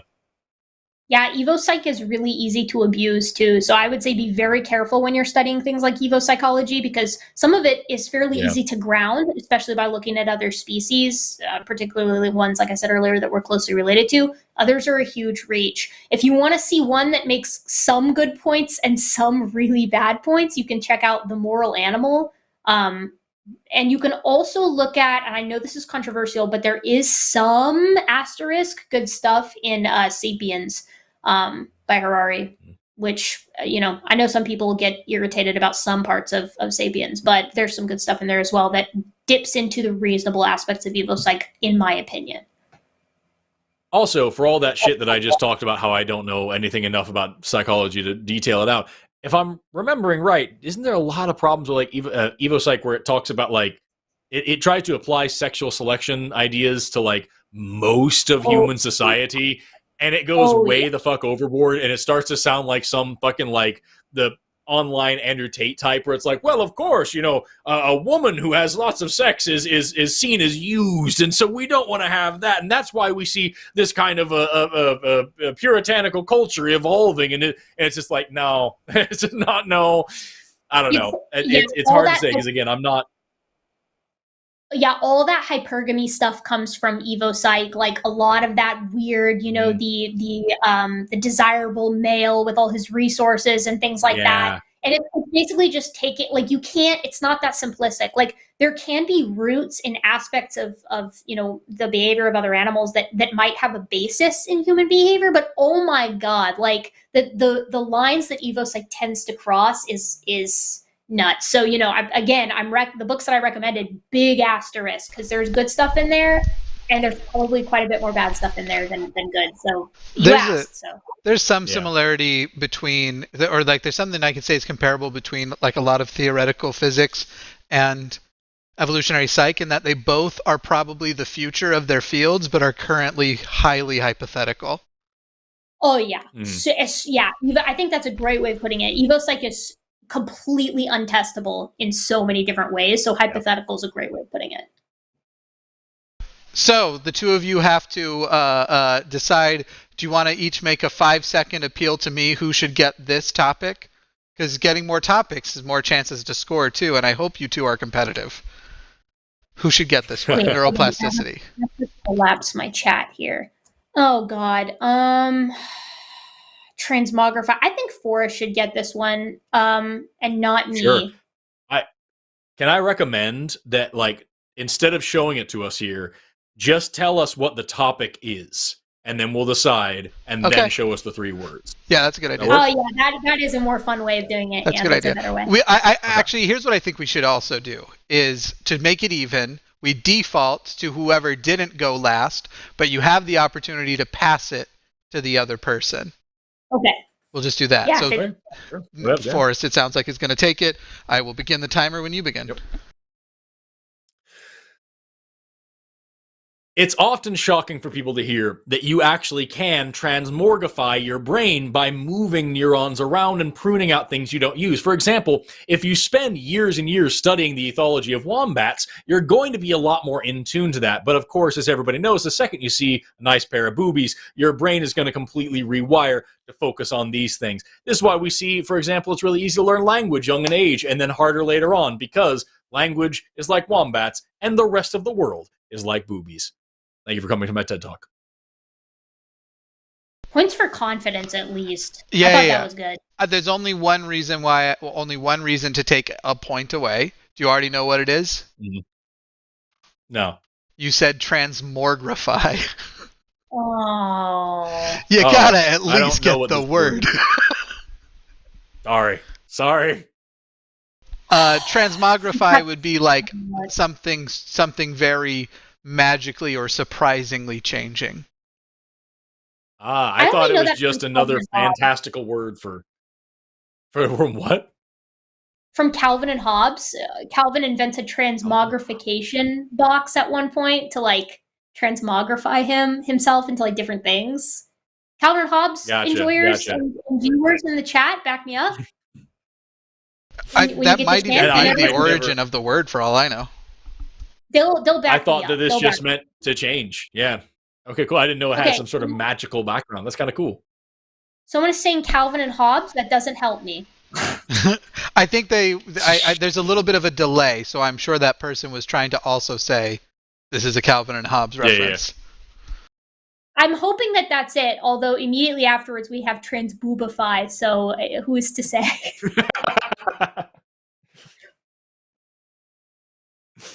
All right, I'm ready. Love that. I'm trying to find where, because I had to curate at the same time we were doing stuff, so I'm unfortunately now trying to find where I've left off, and I found it. Okay. We're back to chats for a minute, but then we'll get more. We have plenty more game topics. Cool. $10 from Erika Mishima. Eric Mishima, what primates can swim using squishy, horizontal, and shambles? So this is the game. What are you talking about? Oh, my bad. Well, I thought everybody would format it the way we said. All right, well, this is by default Erika's, unless Erika chooses to pass. No, I got this. Okay, you're going to start when I start? Yes. Okay. Many primates are capable of swimming outside of the squishy humans, including the proboscis monkey with its big horizontal squishy nose, that viewing of which leaves me in shambles because it's so hysterical. when primates swim, I guess I already used all the words. When primates swim, they typically assume a horizontal shape, and they splash their limbs around as they move along, once again making me laugh so hard that I'm in shambles. And boobies are squishy. That gets me points, right?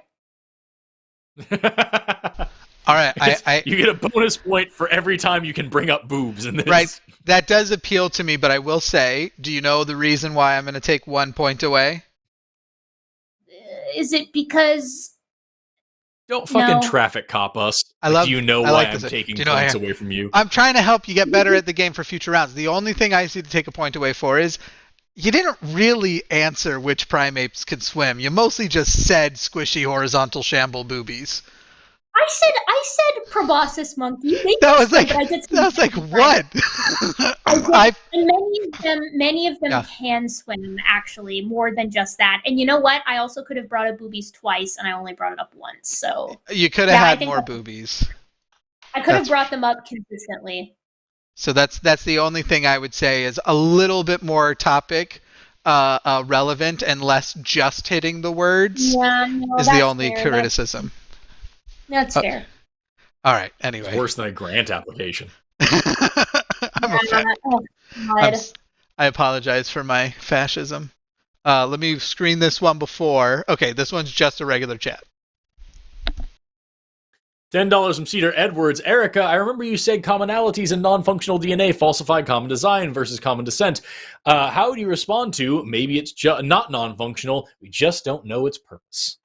Bro, this is a great follow-up question because I've been asked this question many times before. The answer is because of knockout tests, right? We've done knockout experiments on mice. You can knock out enormous megabase sections of genome in mice, and they can then have sex with another mouse, give birth to babies, and those babies will also be healthy, despite the fact that their parent had a big megabase portion of its genome deleted. What this shows us is that there is no known function for that deleted portion, and because it's such a large portion of the genome, this leads us to confirm our previous ideas that the majority of the genome is probably not functional and is a remnant. So if you can knock it out, it doesn't do anything, and for common design to hold any water, they don't just need most of the genome to be functional, they need it all to be functional, 100%.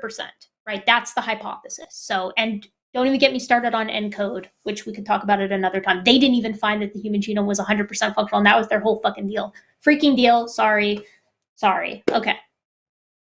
Wait, why are you apologizing again? It's fine. Yeah, we swear on here a lot. It's instinctual. It's been imprinted on me. And you didn't grow up Mormon, right? No, but patriarchy. Fight the patriarchy and don't apologize for cursing.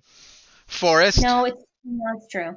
The topic will be, were biochemical pathways, e.g. Krebs cycle, a cause or a result of evolution? Would you like to take it or pass? I'll totally take it. Also, I want to say that just in case anybody isn't reading the chat, Jimmy just suggested that you should all give your own 1 out of 5 scores in the chat after we're done, and he will take those into account. And also, somebody else suggested that persistent breasts as a flotation device is support for the aquatic ape hypothesis, which I love. Hilarious. I do love that, actually. Isn't there something that's undermined by all of that, by the rapid increase of average breast size in just the last 100 years? Isn't that sort of undermined? Yeah. Well, but maybe we've just become better swimmers. I thought the leading hypothesis was it's a secondary sex characteristic, and so the people who had bigger ones had an easier time fucking. And that's... Oh, yeah. Well, and nowadays you can actually afford to eat enough to get bigger breasts and keep them, and maintain them, yeah. Birth control seems to also have an effect. There is a strong genetic component. There is a strong genetic component, but because it varies along cultural lines, there was a time here in America, for example, when having the smallest breast possible gave you a more boyish figure, and so you were more attractive as a flapper. And, then you go forward a little while, and now we're all about hourglass figures, big boobs, big butts, big everything else. And so it's kind of it's I don't know if there's any actual evidence you can draw for having an easier time attracting a mate. I heard that there was a whole thing Or the same thing is because we're not on all fours, and because we don't have this big visible estrus cycle where you can see a big swollen perianal area, that lips were supposed to like mimic labia, and your boobs were supposed to mimic a big rump, a big butt. That makes no fucking sense. And every time you try to draw these lines between sexual selection and breast size, it falls apart because of culture. It falls apart. Yeah. This is the evocyte, right? Like, okay, well, yes. I mean, let's just say what it is, right? You're saying that the lips mimic the labia. How come all my homie boys out here also have big, luscious labia-like lips? What's going on with that? That one's not even that hard. We have nipples. Like that challenge. I was gonna say, is that like male nipples? Is that the same type thing? Oh, yeah, I like it's so fucking. Okay, Forrest. We got more game challenges coming in. Yeah, I'm going to send it now, and I'll begin the timer. So you'll only have a moment to read your words. Well, I guess you've already accepted, so I'll send it. Your words are profane, chocolate, cycles, and surfboard. Were biochemical pathways a cause or a result of evolution? The timer begins when you start speaking. It's hard. Biochemical pathways are absolutely a cause, is something that was created by evolution, not something that caused evolution. Although it is important to remember that kind of goes hand in hand, because when you look at, for example, C3 versus C4 plants, C3 plants, like the one that makes chocolate, are really prone to photorespiration. And so C4 pathway was sort of a profane mimicry of that came out and made them in hotter, more suitable to hotter environments where you might cut down one of those plants and make a surfboard. I have no notes. 5 points, I think. I mean, if the audience says, you might have found the tactic. Speak above my ability to question you. That might be the way to go. That was phenomenal. Him with jargon. Yeah, I thought it was really good. I thought that was a tough one too. I feel like you almost have to get 5 points just because of how hard it was. Yeah, that was good. Oh, thank you. I appreciate that. Yeah, the chat is agreeing. Though I think the chat also thought I was being too just by mean for putting rules on in the first place. Like we want just to set the bar real low right at the beginning. But who the fuck says C4 is the Betamax of Rubisco? Get with it. Scrub. What are you talking about? It spatially isolates Rubisco and makes it more functional so you don't fucking fix oxygen instead of freaking carbon. It's the better one. It's the Blu-ray. It's the whatever the fancy technology. If anything, C3 is Betamax. How dare you? How dare you insult C4 plants right here in front of me, in front of everybody? C4 plants are my shit. Out. All right, Erika, the topic would be cryptobiosis. Do you want to take it or pass? Cryptobiosis. Do they mean cryptozoology? I don't know. I really don't know. Okay, let me just double check here. Oh, okay. It's a state of extreme inactivity in response to adverse environmental conditions. So, like encystements in parasites. Yeah, it's like early, like completely irrelevant hibernation for tardigrades is what I'm getting. Okay, yeah, I'll take it. You ready? Yeah. Let me see. I get to... Okay. There are your words, yeah. Skull, guitar, home. Cryptobiosis, skull, guitar, home. It'll begin when you start speaking.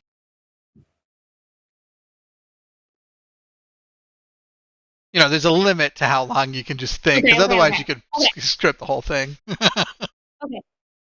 Cryptobiosis is a biological phenomena whereby certain organisms will effectively go into a type of hibernation. This is mostly relevant to small organisms like tardigrades. These are organisms that tend to not be characterized by things like a skull. If I were to not have enough skulls on my shelf, for instance, because this is usually the result of harsh conditions, I would immediately go into cryptobiosis in my home and I would play my guitar tearfully due to my lack of skulls.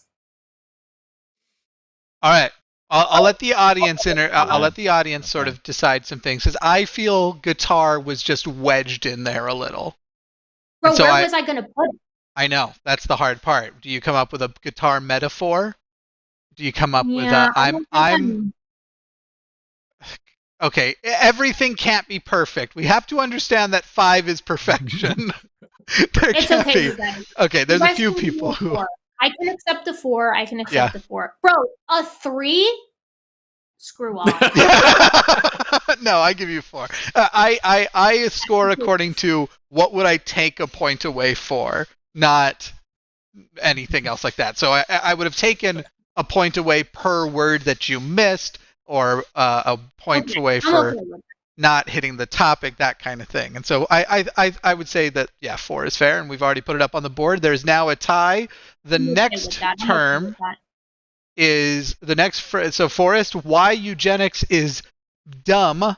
I don't love the word dumb, so we'll go with stupid, since there are people out there these days with the actual disability of being dumb, but we'll call it stupid. Why eugenics is stupid. Is that still even used anymore? To refer to a mute person, is that even still used? It seems that we haven't addressed it if it isn't. But yes, I do think it is still used. Well, I don't know. We've never heard from a dumb person. I know that was a mean joke. It was a really mean joke, but what was I going to do? It was dangling right there. Or read what they had to say. Yeah, that's terrible. Anyway, as I'm sitting here going, let's go with stupid because it's a little less ableist, and then I say that joke. What a jerk I am. Anyway, would you like to take it or pass? Yeah, I'll take why eugenics is stupid. All right. This is your 3 words are bullshit, stupid, candied apples. So we're going to say that well, you have to use stupid now because we changed it up. Stupid is a gimme. Yeah, you're getting this. This one's going to be an easy whenever you're ready. Okay. Got it. Eugenics is stupid. It's a complete bullshit misunderstanding of how evolution works, made by people who fucking don't know their ass from a candied apples. They think that if we can just selectively breed humans for things like strength and intelligence or whatever, that will advance our species, when in fact they don't understand all of the side effects that come along with domestication like that. And again, bullshit, stupid. And that isn't just to say the words again. It actually is just fucking terrible, and like too many people think that it's even close to reasonable, and it isn't. Would you rephrase the sentence that you or say the sentence again that you used with candied apples? I got distracted by chat. I said that it's stupid, and it's a bullshit misunderstanding of evolution made by people who wouldn't know their ass from a candied apple. Okay, that's pretty good. That's pretty good. I thought that was good. I don't think I have a reason to take a point. Go ahead, Erika. We can let you get competitive and try and take points away from each other. No. My thing is actually positive. You said you wouldn't know your ass from a candied apples, and I actually preferred that. I thought that added a nice little whisk of humor to the entire situation. I think I did. Not I wasn't paying attention. I just said the S. The only way I would have... I thought it was funny. The only thing I would have preferred is if you had said, because I don't think you were there for those calls, but like, if you had said something like, this is the same argument from the people who say stupid things like evolution isn't true because a bear can't give birth to an oak tree and a cat can't give birth to candied apples. That would have been like, I'd have given you bonus points for the callback. Yeah. The Hovend, the Kint Hovend analogy or connection would have been great. I would have liked that. I actually thought about doing something like they can force humans to evolve into candied apples. I thought about going that way, but I couldn't make the connection in my head in time. I gotta say, any callback that I get will probably get bonus points. So I'm just throwing new rules in. Just adding extra rules just when you've had this is a dictatorship. Yeah, thank goodness you're starting to catch on. I am loving this game so far. Like, I wish we were doing this on stage, because I can tell like the audience at home is like, fuck yeah. Dude, if we ever do a live thing, this has to be part of it. That would be great. This will be one of the games. All right, surface tension. Erika, play or pass? Oh, surface tension? Shit. It's been a long time since I've talked about surface tension. See, if I give it, I've got to take it. I've got to take it because if I give it to Forrest, he's just going to immediately win. I have to take it. I'll take it. You can tactically pass hard things that you think would be difficult to score high. Yeah. No, I'll take it.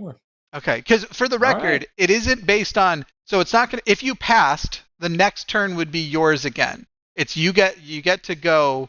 It's not. This is your turn. Do you give your turn to Forrest? Granted, it means Forrest might get a jump on you because but it will still then go back to you to play or pass the next one. And he could do the same thing back to you. He's not going to pass it though. I'll just take it. All right. Here we go. You don't think I'd pass it? No. I think Forrest is going to be happy to have the topic after this. Oh my god. Okay. Your words are nuclear, hats, and marshmallows. I'm going to say that this one is worth...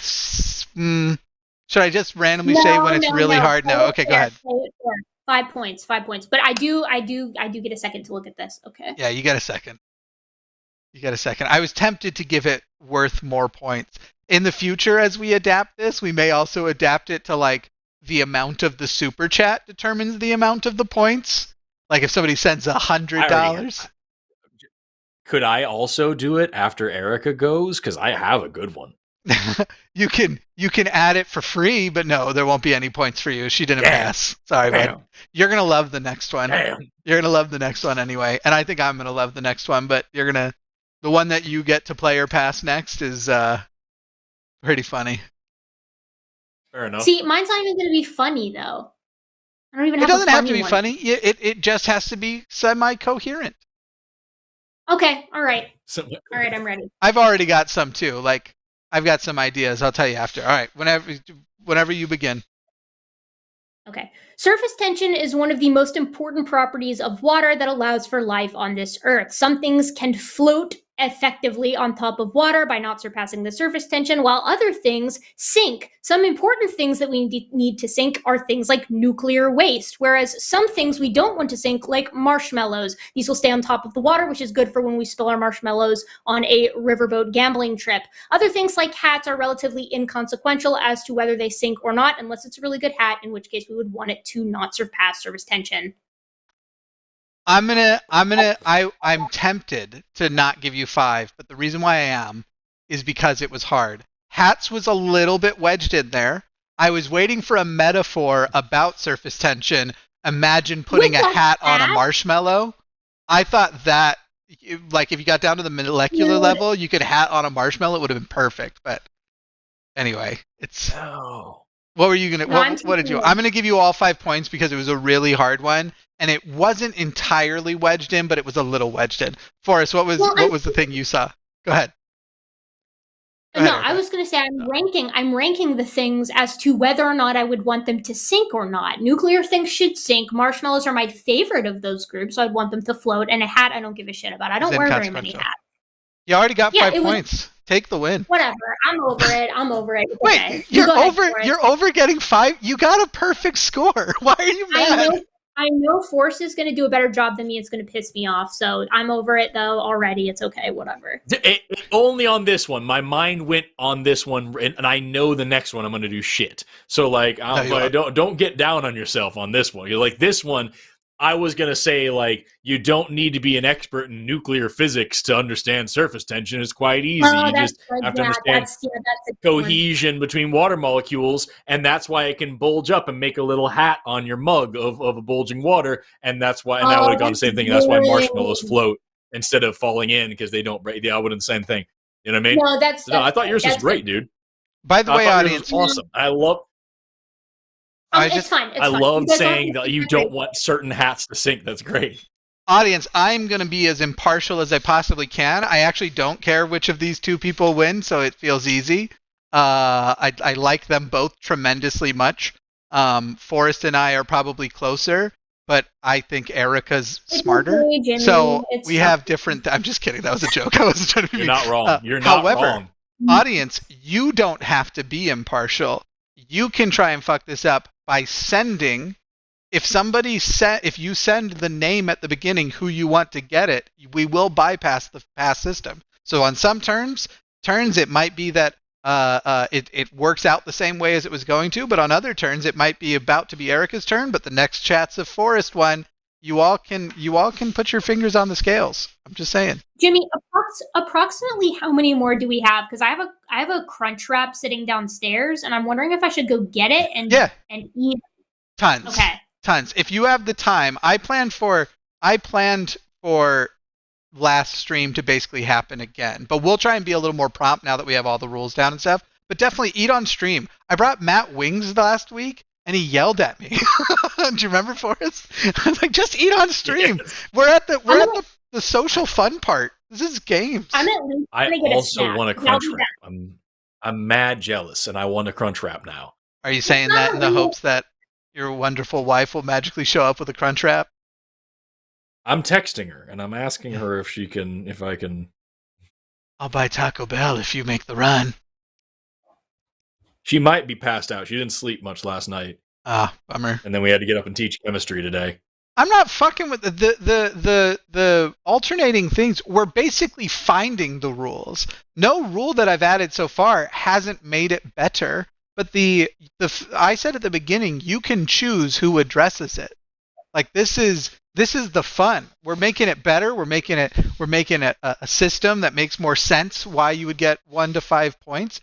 Trust me, I would love to figure out a way in the future to have a Jackbox-like score system that we can have the audience participate and you all can rate on a scale of 1 to 5. That would be phenomenal. And no to whoever asked if we're still taking calls. The calls portion is over. We're playing games now. I said I was going to check to see if my wife would bring me a crunch wrap, and my wife is in the chat and says she won't. You're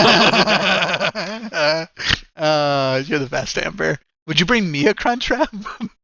I know you can't. Drive it to fucking Texas. Austin-ish. I do. I've got some stuff. Hold on. Yes! Here we go. I'm glad that we've all learned the lesson on DoorDash and Postmate fees, and that you're not like, oh, I'll just DoorDash Taco Bell. That is not a DoorDashable thing. You only get Taco Bell if you're willing to go get Taco Bell. That is right. That is too much fees for too little. Okay, the next topic. This is why I think that you're going to want to keep it. The next topic is why Jimmy might want to consider clearing these things with hosts. Play or pass? Absolutely gonna play it. I knew you would love that one. Play it. Okay, your Should words. We wait for I don't Erika, think or we get right into it. I don't know how long Erika's gonna take. If she wants a bathroom break or whatever, let's keep going. Yeah. Your words. I don't think you'll need any prep time. Are courtesy, collaboration, and basketball. Whenever you're ready. It's a matter of courtesy that when you're doing a collaboration with somebody, especially in this area where one of the people isn't an employee, that you would at least give somebody a 5-fucking-minute heads up before introducing a totally new thing. If you're gonna have 2 scientists on to talk about biology and then surprise them with, hey, by the way, we're also playing basketball, it might be just an overwhelmingly shitty thing to do. So maybe Jimmy should think about that in the future. Maybe. How's that? That's pretty good. I have no notes. There are going to be people who will... What's that? We talking shit about Jimmy? I'm in. That was basically the topic. The topic was why Jimmy might want to consider clearing these things with his hosts.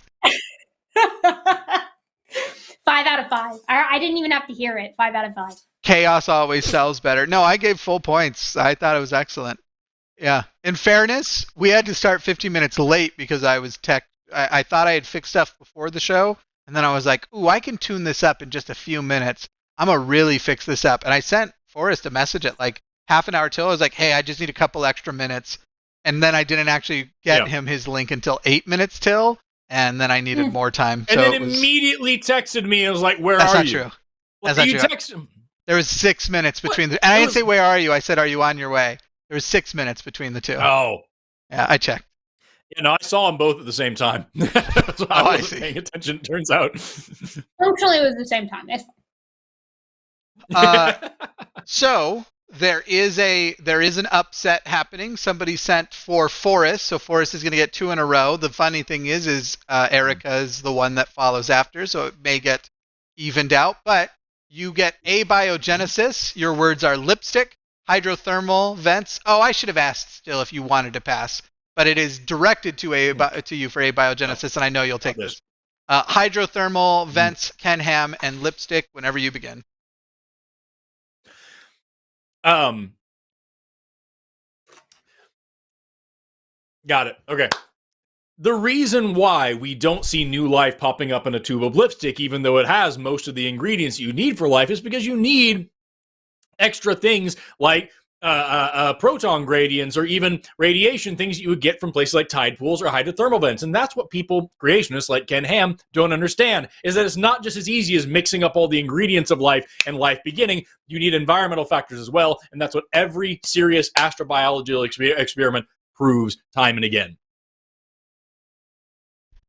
Literally, that all made actual sense. That sounded purposeful and like a real rant. Full points. Thank you. You even said tube of lipstick confidently. I thought that was good. You said tube of lipstick, and initially I went, oh, here's the wedge. And then you nailed it. You fucking nailed it. Like, it actually made sense. It wasn't out of place at all. Thank you. Yes, I'm very impressed. I appreciate that. Thank you very much. Full the points. blue heat talkies going to my brain, getting me, working up here. There you go. Getting fired up. Erika, the heat problem. I guess if somebody says your name, we should give you the whole thing before asking if you want to pass. The heat problem, crispy, bulbous taint. This was given to you for you by Nate E. Player pass. Play. All right. Whenever you are ready. Sure. This is the only thing I hate about this game is I'm not playing it. I'm just judging. Resisting the urge to just string together crispy, bulbous, and taint. If you can make it all work, there's no reason you can't. Those are 2 adjectives and a noun. You just got to bring it home. Okay. All right. The heat problem is one of my favorite arguments against young Earth creationism because it effectively precludes the entire idea due to the consequence of speeding up accelerated nuclear decay, turning the Earth into one giant, crispy, bulbous ball of plasma. If I could sit every single creationist down and explain the heat problem to them, I would, because it would keep them from continually spouting young Earth creationism as a viable idea right out of their stupid, relentless taints. That's what I'm going with. I have no notes. I don't know how to improve what you just said. That was a good one. I thought for sure that you were going to say. I thought for sure that you were going to say that creationism it taints scientific knowledge or something like that. Yeah. And then for some reason I was like, no, she's going to be like, I swear to God, if you think this, I'll fucking slap you in the taint. But no, I love it. It was so good. Body chop the taint. I might have taken a point for using taint verb instead of taint noun when taint noun is so much better. Really? You nailed it. Yeah, I might have because it's all arbitrary what I'm doing here. That was tremendous. And I feel like the reason why it wasn't a wedge is because you initiated it with the frustration we have with creationists. And so the phrase at the end isn't just out of nowhere. That was incredible. It helped because that truly is how I feel about it. So it came from, I reach deep into my real emotions. I'm a method actor in that way. Excellent. Excellent. All right. Phylogenetic trees, Forest player pass. Oh, play. Your words are salsa, kitten, hammock. Not an easy one. I'll give you like 10 seconds to think up something here. Because that's... Otherwise, we will be here all night. Got it. You ready? Whenever you begin. Yep. It may seem perplexing how all of the ingredients of salsa are actually related to kittens, but in truth, when you study phylogenetic trees, you'll immediately see the links, and you'll see that understanding phylogeny is so easy. You can just sit back and relax in your hammock and learn about biodiversity. until you start to have to struggle with plesiomorphies, synapomorphies, apomorphies, and entopomorphies, and then it'll get incredibly difficult. But as long as you're just focusing on like monophyletic, paraphyletic, or polyphyletic, that's easy shit. Hammock style. I'm sorry. That's not a perfect one for me. Did you feel like it was perfect? The hammock part was lame. Yeah. No, the hammock was forced and lame. I didn't like it. Also, you established that you were going to close the gap between what seems perplexing about the difference between salsa and kittens, and I felt that gap still wide open at the end.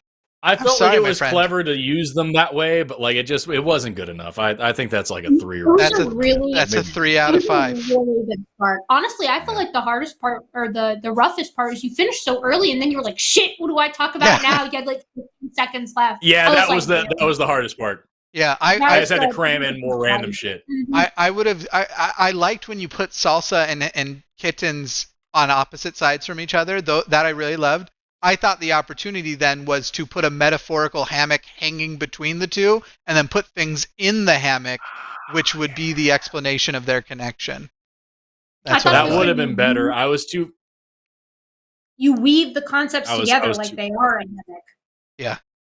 Nice. Yeah, no, I dropped the ball on hammock and then I just kind of lost track of everything. Wasn't my best work. This is the other thing I want to make sure people understand, though. 5 is perfect. And we've had a lot of perfect so far. 3 still impresses the fuck out of me. Like, I'm not saying I'm not impressed. I'm saying we have to have a standard by which we score. You're like, saying you could be more impressed. Yeah, that's true. That's true. Yeah. Hang on. Let me get into my fucking domestic abuser fucking personality. Forrest, I'm only so hard on you because I know what you're capable of. Thank you for laughing, Erika. I need to quit making you hurt me. Thank you. Yes. I like the dark humor. I'm here for that. That's what I have too, and literally have heard that phrase. Anyway, unironically, let's see. This is just a regular super chat. Somebody wants to take it. I can read it if you're both mouthful. $10 from John Main. Do you think that autism emerged in a limited number like left-handedness early in hominid species, or did it arise as a result of a switch to more agrarian lifestyle that made it less detrimental? I have no comment on this.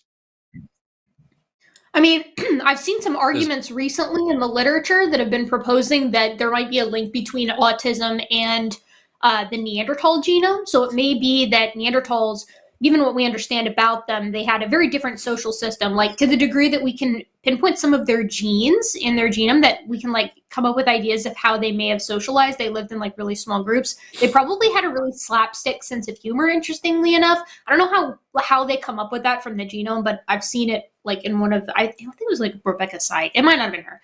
But if that's the case, then autism would be an extremely beneficial gene in that particular population. The problem comes because it would obviously have emerged in their social system. The problem comes when you take Neanderthals out of the picture, you take a bunch of Neanderthals, interbreed them with humans, and then the autism gene is popping up in humans, which perhaps socialize different than the environment that the gene initially emerged in and was beneficial in. So I don't know if there's anything to that. I'm not an expert on paleogenomics or anything like that, but the most recent case I read on it was decently compelling. I think more research is to be done, but cool. Yeah, there's like 1,000 different genes that are like associated with autism, and like I don't have near. I choose not to, because I get this question a lot. Like, what about ADHD? What about autism? What about this, that, and the other? And like, did it have some evolutionary link? I generally choose to avoid the questions simply because they are so much more complicated than people like to pretend. Like, it's a spectrum for a fucking reason. It's not just an on-off switch, and it doesn't only do one thing. And very often, when you talk about it that way, I worry that the next thing that person is going to go with that is, okay, so then if it's not adaptive, then is it something we should eliminate or something? You know what I mean? Like, you get in that argument of like, oh, well, do these people serve a purpose? Because people are dumb and they like to pretend that makes sense. But yeah. No, I think your answer was very reasonable. I would like to read up more on what you just said. You're right, though. There's always a risk with discussing that kind of stuff. Like, people, because there are assholes out there who will just take shit like that and run, and I hate that. And I always worry about playing into that, because I know for sure there are so many things that I've said on stream that anybody could clip and make into the exact opposite argument. It's like literally one time I was debating this fucking creationist guy on TikTok because he kept quote mining evolutionary biologists saying like this and that, and he quoted Stephen Jay Gould saying there are no transitional fossils. And I pulled up the quote, and the whole quote is, "It's infuriating how often creationists try to say there are no transitional fossils." Oh my God. And like that was his actual quote. And it's that. like, I know for sure somebody can, if I say, oh yeah, well obviously, autism plays this or such and such a role or whatever like that. I just don't want to play into somebody else's hand. You know what I mean? I don't know. There's always a risk of it. There's always a risk of it, for sure. Yeah. And that's Hear me out there, people. My life as a straight white male with a massive platform on the internet is really fucking hard, and you need to be more nice to me. I'm letting the chat contribute to what the name of this game should be. So far, 3-word rants is good. Rate my rant is also good. Rate my 3-word rants is probably, if I was to try and pick between the two, I'd probably combo them. But all good suggestions so far. All right, arachnids. Erika, play or pass? Arachnids? Play. Yes. Ooh, I don't know if you're ready for it because your 3 words are taco, fish, tuba. Give you a few seconds here to prep yourself, get ready to go. You're due, but I do want to say to either of you who were maybe worried, you're both extremely good at this game, and I'm very impressed. We will probably have to lower the standards for when people like myself and Matt play. I just said that to bother Matt. I don't know, man. On the off chance he's listening. I'm still laughing at some of you who are sitting out there and not shitting out there. Still kills me. You ready, Erika? Oh, good. Okay, yeah, I'm ready. And whenever you start. There's a bit of a debate as to whether or not arachnids evolved before fish, but what can be for certain is that when arachnids first emerged, they were one of the first animals to appear on land. Today, we utilize close relatives of arachnids for many different reasons, including some of their relatives, the decapods, some of which we put into our tacos for things like shrimp tacos. Arachnids are a wildly diverse group of critters, some of which are long and tubular, which you could squish like a tube of toothpaste if you're scared of them. I thought you were going to wedge tuba in, but you brought the pun. Coming back. No notes. Coming back with the wordplay. Right? So good. That's all I have going for me. That's all I have going for me, dude. I'm watching chat for their scores, but I don't know. I don't know if I could be convinced to take a point away right now. My goodness, that was too good. This game is, I so badly all right, I'm going to announce it on here now, but I haven't announced it yet publicly, only to patrons. I am currently for the line. It will not launch soon. So lower your expectations. It'll be after April, almost certainly. I am working on, and Forrest will be assisting, and then if you all remember Dominic Syracuse, he'll be coming in because it's his expertise. We are developing I don't remember what I agreed to, so. A game show. We're developing a game show for the line, and some version of this game is going to have to be a part of it. But I am so fucking excited. Oh anyway, God. Yeah, I agree. 5 Can points. I read some of the ideas that you sent me? For that? No, because I don't want to worry about somebody. Those are the types of ideas that I want to be a surprise. But they're so good. I appreciate that. So the one that's about billionaires, the one with billionaires in the title, is I've now figured out how that game will work, and it's really funny. That one's fantastic because that we wouldn't have to play. We would pull that from other people, and it's so fucking good. You're on the right. You're on the right. Okay, I'll tell you how the game works, but I don't want to launch the title yet. I want to know what it is. The game I'm curious. I'm gonna send the title to Erika. I'll put it in the private chat. Yeah, I'll put it in the chat here on the thing here, Erika. In that game, a tweet reply will be shown, and the person has to guess who the tweet reply was to. And I feel like you can fill in a lot of the That's the title, Erika. Yeah, the title sells it. That's one of exactly. That's thank so you. Good. That's so good. it doesn't get it. Like, that's fantastic. That's one of the subcategories, like one of the games within the overall game show. Yeah, it's going to be, and this is part of why I want to get a facility this year, because I would way rather do it as an in-person game show where we bring everybody to us and have an actual studio and stuff. I think this game show is going to be the thing that throws the line like into the stratosphere. I think it's going to separate us out. I was cleaning out my garage when you were talking to me about this, and fucking over the course of several minutes, you sent me a full page of ideas, and then at the end of this, you said, "I need you to validate these titles." Yes, I know. I was like, "These are so funny," and you're telling me nothing. And you replied something like, "This is why we're friends." Yeah. Yeah, I said this shit right here is why we're friends and not just coworkers. Yeah, you gotta rely on your friends to gas you up a little when you come up with the sickest ideas and you're not getting enough credit for it, you know? You gotta be able to tell them when they're not giving you enough. Yeah. The next thing I put was it's like a Jackbox party of bullshit. Yeah. There's someone said Smosh did that exact game actually. No, they didn't. The structure of the game of guessing based on an image or on a tweet, yes, they may have done that. The things that are going to separate it out, in the same way that some of our games will be trivia games, it'd be a bit like saying Jeopardy already did that. Sure. Like, right. You can't have any more trivia games, sorry. You'll die. No more trivias. Anyway, okay. So, whose turn is it? Erika just did arachnids. Yep. Most ridiculous creation science, pseudoscience claim. Forrest, player pass.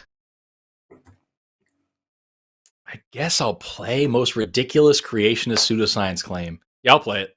Your words are mastication, maturation, and malformation.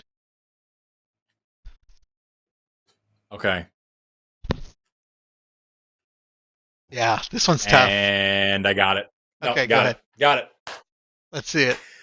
The most ridiculous creation science, pseudoscience claim is that a lot of people like to say that these complex structures, like the muscles that are used in mastication, couldn't have evolved over time, that they're irreducibly complex, and that based on the mutation that would have caused so many malformations in these muscles that we never would have survived to maturation, when the truth is these things all synchronize together, and it's really easily explainable through evolution, and creationism is fucking stupid.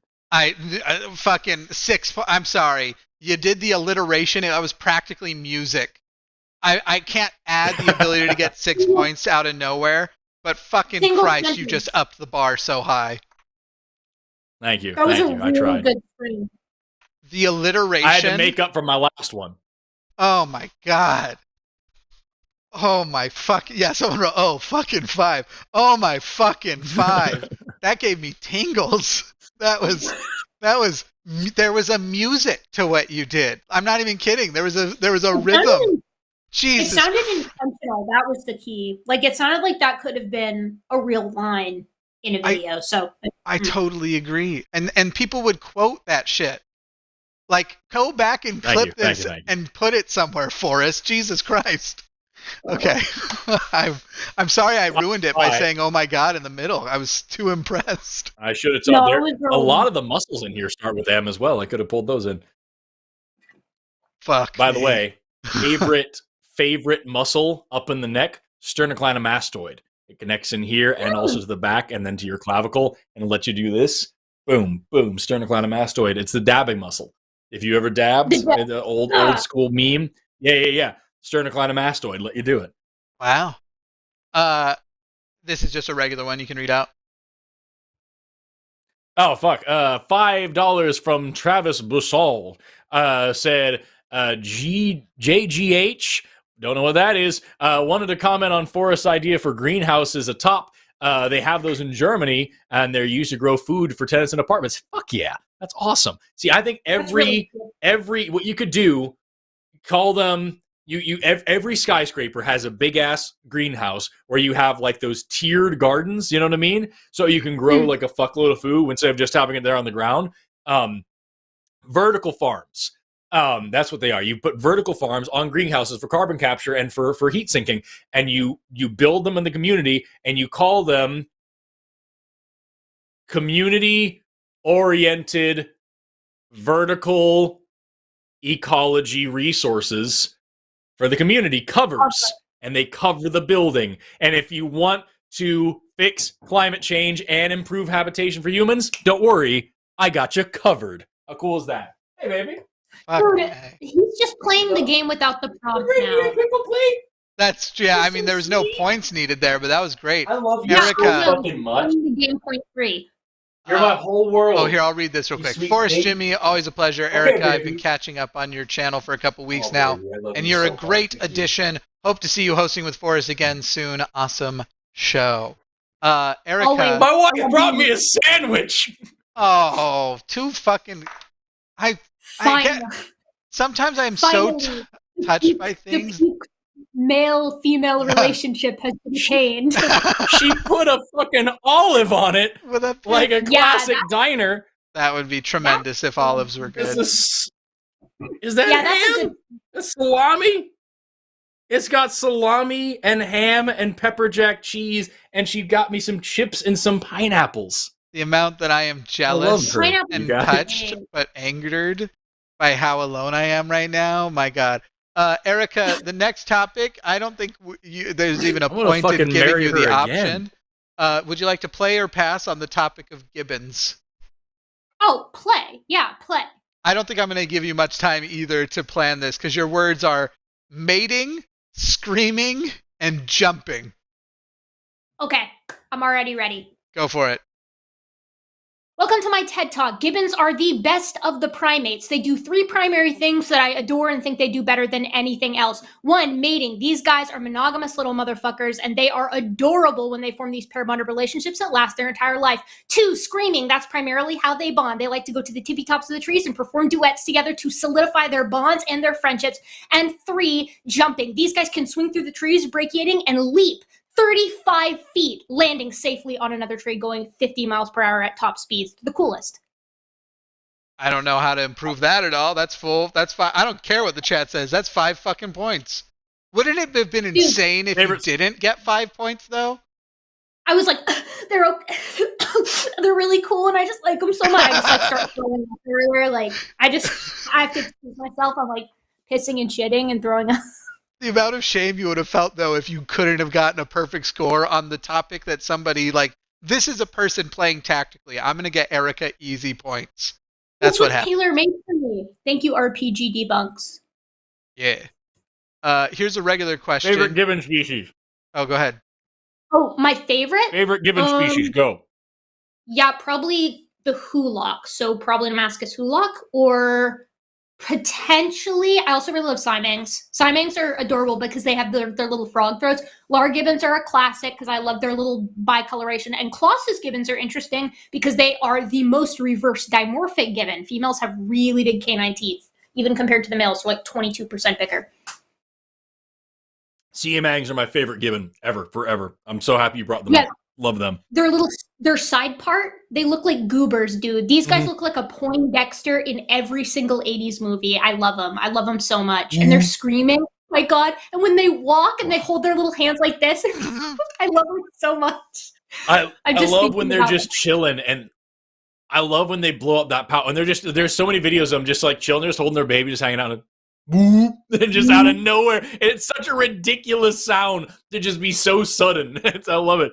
And they remind me of when they do that, another one from like across the enclosure will be like like losing their shit because they're so hype. They remind me of rough lemurs. The way rough lemurs have that insane and then just one of them goes off and the rest of them have to go off. And you can just hear it from a mile away that, and then the rest of them just have to be like, oh, me too. I feel like they're just happy. I know. Oh my God. And they look so soft, but they're actually quite big. I mean, an adult Siamang is like approximately the size, like a little bit smaller than like a female chimp. Like they're pretty big. Mm-hmm. They're fluffy, but they look pretty big. Oh my God. I'm just thinking about them right now. We are upping things again right now. A regular super chat of $10 or more will still be read, but for a game submission, we just have so many, and these two do have school and lives and stuff, so we are going to up game submissions from this moment forward to $20. Anything that came so far we'll still do. We've got quite a few on here, but $20 for game submission, $10 for chats like the one we just saw. We got it. We have to start drawing some lines. This one was from Long Invalid. Tried calling in, but line was full. First, love both of you. Second, my question: humans and whales are mammals. Snails and octopi are mollusks. But are there families or orders that exhibit wide range in morphology? To that extent, to the extent of whales versus mammals, or to the extent of that seen in mollusca. Shoot, I don't know. I mean, I'll tell you, primates are pretty dang diverse, and that's an order. I mean, you have the, dwarf mouse lemurs, and they're this big, right? I mean, they can fit like in the palm of your hand or on your bicep. And then you've got, the 220-pound gorillas, stomping around that are incredibly different in their social system, what they eat, what they do, their, how they mate, all sorts of stuff like that. But is that as extreme as what we see with whales versus humans? I don't know. I mean, I have no idea. Like, how would you classify, like, morphologic, diversity, size, shape? Yeah. It's hard because, like, I would say, like, that's the point of that level of classification, is that when you go to class, you have mammals. Huge differentiation there, right?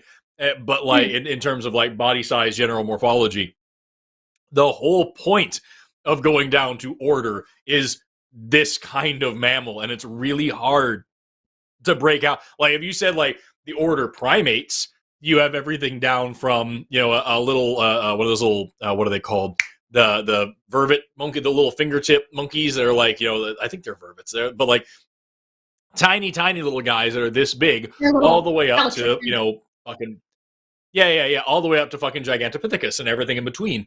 And so like you can say there's a huge difference in size, habitat, morphology, physical, blah blah blah. But at the end of the day, they're still very clearly both primates. They're going to look a lot the same. They're going to one just looks like a hit with a shrink ray. So like I don't know if it's reasonable to say at that level you would see the kind of differentiation you would see between octopi and snails. I'm gonna suggest something. I'll let either of you boycott it if you like. I'm only bringing this up because we're 5 hours in. I'm fine. I can literally go another 5 hours. I want to keep your time reasonable. So, the proposal here is on all super chats like this one that we use the 30-second timer for responding to these as well. Because I think the two of you probably need to sleep and do school and stuff. So if either of you want to boycott that, we will. Otherwise, we'll start using the 30-second timer just in general for things like this as well. I am okay with that. I have to teach at 8 a.m., so I have to get up at like 6:30. So I am okay with 30-second timer. Okay, cool. I am currently looking at this abstract to just see if in the middle of between them I can add a sentence here and there. I've got 145 words. It needs to be 250. Okay, that's close. You can crank that out in 15 minutes. Hey, come on, you've been playing this game. You can do that fast. Right. I just have to make it good enough to present because they're going to publish it. So, like, I need it to be presentable. I want to make it clear. Usually, Forrest doesn't like when I push it along too much. So I'm actually trying to. The implication here is that I'm trying to get you to stay much longer when I'm not. I have 50 minutes to write this and submit it. And I don't even know if that's a hard deadline. That's just when I was supposed to have it done. But like, I don't know, man. Do you need a break to get it done real quick and we resume? No, okay.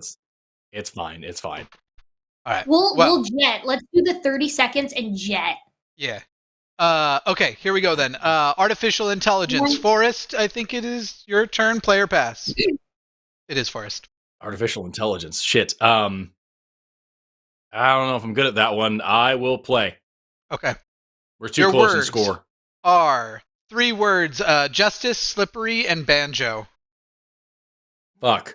Hold on. God, I wish I was playing this one. I really do. Okay. Got it. I got it. Slippery. You can design an AI to do just about anything, even something as complicated as learning how to properly play the banjo. However, it's important to remember that, coding isn't a very cut and dry thing. Sometimes it's going to get a little bit slippery, and you're going to develop code that actually learns how to do the wrong thing. And quite frankly, 30 seconds just isn't enough time to do this topic justice. So what I'll have to say is that it's a really fantastically broad application for a wonderful burgeoning new technology, and the best we have to show for it is fucking DALL-E. Okay, here's the thing. You should get -2 because you double wedged, but I'm going to give you +1 because you made me laugh. So 4. I'm going to give you 4 because that was very funny. Do it justice. I liked that. I thought that was good. Right. Now, all right, here's the approach I would have taken. I'll make it very quick. I would have started the thing with, Do you understand that 5 years from now, the most talented banjo player will be artificial intelligence? The most talented photographer will be artificial intelligence. And we're not talking about the slippery slope that we need to talk about now before humankind gets thrown into a dystopian world where it is impossible for anyone to get justice unless the AI that is representing them does an adequate job to the AI that is judging them. That's totally because that's how all of that fits into exactly how I actually feel about AI. AI is going to destroy us. The spiral of madness there, where you were getting increasingly worked up, that really sold it for me, Jimmy. Yeah. Yeah. By the way, did everyone watching know that slippery slope is not always a fallacy? You can demonstrate a slippery slope which is valid. The fallaciousness is this will happen because I think it will. Like, basically, just because it feels right. Anyway. Someone said that was over 30 seconds. Of course, if I saw the timer, I would have spoken faster. But I'm just saying that's the direction I would have gone with it. Anyway, Big Bang, player pass, Erika. Play. Your words are soup, silver, saturation. This is easy. Yeah, this is easy. You ready? Oh, wait, no, because I was just about to make it too... So, okay, all right, I'm just going to start. Okay, I'm ready. And whenever you start. The Big Bang is one of the most popular models for cosmology, and ostensibly it is responsible for everything in our modern world, from the silver that we use in our silverware and dishware to the primordial soup 3.8 billion years ago. But the fact of the matter is there is a high saturation of pop science articles that simply get the Big Bang incorrect. It isn't necessarily that everything came from nothing. The truth is significantly more complicated than that. That was pretty good. I don't have a reason to take any points away. It could have been more fun. I wanted to bring it around to actual. I just didn't. I don't have enough time. I don't have enough time. I was almost going to say that's a little wedgy with silver, but you kind of locked it in with primordial soup. I felt like that was. It was a little. I got close to taking a point away. I just added the points for Forrest. Also, I know I was behind on that. Somebody was okay. All right, I'm gonna take the points. I'm not gonna try to bring myself down intentionally. Thank you. Yeah. Okay, this one is for either. That was convergent evolution. Player pass, Forrest. I gotta play. All right, I gotta play. I'm 2 ahead. I've gotta. Peanut butter. Okay. Australopithecus or hypoglycemia. Fuck. Wow. That's really tough. That is tough. Like the first two, fine, but like. Oof. Okay. What's funny is for me, it's the first and last one that are easier. I can separate peanut butter hypoglycemia and Australopithecus, but combining all three, wow, that's tough. Mm-hmm. Right. Whenever you're ready. Okay. Okay. I think I can pull this off. It's gonna be weird. I don't know if I'm gonna do well, but I'm gonna try it. The reason why we don't see new life every time we open a jar of peanut butter is because if there was a situation that had the kind of nutrients to create life, new life would a life that already exists would quickly gobble it up. So we know that all life shares a common ancestor, and that's why convergent evolution is so easy because we have the same blueprints that allow us to converge and function. Kind of like how Australopithecus was convergent with kind of like how we still resemble Australopithecus and we don't get to, I lost it. Fuck. I was trying to get to say that like we something about how like we evolved to be able to digest food properly and not get hypoglycemia from some. That's a fucking tough one, dude. That was I got nothing. You got it. On the one hand, did you only get a 2? Yeah, but did you earn those 2 points? You sure did, buddy. Don't look at it as losing 3. Look at it as earning 2. But yeah, we're going. That was that's a 1. It's the only reason it's not a 1 is because that is a hard topic and everything is taken into consideration. That one was tough, and you still almost brought it home. Just so you know, hypoglycemics often use peanut butter to slow down the rate at which sugar incorporates into their system, so that they don't then get a super bad spike of high blood sugar in response to hypoglycemia. So like one of the top most popular hypoglycemic foods is a Snickers bar, because you get the little bit of sugar rush and then the protein from the peanuts and the peanut butter slow them down. Nice. I didn't know that. Very cool. I am a collection of nonsense information. Anyway, what did you say, Erika?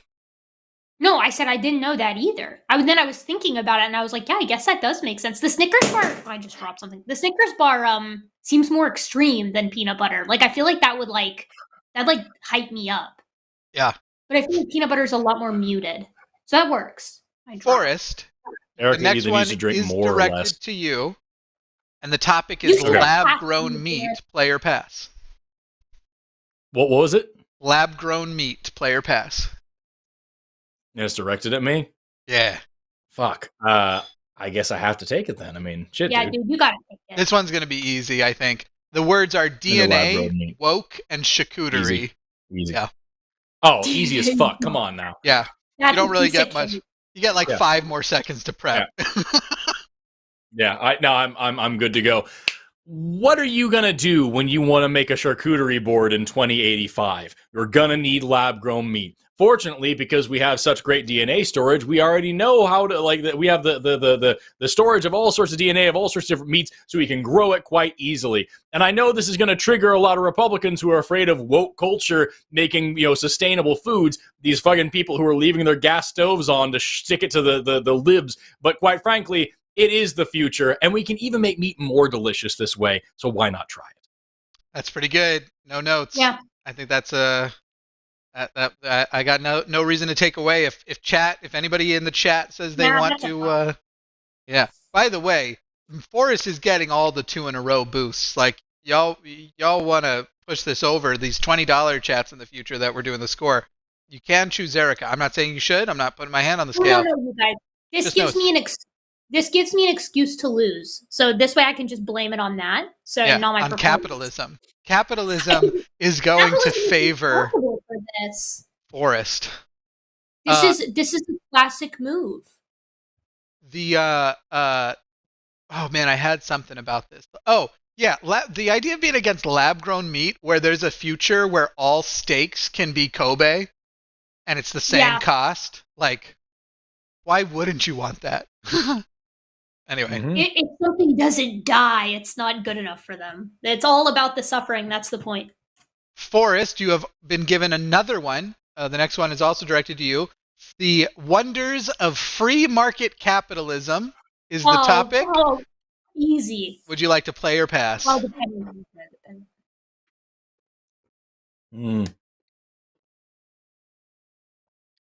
See, remember... Free market capitalism. Remember, you can pass now, and then you're going to get an opportunity after Erika takes it to take the next topic that might be easier than this one. So right now, when you have a lead, you have some options here, and you can know that you can decide whether you think this one will be easy for Erika or not. Play or pass, those are the options. I'll pass it. I'll pass it. Then Erika, the wonders of free market capitalism, the words you need to use are funderful, apex, and antiquing. We'll give you a few seconds here to decide what direction you're going to go with it. I'm sorry that I feel like it seemed like I was encouraging Forrest to pass. I was just trying to introduce the idea of passing, and this is clearly the one where it's kind of hard. You know what you did, Jimmy. Don't I'm sorry. apologize for doing it on purpose. Okay, I'm sorry. This show's going so well, though. By the end, I'll owe you not just that mic, but like I probably owe you a camera at this point too. Forrest, I am going to get that camera in the mail the next day or two. It just hasn't. My life has not. I'm fine without it. Worked out. I've not been able to get over and get it done. Are you ready, Erika? I'm almost ready. Scripting the whole thing. Okay, yeah, I'm ready. All right, let's do it. When you hear a capitalist pitching the wonders of free market capitalism to you, please be wary of some propagandistic phrases. They might use words like wonderful, synergy, and apex in order to coerce you into buying things that you simply don't need. This can be from a new washing machine off of Amazon to a Maytag that you picked up while antiquing that you still don't need. When all is said and done, it's simply clear that socialism is the better option as compared to free market capitalism. All right, you lose 2 points, and I'm going to tell you why. No, I know why. Wonderful and Apex were wedged. I only took 1 point for that. Second, no, your topic was the wonders of free market capitalism. It was not the option of using that phrase in a sentence. You actually needed to be defending the topic. You just used it like a term. Yeah. But fair. We'll still give you 3. I thought it was I don't good. get an extra point for synergy. Come on, that's like the wonders of free market capitalism in and of itself. You kind of did get an extra point for synergy because that's why I only took 1 point for 2 wedge words. I used synergy to link the two. That was my, because they both do. To be fair, Wonderful and Apex are like shitty propaganda MLM buzzwords. I know I've heard Apex. True. For like some kind of like, be the apex tier. Right. Wonderful, I've never heard, but synergy. I can see that a lot of the audience disagrees with me. I have to override at this point. It does influence me, but y'all, it was almost a 2. Only for technical reasons, not because it wasn't compelling. Only for technical rules. Yeah. It's okay. All right. I'm all right with it. Forrest, don't topic. Me. Don't read for me. Yes. Gender is not a binary. You don't know the words. Do you want to play or pass? Dude. I'll play all day long. Yeah, Come on. That's a good topic. Your terms. Easy. No, it isn't. And it isn't, because your terms are loose butts, Saturnalia. The fuck? I have to look up what Saturnalia. I know what Saturnalia is. What the fuck is Io? Io's a moon of Jupiter, I know that's the moon. It? Or is it of Saturn? Yeah. Is it of Saturn? Maybe that's it's a moon of Jupiter. Yeah. Okay. Io Saturnalia means happy Saturnalia. Oh, I didn't know all that. It's a greeting. Ah, well now it is easy. All right. Okay. Go ahead. I can work with that. Okay.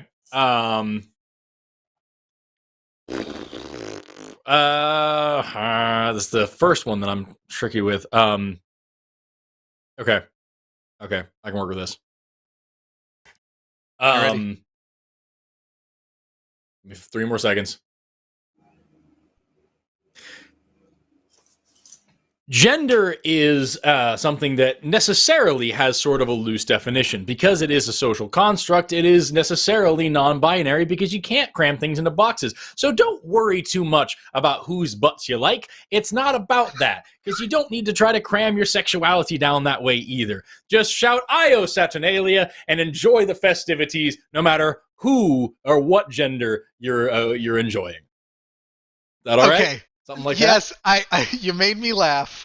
It's a 4, because that was if you had begun the whole thing with Io Saturnalia, everybody, that wouldn't have felt wedged, but it did feel wedged. That's the only reason I'm taking. How would that?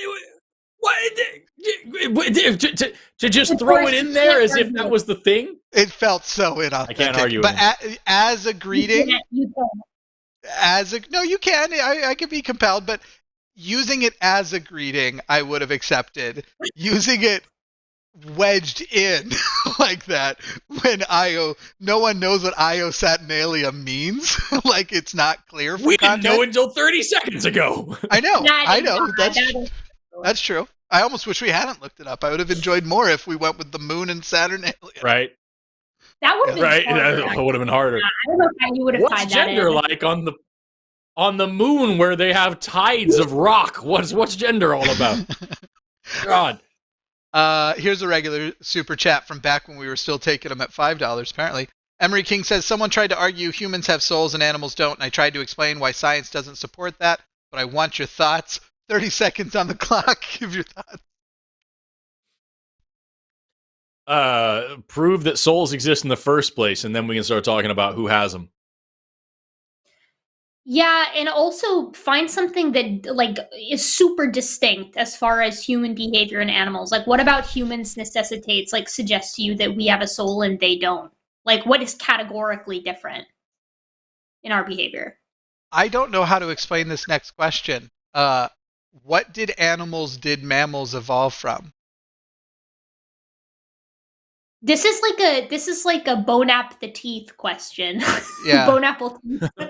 I mean, if you're asking what animals did mammals evolve from, it appears that mammals descend from ultimately synapsids, right? Really, you're looking at things like cynodonts, which are coming from things like therapsids, which are coming from things like pelycosaurs, which are a type of synapsid. I believe that's correct. But it's been a hot minute since I've looked at all of that.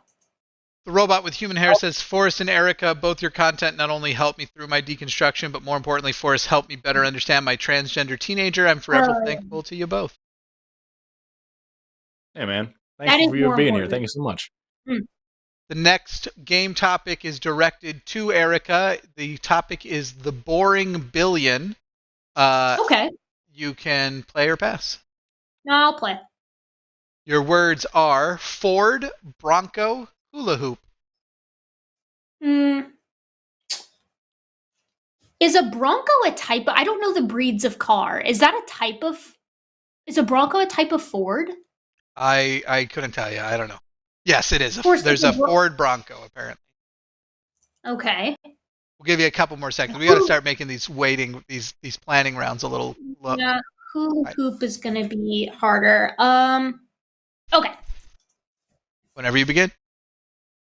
Okay. The boring billion is often compared to similarly boring toys like Ball in a Cup, when in reality it is as fun as the very popular hula hoop. During the boring billion, the stage is set for when life will eventually emerge, and effectively it's like taking a Ford into a Ford Bronco. We're effectively transitioning the environment from something simple to a more specified version of itself in order for life to eventually take hold at 3.8 billion years ago. I don't know. I can't talk about cars. I'm going to say you passed on all marks, but the creativity felt lacking, so I'll only take one from you. Yeah, it wasn't I very think that's compelling. Well, no, because I don't give a shit about cars. That's true. I didn't even know a Bronco was a Ford. I was sitting here going, you should pass this topic in my head. Like, that one looks hard because it seems, I don't know. I don't know where Forrest would have taken it. I don't even know what the boring billion are. I feel like I get credit for the Ball in a Cup. I feel like Ball in a Cup and hula hoop, that's like two, like, whatever 1700s toys. I mean, when was the hula hoop in that? Whatever. I'm right. That was one of the things I thought was like, wait, I find a ball in a cup way more fun than a hula hoop. So this is that's also strange. Yeah. Okay. Forrest, maybe I'm just more limber than you. So whatever. Could be. No, I mean, almost certainly true. I'm not limber. Forrest, you all right? You looked mad for a sec. I was just thinking. Sorry, I'm up to 166 words. Nice. In the meantime, I was just cracking that out. Sorry. John Hopkins says both hosts are amazing. I've learned so much over the years. But F you, Jimmy. Also, thank you for giving people like this a platform. Thank you, Erika. If you don't know, we've created a new tradition where people tell me to fuck myself or fuck you instead of complimenting. No, because I'm very awkward with compliments. But it also has the secondary effect of, now, if somebody actually is saying "fuck you, Jimmy," I have no idea whether they're mad or not. I take it as praise, so it's sort of a nice thing. you've effectively defended yourself against like rude jerks in the comments section. So that's kind of genius. A little Pavlovian conditioning for your brain. Thank you. Forrest, neuroscience, play or pass? Play. Oh, play. Your 3 words are, I think we got to start doing roughly 5 seconds of prep, even if it's hard and it means that your scores are going to suck. Yeah. Yeah, it just makes sense. Yeah. Your words are evaluation, depression, butt pads. Dude, so many butt words for Forrest. I'm so jealous. I started Love it. I that. said butts Love in my that. first one. You ready? How many do we have left? Okay. Me, out of curiosity. Yep. I don't. I'll check after this one. Go ahead. Lots, probably. Neuroscience is a burgeoning field of research that allows us to carry out complex evaluation of what makes our minds tick. Everything from depression to euphoria can be understood through neuroscience. But the one thing that we can't get a solid grasp on is why them juicy butt pads be so very enticing. It's something to which science just may never have an answer for. We know it's happening. We just don't know why. Yeah. I'm gonna The give desperation It. sold it for. I'm gonna give it a 4 Praise for be the you. thickness. You technically hit it, but I'd say the same thing. Very similar to the last one. I can't call that perfection because you've nailed some of these tonight. Like some of them have been incredible, and that wasn't. It would be rude to your other 5s to call that one a 5. For sure. No, I agree. Yeah. And the prep time. I thought it was really good for the prep time. Yeah. In fact, I would just say let's go with your prep time is now how long it takes me to tell you your words, because we'll get through these a lot faster. So scores are going to be lower for sure. You're going to get lower scores moving forward, but we'll get through them faster. Everyone good with that? Erika Yes. looks pissed. No, I'm kidding. You don't. I am, but it's okay. Yeah, it's so efficient. Words and we immediately launch in. I will say them slowly, and then there will be enough time to pause for a second, and then I'll start the timer when you begin. Still, just don't fluff that beginning. Is basically the thing. So, gotcha. Why, Erika? Why is pubic hair curly? Oh, sorry, this is a regular chat. Okay. Why is pubic hair curly so you don't poke your eyes out? That's not the topic. That's polite. By the way, isn't it curly because what is it? The core is softer than the exterior, or what is it that makes curly hair versus? It's something to do with that. The difference in the thing that makes curly hair is the obliquity of the follicle. So if you have very round hair follicles, then scales of keratin are deposited equally throughout the whole shaft. But if you have more oblique hair follicles, and the scales are deposited differentially on one side, which causes a buildup and it curls over. And the more elongated your hair follicle is, the more tight the curls. So disproportionate rigidity, because that's how everything curls. Literally, like everything in nature that does rigidity. It's not rigidity; it's deposition. Okay. Yeah, the rigidity is the same. I think just we're where saying you're the putting same the thing, corner but we'll just keep moving on. The distribution of scales on one side versus another would make one side more or less rigid, would it not? I don't think so. No. Okay. You still have a cylindrical shaft. It would just be unequal. Does that make sense? I don't think it changes rigidity. I don't know. Do I not know what the word Maybe rigid I'm wrong. means? Maybe I'm wrong. Well, it's the same chemical in the same scale, in the same pattern. It's just which side has more of it. So it's not going to change rigidity in that way. It's the same single you know what I mean? If it was made of different materials on one side or the other, I could buy that. But I don't know if that plays into it. It seems like I might the be word wrong. must mean this. Because if a straight hair curls less because of the distribution, that is a more rigid structure than a curly hair, because rigidity is means the opposite of curly, basically. Whether it's able to bend, I don't know. All right, anyway, it doesn't matter. Let's have a formal debate about hair rigidity, like a formal 2-hour debate another day. I think you I'll and I just are just say you're using the right. word differently is all. It could be that too. I'm just going to say you're right. That doesn't sound passive aggressive at all. No, it's fine. We'll just say you're right. No. I mean, I'm happy to concede. You're very much Okay. smarter than I am, so people should by default trust you over me. What were you going to say, Erika? No, I was like, it does sound passive aggressive, but in like a friend fuck you kind of way. But yeah, fine. passive- You're just right. No, I Fine, legitimately, whatever. I'm legitimately happy to concede and say that I'm less confident in my position than Forrest seems, which probably means he's right. I got Cookie says, can abiogenesis happen twice? You've actually mentioned this before, but in today's episode, you've already Probably did, yeah. you want to give a Probably quick? did. Probably happened a few times, but one lineage lasted. But nowadays, we couldn't have it again because the environment that would allow for that would quickly be gobbled up by currently living things.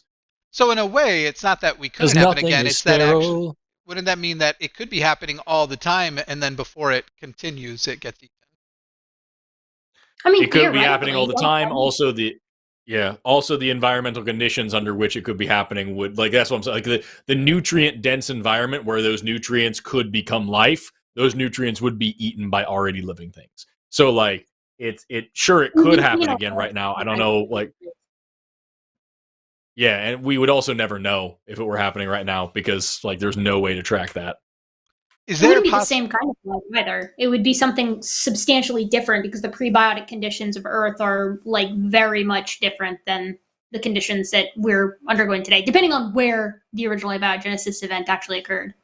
So as far as the original abiogenesis event happening, is there a possibility that the thing which resulted in all life eventually, you wouldn't actually call it alive, like a virus, for example?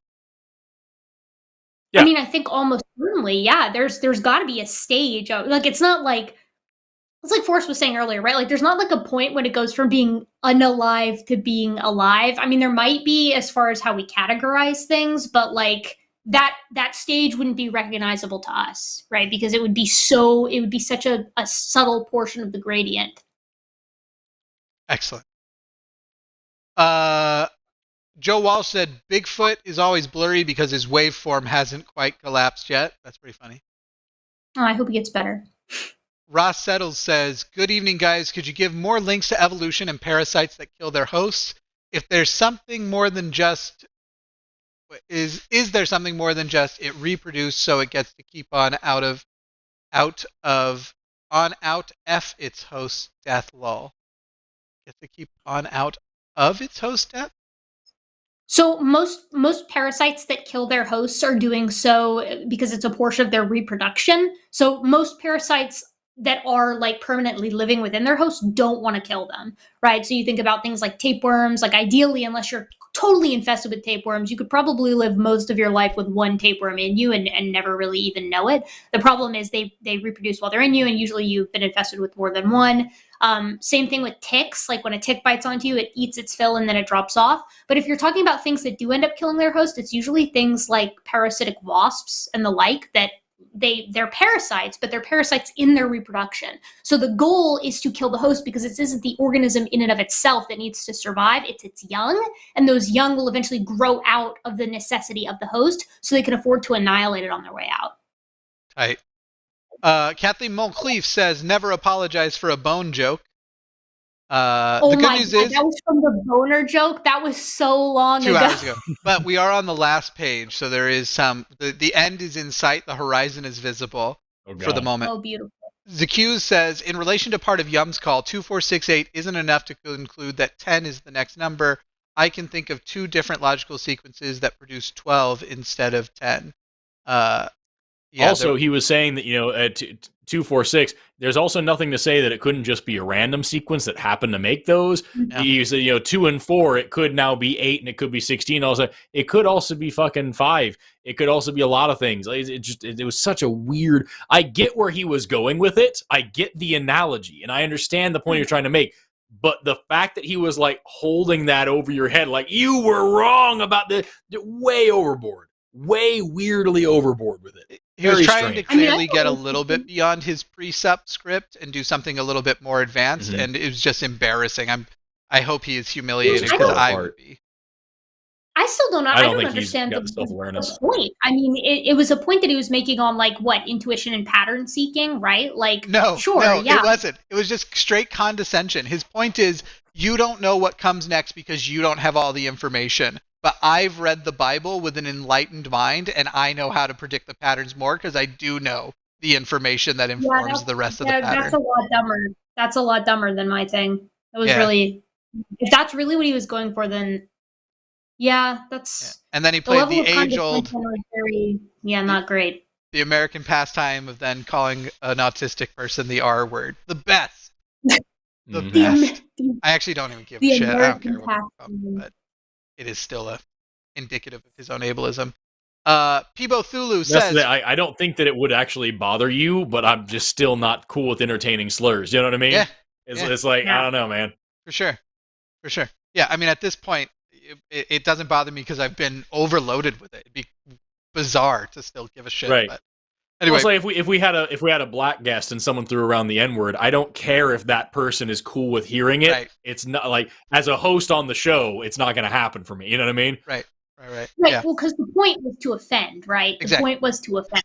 Yeah. That's what it was for. Peebo Thulu says, Penguin enablers unite. The Sahara ants, which have their own little silver shells, just how much more silver can they possibly get amongst all their other don't explode in the heat adaptations they have? Eventually, they will transform into Terminator-esque small ant armies. And what's the Simpsons quote? I, for one, welcome our new ant overlords. Yeah. All right, Forrest. Snail science is the topic. Player pass. I've got a wide lead. Do I want it? Snail science. I'll play it. Your words are coffee, socks, puzzle. Please begin. Gastropod evolution has been a puzzle for a long time. No matter how much coffee you give these little guys, they're not going to move any faster. So how is it possible that they're able to survive in their environment being so incredibly slow? The fact of the matter is they fit perfectly into their little ecological niches, and they do, as detritivores, they break down everything from rotten food to decaying organic matter, even your crusty old jerkin socks. Snails always have your back. Okay, Jerkin Socks was a wedge, but you made me laugh with the coffee thing. So even though that was a wedge, it was a funny wedge, and I liked it. You had the perfect opportunity to say it fits into this thing like my foot, or like my hand in a glove, or my foot in a sock. That would have been that would have been perfect. I thought that would have been more forced. Like I thought expression. that was. I wanted to talk about them being detritivores. Sure. Yeah, it's an actual expression, but it's a weirdly out of place one. I'm gonna give you 4. I think 4 is fair. Gastropod morphology. Their big slimy underbelly is called the foot. You could talk about how that's the foot. Why don't they wear big socks? Yes, I think. Oh, that's a great one. Oh, I should have thought about that. Better. That's fantastic. Yeah. Damn, that is really good. Oh my god! Great. Now I just want to talk about anemones. I was feeling good about that. I don't know if I could have come up with it on the fly though, like how to make it sound good. You know, it would have been very. No, but that was great. Conceptually, it's there. It looks like I think chat's mostly on the same page. Some of you give 5s for everything, and y'all gotta. Someone's gotta stop you. Man, another wedge for Forrest. Remember, you can send, it's up to $20 now, but you could send a chat and we could get a few in a row for why did I call that a wedge too? I've now called 2 different things wedges. Another advantage for Forrest. This one's directed to Forrest. Forrest, sex is not gender. Player pass. I want to see what Erika does with this pass. Dude, come on. I talk about this shit too much anyway. I'm not going to catch up. Come on, use it. Okay. You don't know that. You don't know that. You just want the excuse. I'm You're here to right. compete. I do. I don't. You're right. If you think Forrest is being nice, you haven't seen the words you have to use. You have very little preparation time. Your words are waffle, vitamins, and 3D printer. And it is now. Glad I passed. You really got to figure out how to make the topic "sex is not gender" work. I'll give you like 5 more prep seconds. Okay. All right, you got to go for it. Ah, fuck. Okay. Sex is not gender. This is something that is appreciated by hopefully most educated people in the modern era, even those of us who grew up in the time when Googling the blue waffle was not considered to be an advantageous move. That being said, even though some of us are now up in our years, are old enough to be taking vitamins and utilizing 3D printers, we're still able to appreciate the fact that while sex is a binary, gender is both socially constructed and not set in stone. And that's all I got. I'm gonna not take away waffle as a wedge because that was so funny. That was ass. Vitamins and 3D printers. You can't. I gotta take one. So I'm gonna give you 3 points. I think if chat is just super mad, blue waffle's worth a lot to me though. That was. It was so good. That was the only thing I could think of when I saw it. I was like, "Fuck! I mean, where do you even go with this? These words suck." And I'm also like, I would have used it as like. I would have used it as like, don't waffle about on the issue or something like that. But like I love that incorporation. That was great. No, I thought yours was better. I'm gonna let chat's appreciation. So many of them still think it should be a 5. Some still said 4. I'm gonna give you the 1 more point. I'm gonna let you have 4 because blue waffle was one of my favorite points of the night at this point. That is a blast to the past.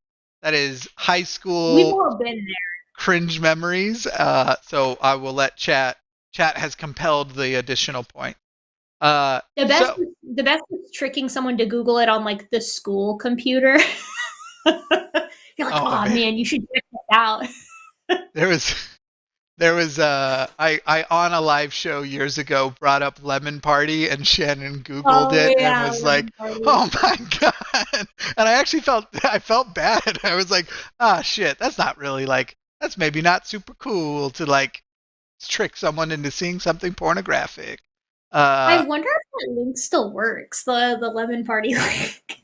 Last I checked, and it wasn't that long ago, it works. Anyway, Forrest, animal sociality, player pass.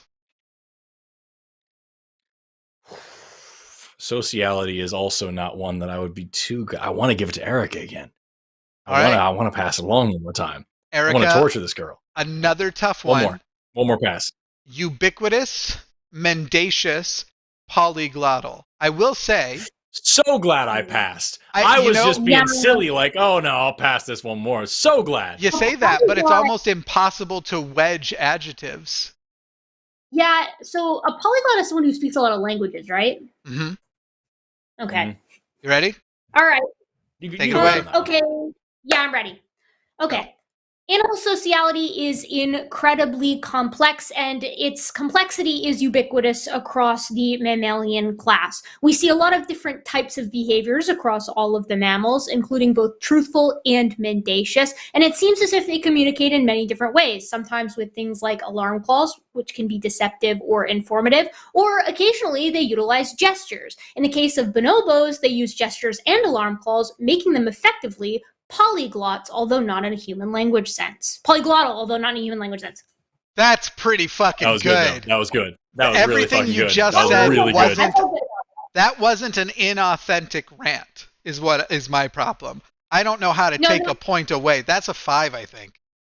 I was feeling good about that one just because, like, the polyglot one was like, it came to me at the last second, so I'm okay with that one. I feel like I earned that. The fact that you came up with polyglottal to represent animal language, I don't know how to take a point away. Yeah, chat's agreeing. That's a 5. I'd be mad at myself if I tried. And yeah, it's true. I mean, adjectives are easier, but you also like. Adjectives are easier. Yeah, adjectives are easier. But you also didn't. When I said like, you didn't even kind of wedge them. Your adjective use there was entirely relevant to the topic too. That was like, man, I wish I had a system for bonus points because you'd close the gap if I did, but I don't, and I can't just make it up. Please, I'm too far behind, but I'm feeling good. So you're one perfect score away behind. Yeah, assuming Forrest gets no more scores at all. Right. It's okay. I'm over it. And unfortunately, people often address them to him. No, Speed- I know. I'm not nearly as competitive, I don't think. At least not when I know I'm going to lose. So it's fine. You also pulled that off way fucking better than I expected. So like that was fantastic. Very little You're prep fucking time. closing the gap, girl. Dude, it was my gap. topic. I can do animal sociality. I know that shit. Now, I'm feeling I good will about say it. that was the second best 5 of the night. The top 5 still right now in my heart goes The to triple Forrest M. almost rapping. Yeah, the triple M. That one was The triple M was Almost so good. that was fucking incredible. Anyway, Steve Goldencap says, I'm more of a Heathcliff fan myself. There's not one person who has As opposed to disagreed Calvin with and 5. Hobbes? Not one person has been like 4 because such and such, whatever. Literally, it's only 5s on that one. Yeah. You got a couple of 10s in there. Yeah, well, that's those people are They're such ridiculous. suck-ups, dude. They're such suck-ups. But I do think Well, they are, except for tonight. They've only been simping for Forrest. We've only gotten 2 or 3 Erikas, and they all have fallen on Erika rounds anyway. it's okay. I'm over it. Let's see. As opposed to Garfield? Heathcliff as opposed to Garfield? Is that what that was about? I don't know. Maybe as Okay. opposed to Calvin I and thought Hobbes. it was Calvin and Hobbes. Yeah, that was what it was. Oh, duh. Yeah, I was thinking, when did we mention Garfield? Heathcliff? As opposed to Calvin and Hobbes? Wow, bad take. Peter Flemberg says, had to get up super early today. Wasn't super excited, but then I find out you lovely people are still streaming. So much win. Big hugs. And we're streaming like the best. Still streaming. They went to bed and we were streaming and we're still going. That's what that is. That's what that incentive is. Right. Forrest, your topic. Yes. Jesus, play or pass? I'll do Playing play that. that. I'm playing that. Oh, I don't know, Absolutely buddy. playing that. You got to try to not wedge these no, I 3 got this. words. Your words are boob, breast, and pectoral. Dude, the I'll give whole you thing is 5 going to sound like a seconds. wedge. It's going to be wedge. It's all wedge. Oops, all wedge. You got to go, buddy. We're starting the timer. Oh, Got it. that sucks. If you want a ripped bod like Jesus on the cross, where your pectorals are really, really showing, then don't be a boob. Get the Aber 3000. You carry the 2 weights abreast of each other and work them until your pecs are popping and you too can look like an emaciated Jewish carpenter. The Aber 5000 coming soon to stores near you. Okay, no notes. That's a 5. That's a 5, dude. That is a 5. That was everything I could have taken points away for. I then laughed, and I feel like I've recovered a point every time you two make me audibly chuckle, and you got me a few times. That was too fucking good. Dude, the voice is what sold it. The enthusiasm in the voice is what sold it. Because I was like, damn, thank you, at first I was like, haha, this is funny. And at the end I was like, damn, I kind of want to get one of those. You got to get the I'm trying to Aber. look like, You got to get the I'm trying to look like an amazing Jewish carpenter. I'm sold. Yeah. I'm sold. The only direction I was going to take it differently in my head was like, I would have started with, we're all aware that Jesus, after suffering on the cross, was allegedly stabbed with a spear just under the pectoral on his left side. But is that the whole story? And then I would have gone into Jesus having no Y chromosome, and perhaps it would be more accurate to say he was stabbed under the breast or the boob, because how with a Y, I would have basically established that Jesus is the first confirmed trans person in the Bible. I use that argument on so many wonderful occasions. It makes me smile. I can't get over these people who are like, you only use he, him pronouns for XY chromosomes. I'm like, cool. Anyway, tell me about God's gender again. Yeah.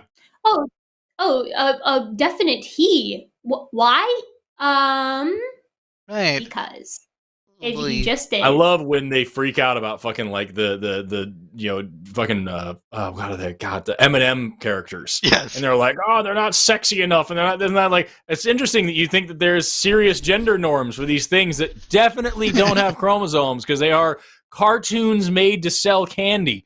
What? Okay, but oh my God. M&Ms are nothing but curves, literally. So I see it. You're drastically mischaracterizing the situation. It was Tucker Carlson who specifically had a full-ass skit about how upset he was that he didn't find the green M&M fuckable anymore. Like, that is what the skit was. Like, he wanted to fuck an M&M, and someone took that away from him. Because she put on different shoes. Because she put on different shoes. It was so, I mean, it really does tell us a little something about Tucker Carlson, doesn't it? He's got some very interesting tastes, let's call it. He wants to fuck the M&Ms, and he's into feet so badly that if you change somebody's shoes, it's a complete turnoff. Like, that's what we're learning. I guarantee you he's made at least one deviant artist absolutely wealthy off of those two fetishes. Yeah. Just the one, but they're doing really well. No one would be surprised to find that his OnlyFans subscriptions are probably pretty deviant too. Rebus Win says, I read a sci-fi about aliens, species evolved cryptobiosis to dry up themselves due to unpredictable climates. Their 3-star systems created. They can roll dried people up like a scroll or burn them as fuel if it is too cold. Damn. Huh. I'm down with that. Yeah, that's a cool concept. Do it to the rich. All right. There we go.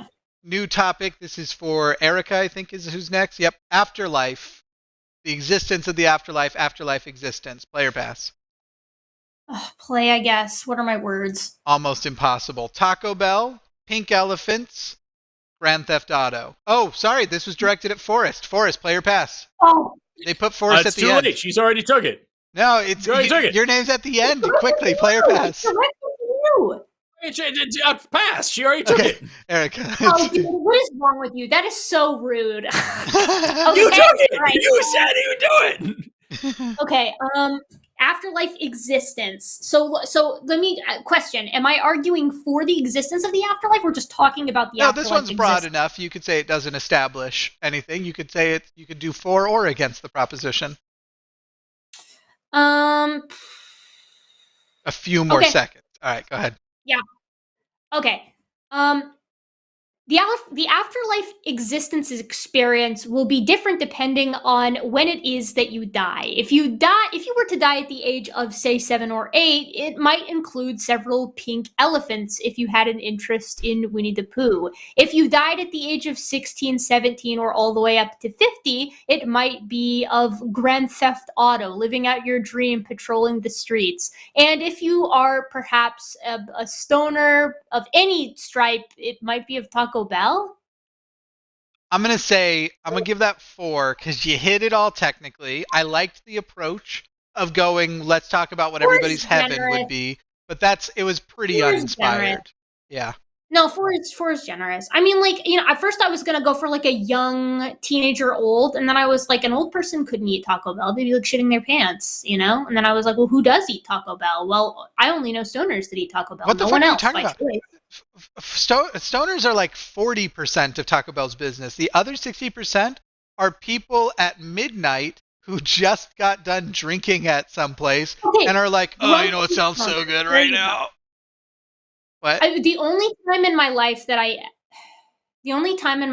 ever spent more than $10 at Taco Bell, that's probably things more than, let's say, $15 at Taco Bell. I spent $60 at Taco Bell. I was high and I paid for the entire car. So it's like inexorably tied for me, the two. Sure. Yeah, some people were even saying 3. I don't have something to take more points away for than just the lack of inspiration. So that's why I went. No, I would be okay with a 3. I mean, I was surprised by 4. I thought I was going to get a 2. And then I was going to petition for 3 on the basis of the concept. So I'm right where I want to be. I actually liked the approach of saying I'm going to just talk about what different people's heavens were. The overall idea was good. It just sounded like you didn't believe yourself, No, I really didn't. Forrest, dark matter, player pass. Yes. Play. All right. Your words are butter chicken, snake oil, Christmas tree. That's 6 words, but well, they're concepts together. And okay. Stars light up galaxies like Christmas tree, but they don't bring enough mass to hold the galaxy together. For that, we need dark matter. Now, at first, dark matter might sound like some snake oil that I'm trying to sell you, but the truth is we have a tremendous amount of evidence for it, and it's much more interesting and exotic than you might imagine. It's so exotic, in fact, that the kind of white people that order butter chicken at an Indian restaurant would be afraid of it. Dark matter holds galaxies together, and it makes life livable. I'm only going to take one because that was funny. A little bit of a force there. I like the butter chicken was a wedge, but it was a funny wedge. The snake oil was also a little wedgy. A little. That was good. Christmas tree was good, though. Christmas tree was really perfect. Good. Yeah. Light it up Thank you. a Christmas tree. Yeah, that one made sense to me. So I'm only take one. I'm gonna do 4. I'm sorry that I'm not giving the chat enough time. If I see that chat disagrees, I might adjust my points. Looks like 4s are winning though. Okay, Erika, climate change, player pass. Oh, play. Your words. You will not have much time for this to prepare. Your words are Gibbons, anime, and flamethrower. Oh my god. Okay. All right. Climate change is accepted by effectively 100% of the world's scientists. This is due in part because climate change has a massive impact on every ecosystem it touches. As we've seen personally, it's impacting gibbons of the world by reducing their amount of tree cover due to drying out certain areas of the planet. It doesn't help that we see slash and burn agriculture utilizing things like flamethrowers. If the world were perfect, we would fix climate change, sit around, and do nothing but watch anime. It was great, except you wedged anime. Anime, I know, I that's didn't know just what to a do total with wedge. I know, what would I have done with it? No, I liked it a lot. I don't know. I don't say I have better. I'm just saying that I can't say that anime wasn't a wedge. You used the word. No, it wasn't. Yeah. So it wasn't perfect, but it was good. It had the, I'm not going to give you any of the creativity or inspiration docs as I've used before, just that was a little bit of a wedge. No, yeah, it was. I'm okay with that. I don't know what I would have done better, Yeah. So I can live with it. That's true. I thought you were going to take the direction of like, I am tired of us ignoring climate change. You are practically taking a flamethrower to Gibbon's ecosystem, and that pisses me off. You want to see me mad like a end boss in an anime film? Keep fucking with the Gibbon. Like, just making it very personal, making it, because not everything has to be an academic thing. Like, fucking Forrest did a commercial earlier. We don't know how to not do that. Yeah, you did a commercial. You literally did. I'm like I am perma paper brained. Like that's the only way I know how to communicate anymore. It's that, and like I could do memes as well. Yeah, but I'm saying you can make them personal.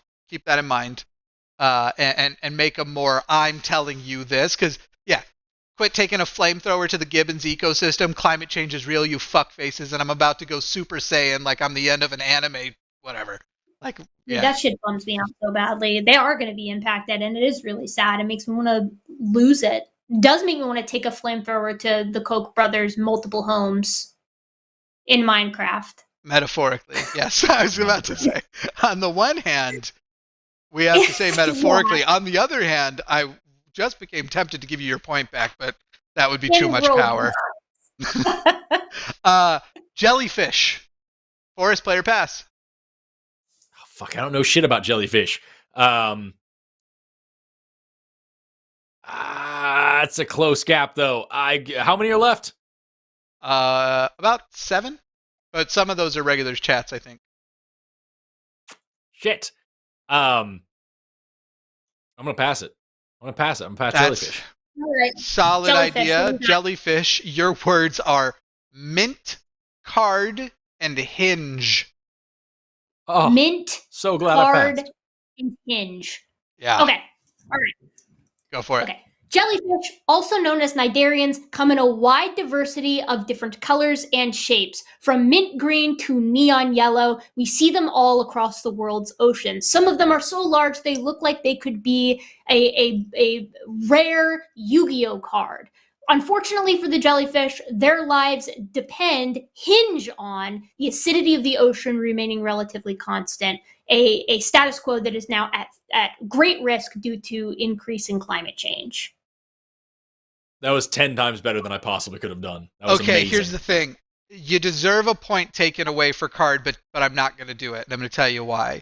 One, you fucking... your enemy buff thing. Right. You're not going to get the point taken away. You're getting 5 points. Okay. The reasons you're getting 5 points are this was a super hard topic and you hit it. And while you did wedge in card, if I'm going to give a point back for making me laugh, I'm going to give a point back for appealing to my favorite game in the goddamn world. I love Yu-Gi-Oh! You didn't even know that shit going into it. I have a closet full of Yu-Gi-Oh! Cards. It doesn't make much sense what you said. It looks so large. It looks like a rare Yu-Gi-Oh! Card. I don't know what that even means, but you said Yu-Gi-Oh! A creature from a Yu-Gi-Oh! Card is what I got. Like, probably. It's like Dark Magician, right? But a jellyfish. There are jellyfish Yu-Gi-Oh! Cards, by the way. So you get full points from me because that's better than a laugh. That's purely subjective bullshit too. And I'm sorry, everybody, but she didn't even know about my Yu-Gi-Oh! Love. I'm here for the nepotism, honestly. I demand to benefit from it at least once in my life. But do you play Yu-Gi-Oh? Is what I need to know. Is there a reason you brought it up? No, I just like Yu-Gi-Oh! I mean, I collected the cards when I was a kid, but I also just like the designs on the cards. Like, I really like monsters. I collect monster-related memorabilia because they're cool and fun, and Yu-Gi-Oh! Cards have some sick monsters, so I still have a lot of the cards because I like the designs. If you ever visit, you're welcome to go through my whole ass Yu-Gi-Oh! Closet. Do you have any hollows? Yes, that's... Yes, I have some hollows. That's a very silly question. But there's... Just making sure. Rarity is now mostly determined. So the actual, phrase rarity is usually referring to... So it's basically the only cards that aren't hollow in some way are the common cards. And then you've got ones that have hollow titles, you have ones that have hollow pictures, one that have hollow titles and pictures, cards that are entirely hollow, cards that are gold rim hollow. Like there's tons of but the answer is yes, I have. Yeah, I must have had shit old cards because I feel like none of my cards were hollow. I feel like I had a hollow Blue Eyes White Dragon, maybe? Yeah. Does that sound right? Very likely if you were early in the game that you had the original, which was hollow. Wild. How much are those worth now? If you had your original, like the fucking from the Kaiba starter deck, a lot. Yeah, Christ. Like down payment on a house amount. Ooh. Yeah. I dig around in my parents' house. I also collected them for one summer when I was a kid because my friends were into it, and I just bought a fuckload of them and had them. And then I had this massive tin of them, and I gave them all away for $30. And now I wonder what I could have had. Now, I'd just be busting my own. Oh God! I mean, I'm sure they're at my parents' house somewhere. The question is where. I mean, hell, she might have given them away. Now that I think about it, she might have given them away. It's going to really impact decisions. The thing about early Yu-Gi-Oh! Was we weren't sleeving our cards back then. People were holding them together with rubber bands. We treated them like shit. And so the odds are you have cards that were they in an 8 to 10 condition, they would be worth thousands to tens of thousands. But because they will almost certainly be a 3 to 4 or less, they're worth tears and wrinkles. Yeah, you might still not even tears, just wear and tear, and you might be able to get there are probably a couple that you'd still get $10 for. But yeah, for the most part, it's we fucking killed our own shit. Anyway, Forrest, echolocation. I have to take it. I'm 1 point away. I have to take it. All right, your words are harmonics, impedance, trump. What the fuck does the word impotence mean? I think they mean impotence, like you pee yourself. Too, let me just double check. Impedance, if that's a thing. Impedance. That I need to know could be impedance, like resistance of electrical current. So impeding as a word, impedance. Impedance. We'll the effective resistance of electrical current. Yep, that is what it is. Okay. I wish it would have been impotence. That would have been way easier to do. Impedance using electrical current.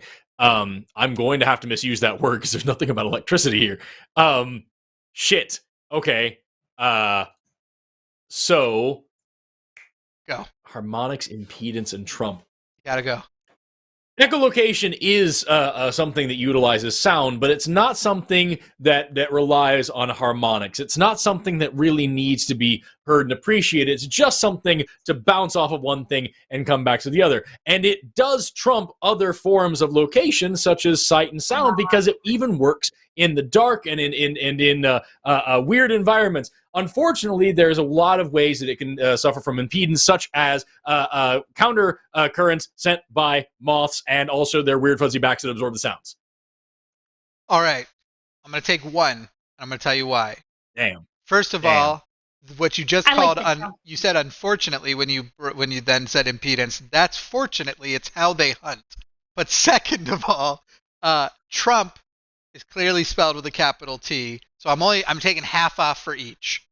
Half that was clearly needed to be an adult Trump. It's I feel if you had done some hilarious pun work with Trump somehow, I'd have given it to you. But just changing the usage, half a point off each, we give it a 4.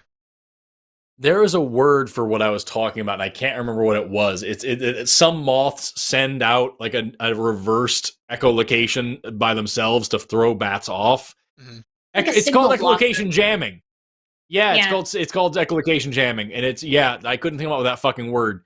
Yeah. I thought you were going to say something along the lines of like, think about how an impedance in an electrical current would be to its detriment.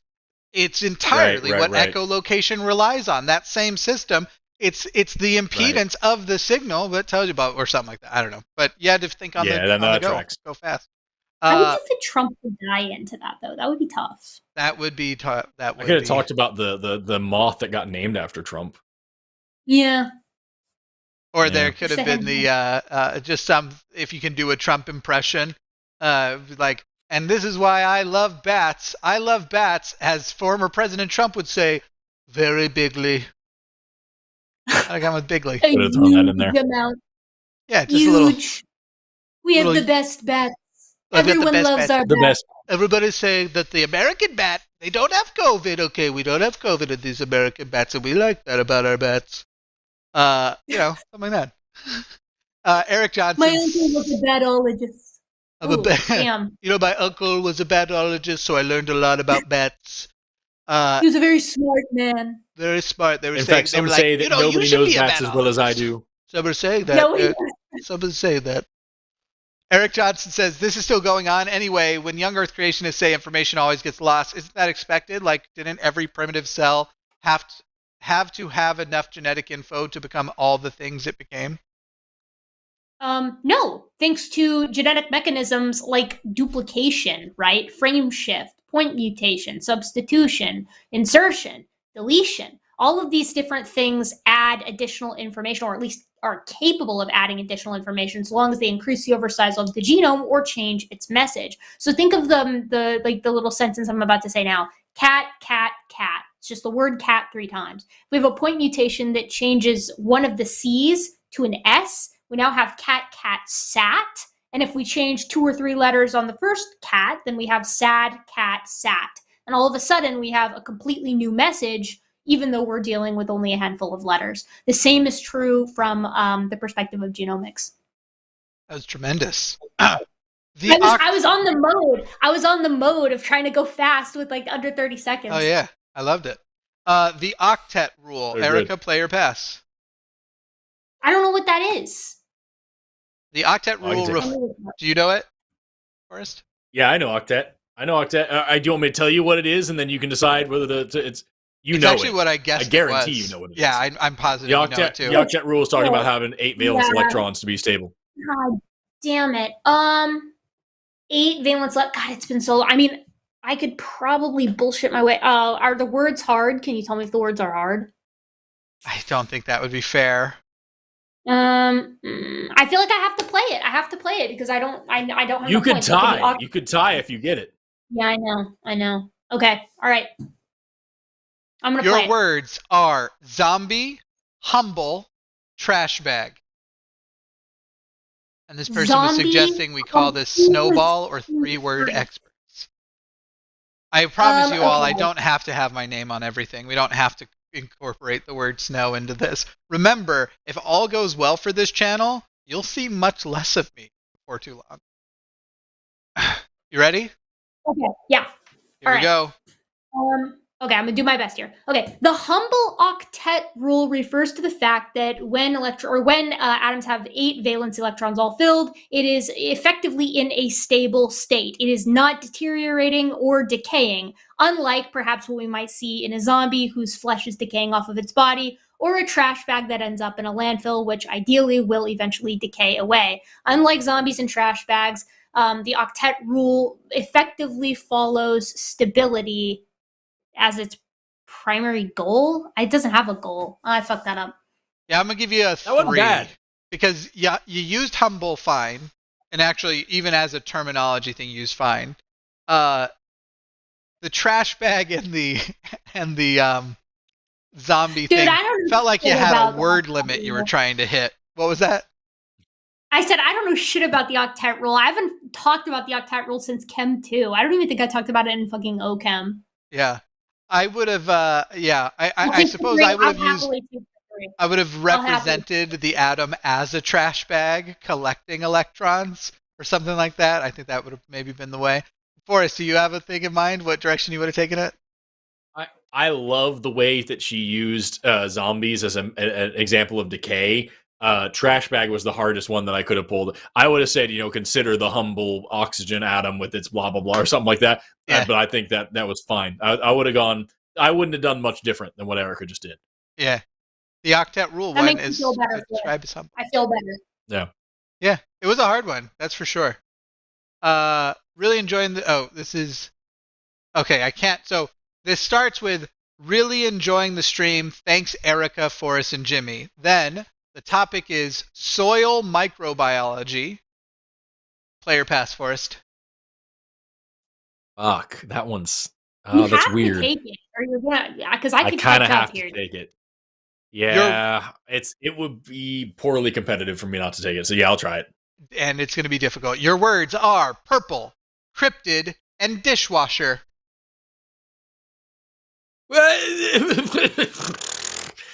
5 seconds to prep. Okay.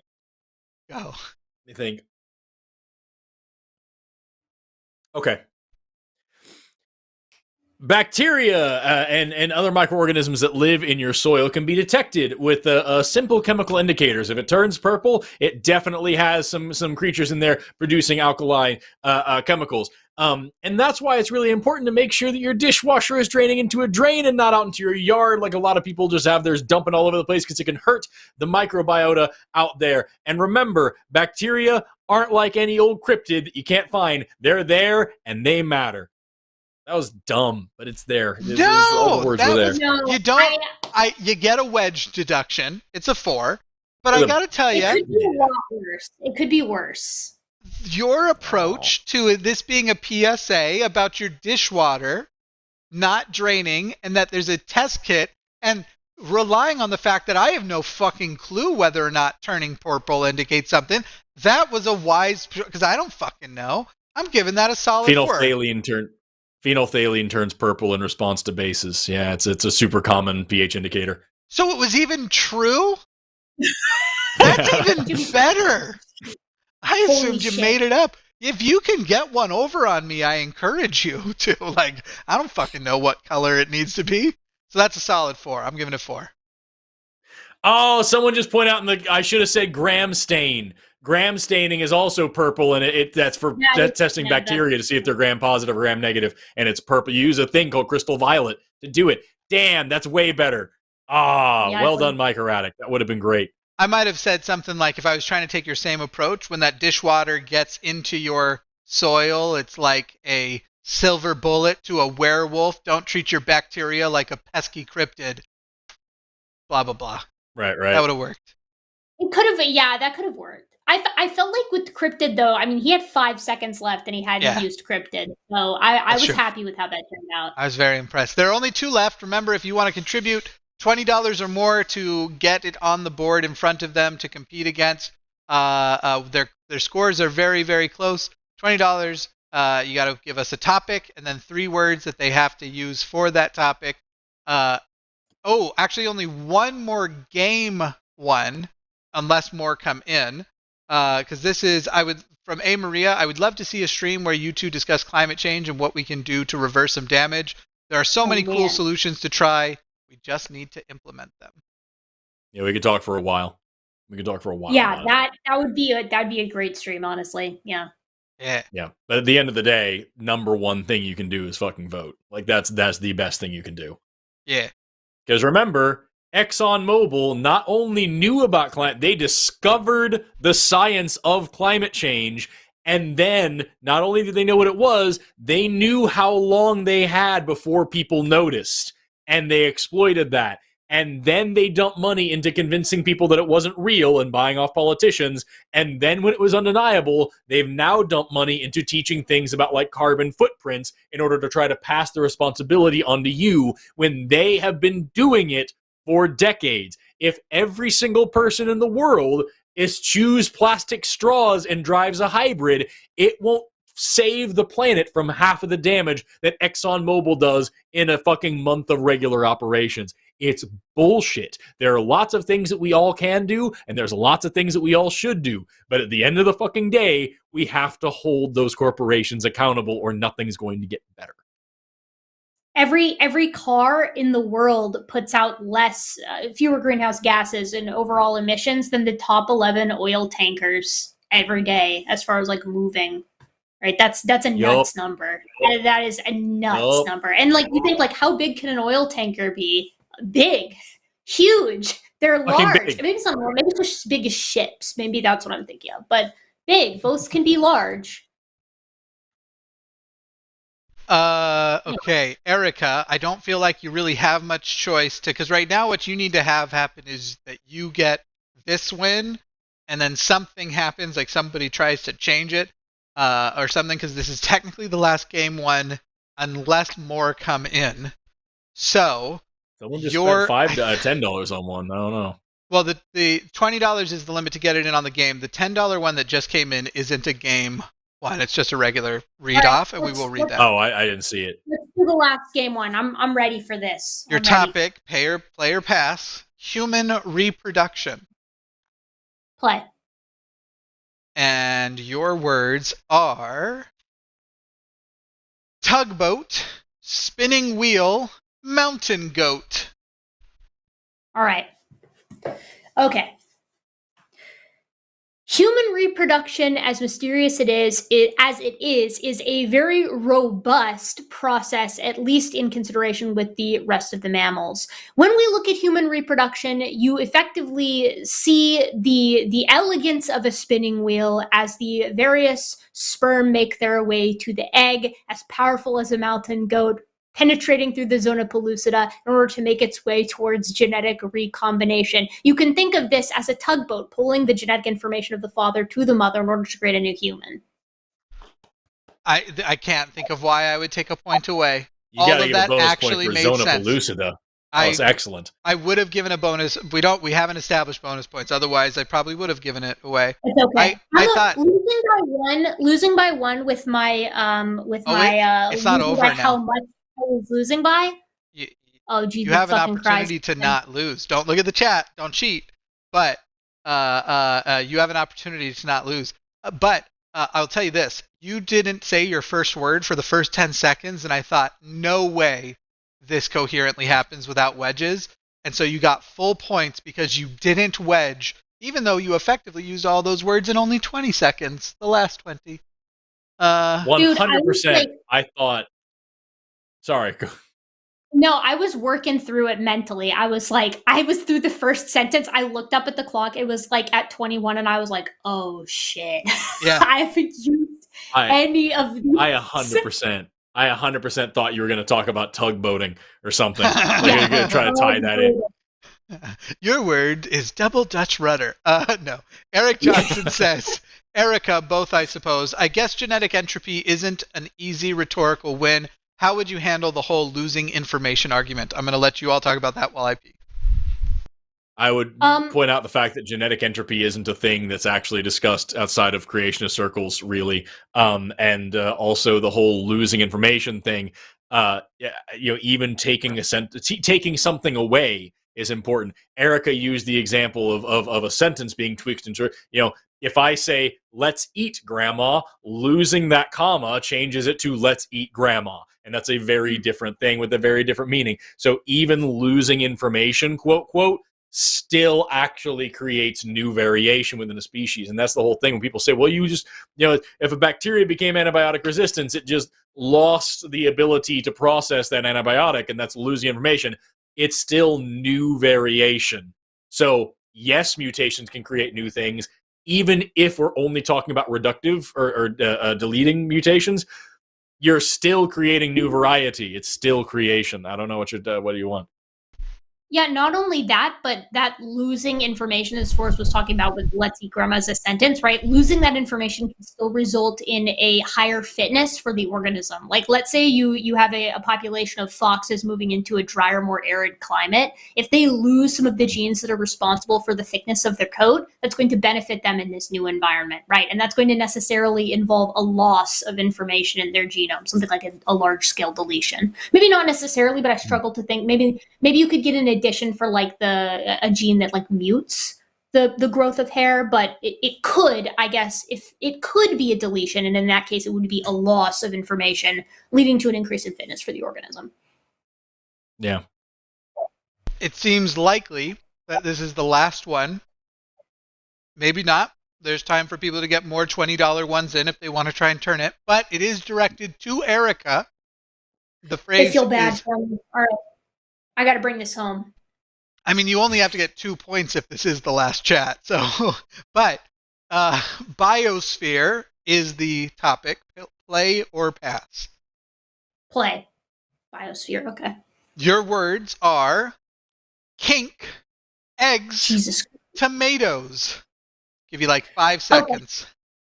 Okay, I'm already ready. Okay, the biosphere is incredibly biodiverse with life all across the globe. This biodiversity is predicated on the right sperm meeting the right eggs in order to create variation within given populations. This is true for organisms such as mountain lions all the way to organisms such as tomatoes. And it all depends on each given organism having its kink met, meeting its sexual selection priorities, and finding their mate attractive in the case of mammals, or simply the two parts going together in the case of many plants. And she knocked it out of the park with the ending. That's fantastic. I wish you had tried to bring tomatoes back in a second time and taken another go at it, because tomatoes was a little wedgy, especially because you were listing things, biodiversity based on sperm meeting eggs. And I don't... Hey, there are gametes in tomatoes. Yeah. Tomatoes make sperm. Little tomato sperm. Is this something... Yeah. You're telling me this would be the terminology used, that it wouldn't be a uniquely different phrase. They would talk about a spermatozoa and an ovum. Pollen, when pollen gets into a flower, a female flower, when it goes in there, it has a long fertilization reaction that results, because pollen is like a free-floating, independent thing. It results in the pollen creating exactly 2 sperm cells, one of which actually does meet an actual egg cell. Yeah, it's the same thing, the same gametes. They're legitimately, they are spermatozoas, sperms. Yeah, sperms. Okay. Male gametes and angiosperms. An angiosperm is a type of plant that produces flowers through the production of seeds that are enclosed in a fruit. I thought that said sperm that are enclosed in fruit, so just forget that I said that. I was reading a definition without actually reading it. I mean, you'd have still won, but I'll take the correction. I wonder if... Am I correct? No, Forrest is on my side. We're good. We're good. Forrest gave it to you. And so we'll say that sperm exists in pollen. And hope that nobody fails the test because of what we've established here today. Pollen makes sperm is what it does. Oh, yeah. I see. Mm-hmm. We do have one more chat. There's not another $20 one, but there is I think we're getting close. If we don't get another chat in, it's going to be over, which I think everybody is fine with, but I don't know how competitive Forrest is, and if he's like, no, send another. I need... I'm furious that I don't get another chance to bring it back. Furious. So I want at least to get a 4 and tie it up. He's texting his wife. He's like, get online now. I don't care what it takes. Send $20. Eric Johnson says, I called Erika with a C instead of a K. Here's $10 for my mistake. I feel bad because I should know that is the correct spelling. Please don't beat yourself up about that, even though your name is Eric. But don't beat yourself up about it. I've lived my entire life being called the wrong Erika. No matter what, always the wrong one. And you feel nobody's called me Gump. That's my whole fucking life. And you feel that the K spelling is the superior spelling, I assume? I actually have absolutely no preference. Like, if my parents had picked the C, I'd probably feel fine with that. But like, honestly, I guess it's the superior spelling. I mean, I wouldn't fight anybody over it. I might. It depends on how many beers I had. I sort of feel that the most superior spelling would be CK. Would be both. Well, it is right? more powerful. It is a longer and stronger word. Yeah. So yes, I'm okay with that. Even but might I definitely make more think sense. If you look at the spelling of Erika with a K versus Erika with a C, clearly K is a more dominant spelling. It's a sharper looking name. It looks sharper. I think we have to call it here. I think everyone Erika is the winner. Son of a bitch, I just put in chat. Somebody with $20 to burn, give me a chance to overtake. It's lost. And then we could play that I shouldn't have let you all night long. I shouldn't have passed so many times. I wasn't competitive enough. I should have fought for it. This was my beguiling strategy. I tricked you into feeling bad for me and passing over my life. I underestimated you. That's right. It's my innate sexism. I underestimated you, and that's what it is. It's the patriarchy. Yeah. This is true. My advantage was my feminine wiles. Why don't we let Erika plug whatever Erika wants to plug and say goodnight? Yeah, man. Just every Wednesday I have a new video on my channel. So this Wednesday we're going to be covering the brand new Paranthropus paper, which I'm really excited to talk about, as I know Forrest has seen it as well. There's some pretty big news. Another one came in. It feels like, on the one hand, I don't know how. I feel like on the one hand we've already told somebody they're the winner, and I don't want to Steve Harvey this thing. Just let him do it anyways and call it a tie. No matter what he does, he blows it out of the park. You're like, it's a perfect tie. It doesn't matter. I'm okay with it. We'll give it worth. Because we got to see what he says. That's true. I feel like we can't. We also can't not send it. The thing I was tempted to do is say, why don't we let both of you try, and the winner is whoever nails this one more. No. Nah. She's already won completely. Okay. So like it wouldn't be fair to give me the opportunity to win. Oh fuck! It's already started. I didn't mean to do that. Biogeography. Biogeography is a creationist nightmare because you see these incredible creatures that develop remarkable adaptations just by being stuck on an island with different selection pressures and different predators. And once they're there, they're stuck to that island like Velcro. You can't transplant them because they are so incredibly well adapted for that very specific niche. I saw you restarted the timer, so I'm cutting it off there anyway. You're like, 10 seconds it's all good. All right. Bro, that was good. That was a good one. That was a perfect 4. Oh my God, we're tied, Forrest. We both won. Yeah. Exactly you and your fucking bullshit generosity. Thank you. Yes, I appreciate it. You did so good, bud. You win too. Fuck you. You know who won? You only passed it because you felt bad, so it goes both ways. I think the audience won because that was a fun game. And I enjoyed myself. That was a fun game. I will say, I feel like in execution, it worked a lot better than I anticipated it was going to work. When this was first pitched, I was like, crazy. Oh my God. Like, I don't know about this. I don't know how this is going to go. And those passes allowed me to get that abstract up to 192 words. It's got a 250 word limit. They can take 192, right? They can take that. It's going to be fine. It's going to be fine. Did you get it submitted? No, but I'm going to do that right here in just a second. I'm just going to go and send it over and see what's what. Well, sweet. Forrest, you're the host. Maybe you could say goodnight before you what's what it. Yeah, say Nah, goodnight, I'm gonna send Forrest. this first. Everyone can sit there and watch. Hey, thank you so much for tuning in to SkepTalk. It sure was a show. God, we didn't get the creationist callers we wanted to, because every single time they have the opportunity to have real competition, they don't fucking show up.